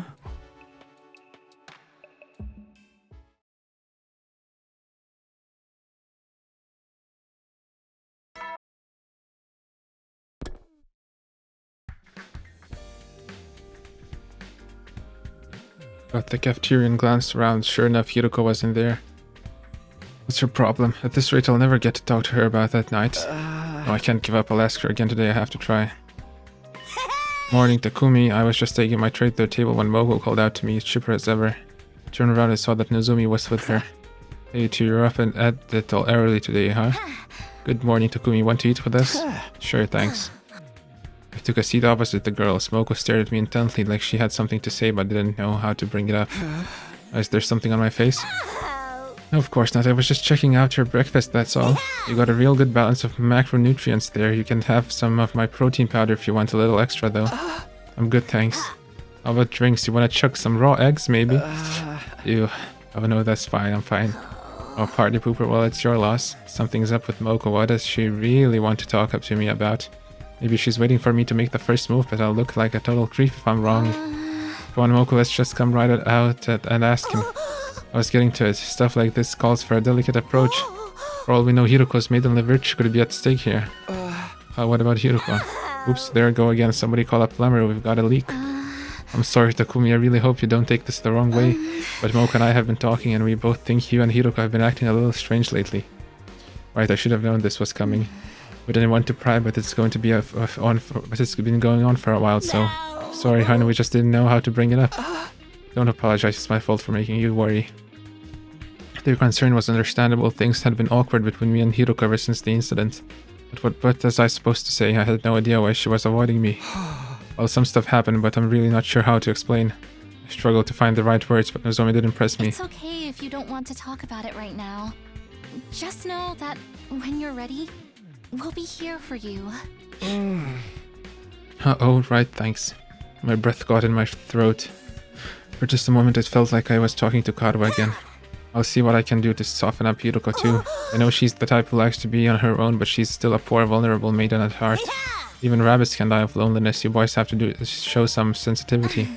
What does that have to do with it? I get the feeling this conversation's drifting away from its original topic. I don't have the energy to get it back on course though. I'll just smile and nod until it's over. After finishing breakfast, I said goodbye to Moko and Nozomi and went back to my room.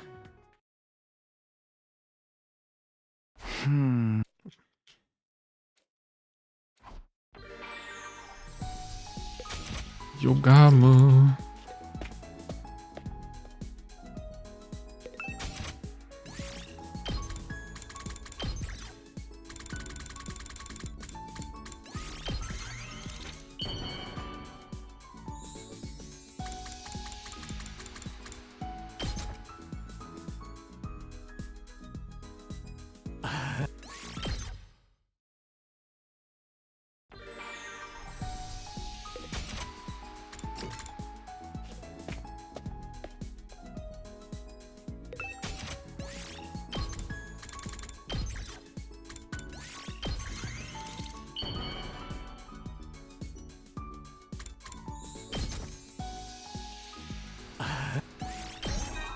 Yay.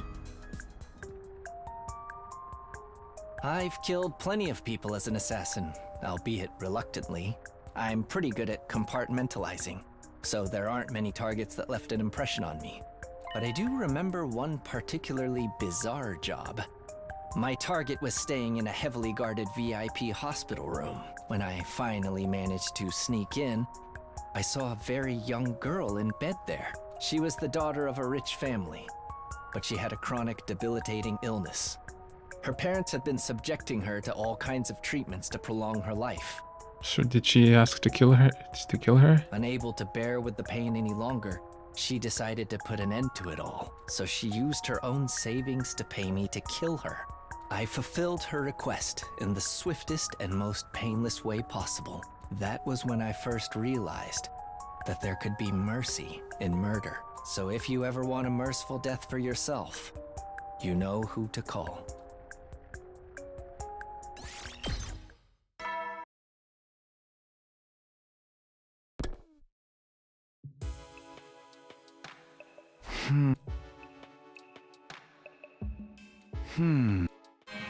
Nice.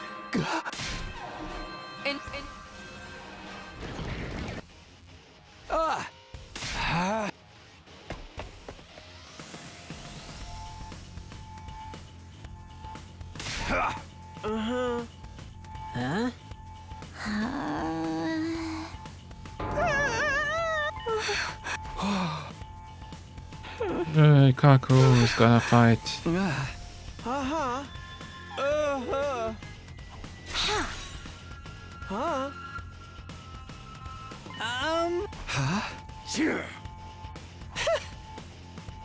I'm gonna fight too.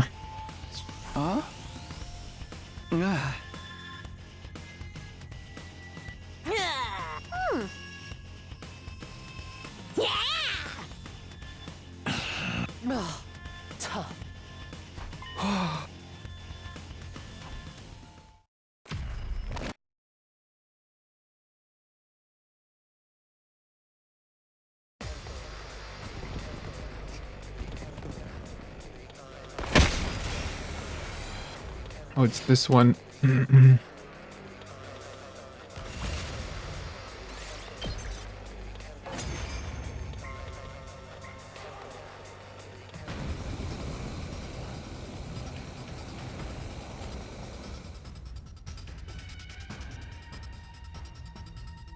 What gives? Sir Takumi! We'll do the same thing. Kako, Ima, So, I just Okay.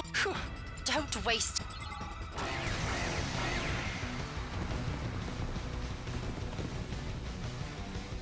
Will we get Ava?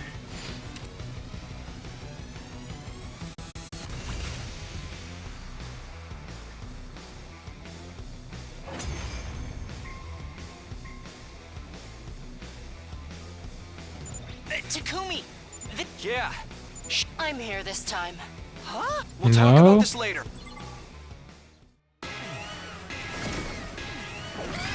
Here we go.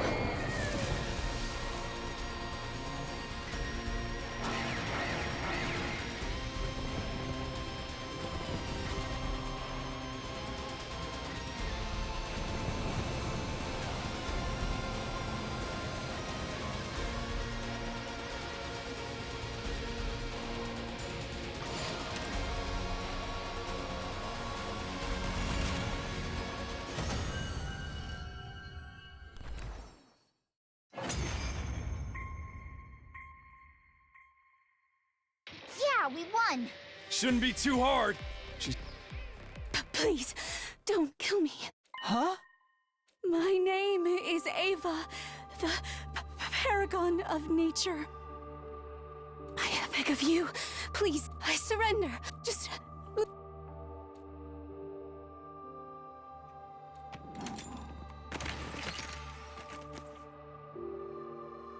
This is the commander's... It's just like you said, Takumi. She looks roughly the same age. Speaking of masks, didn't you say something about that too, Takumi? Don't the commanders consider removing their masks a sign of surrender? Yeah. Yeah. And it's one of... That's if. Oh! Do we... Her taking off her mask makes no difference. Hurry up and kill her. What? No. Doesn't that seem a little cruel? Not as cruel as attacking at night and trying to kill us in our beds. She's also the reason Ima had to get turned into Sire, right? Personally, I think that operation sounds like an interesting challenge. How about you, Ima? Good question. It's a tough choice, all right. What's so tough about it? She caused you so much suffering in the future. She's just going to betray us again this time.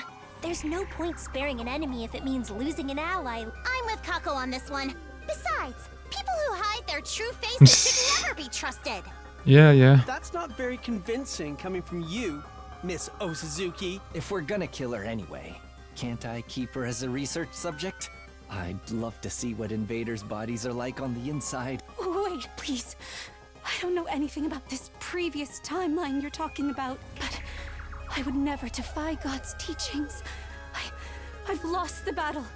I surrender. You can do what you want with me, but please, don't kill me. Commanders, please, we're getting more and more desperate. Takumi, please. I really think we should spare her. We can't kill someone who's this afraid to die. Can we? Well, Mr. Sumino, what's it to be? Takumi, brother dearest, stand aside. No, If you Kako. won't kill her, I'll do it myself. I need to get stronger, and this is the fastest way to do that. Please don't kill me. Please don't kill me. Please. Takumi, can't you do something?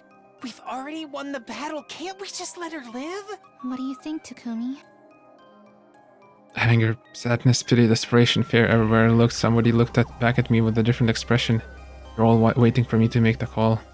It wasn't an easy decision, but I knew what I had to We're do. not going to kill her. Oh, no Let's choice. take her prisoner like before. What? Have you lost your feeble excuse for a mind?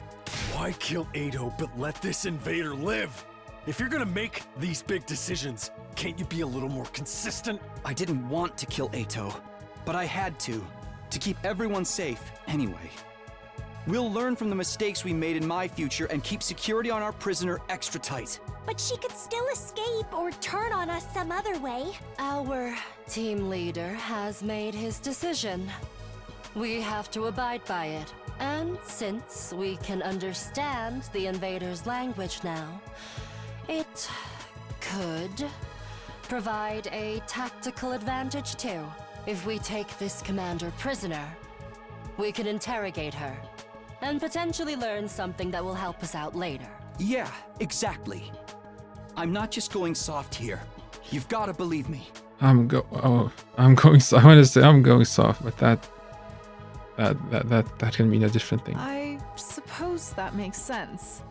What do you think, Lady Kako? If there's a proper reason for it, I guess that's okay. I hadn't expected Hiroko to be so supportive, but thanks to her, the mood was starting to change. Everyone was still clearly conflicted, but they were starting to come around to the idea it proposed. I'm in favor of taking the commander prisoner. Same here! So what if she escaped into Kumi's future? We just gotta make sure that doesn't happen this time. Fine. If you're all going to insist, I guess I'll go along with it. I think we should spare her too. I'll help take care of her and everything. If we need to torture her at any point, can you let me do it? What kind of screams do invaders make? Just imagining it is giving me goosebumps. Ugh! Sir Yugamu, tell your little Yugamu to calm down. Forget the commander. Someone put this guy in a cage. Sounds like the matter's decided. The rest is up to you, team leader. First things first, let's get her into a cage. We'll use a sturdier lock than we did in my timeline too. Oh, thank you. I'd never forgive myself if I died here. No matter what, I need to make it home one day.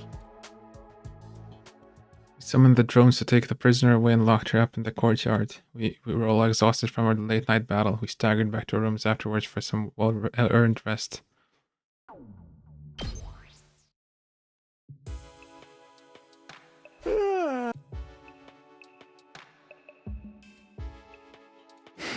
Okay, yeah.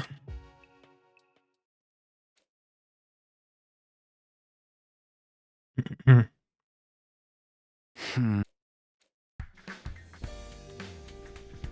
gradually drifted back to consciousness, my head is still fuzzy. Stretched out under the covers and thought back on the events of last night.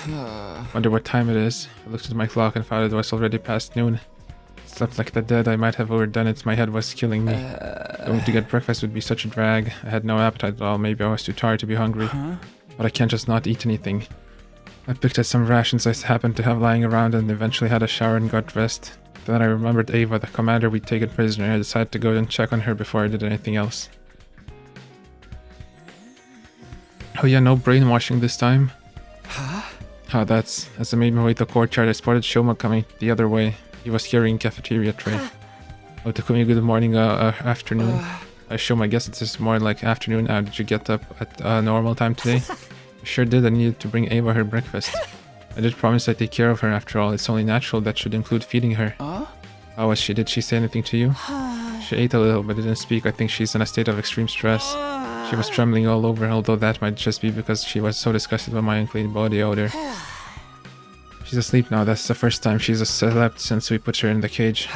Okay, sounds like it'll be a while before we can get anything out of her. I'm sure if we keep talking to her, she'll open up to us eventually. She has such a beautiful, gentle look in her eyes. I don't think she's a bad person, really. Shoma developed a strong attachment to the prisoner last time, too. Things are different now, so I want to believe it won't lead to the same disaster as it did back then. Except she's in the cage that has the escape under it. I'll leave Ava in your care, then let me know if there's any change. Right, I'll do the best job an inept slob like me can. I do want to see what Ava can tell us, but there's no point rushing things if she's not ready to talk yet. I decided to let Shoma handle her for now and went to spend my time somewhere else. Yay. Moko. Folding chair, wrestling magazine, championship belt.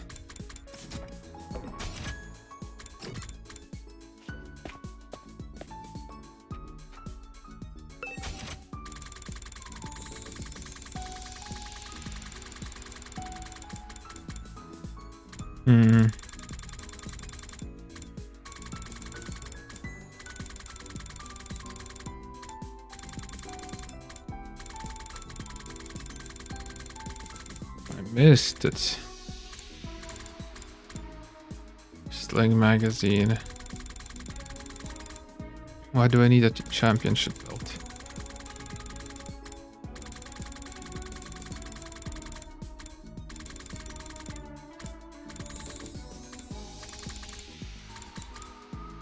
Yes, okay. Professional accessories I need to remember.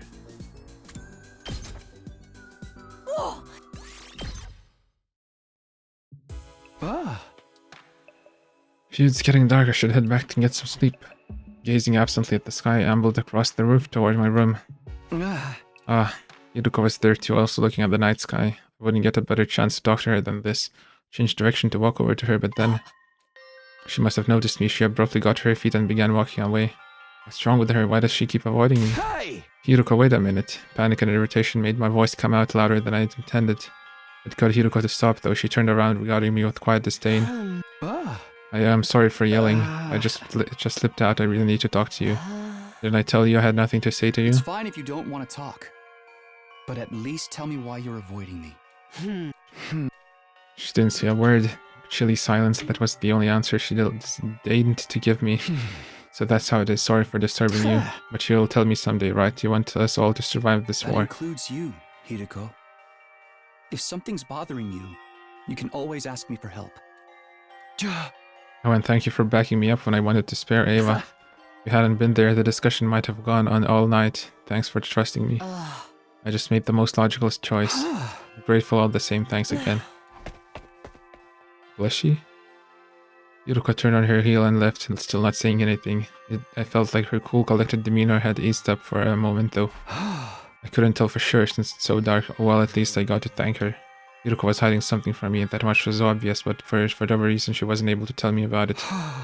Guess I'll just have to gain her trust slowly but surely. Don't get discouraged. She didn't come back in time to just give up when things got tough. You're going to win this war and take everyone back to their artificial satellite, right? Yeah, whatever it takes, that's what I'm going to do.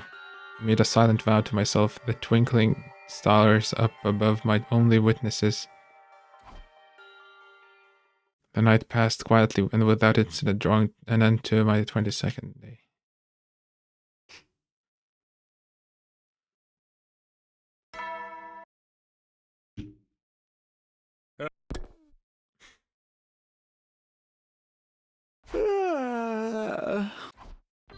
Free time immediately.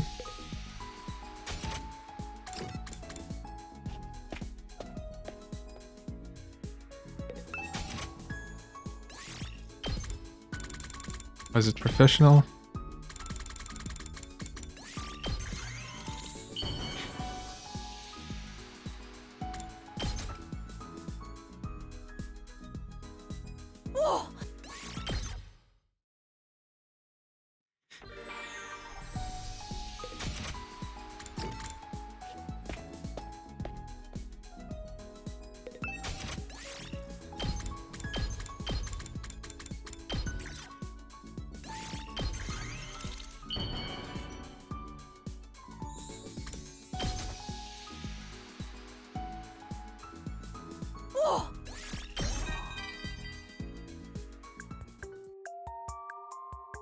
My rival popped into my head just now, and now I really feel like training. Not my rival in love, mind you.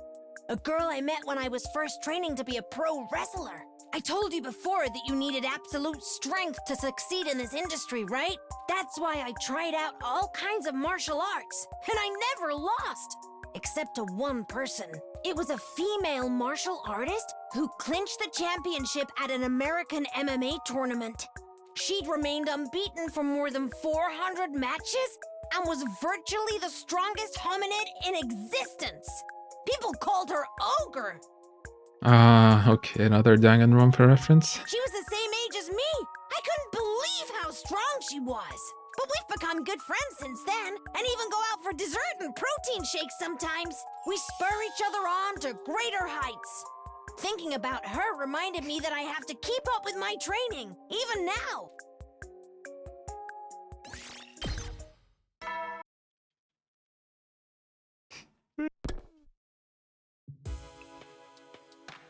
Huh?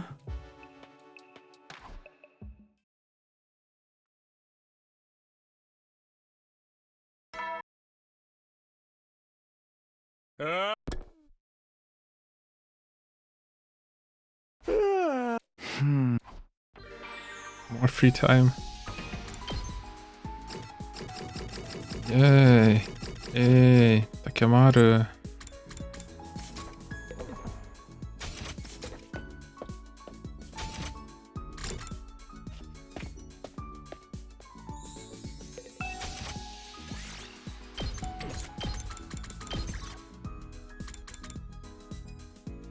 Oh, let's do it. Wait. No, this is more expensive.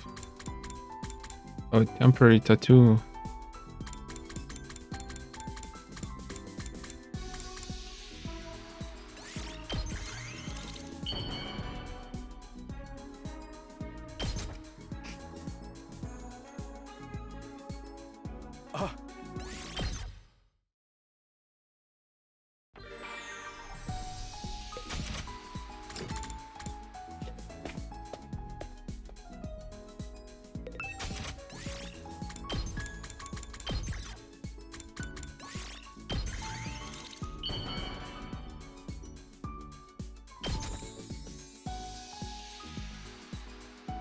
In this classroom.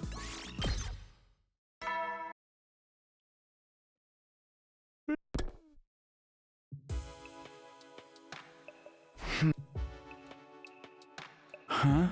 I really need to eat something, like a frog. I was way too hungry to just go to sleep. Been so stressed lately, my meals have been pretty rough and ready. I guess that's finally catching up to me. But if I finished all of my rations and I really don't feel like going to the cafeteria, maybe I'll just drink some water or something. I turned to the faucet and began to frantically gulp down water. I was so hungry it tasted better than regular water had any right to taste, but it still wasn't enough. I'm drinking too much of this. I don't know if our water supply is limited, but I'd better not risk it. Yeah, we have a fountain running constantly. I'm sure this is gonna be okay. Now that I'd fooled my stomach into feeling like it had something in it, I got into bed. Maybe the fountain is reusing the water, I guess. Once I was asleep, the hunger wouldn't bother me anymore. I closed my eyes and allowed myself to drift off.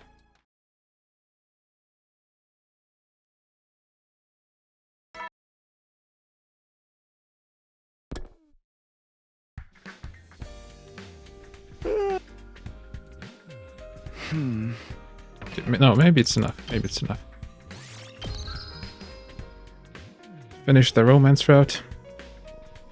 Now we're in a saw route. But it's not like the Saw is the game master. He's just a maniac instead. I know I haven't actually watched Saw movies. I'd like to someday. Okay, that's enough. See ya.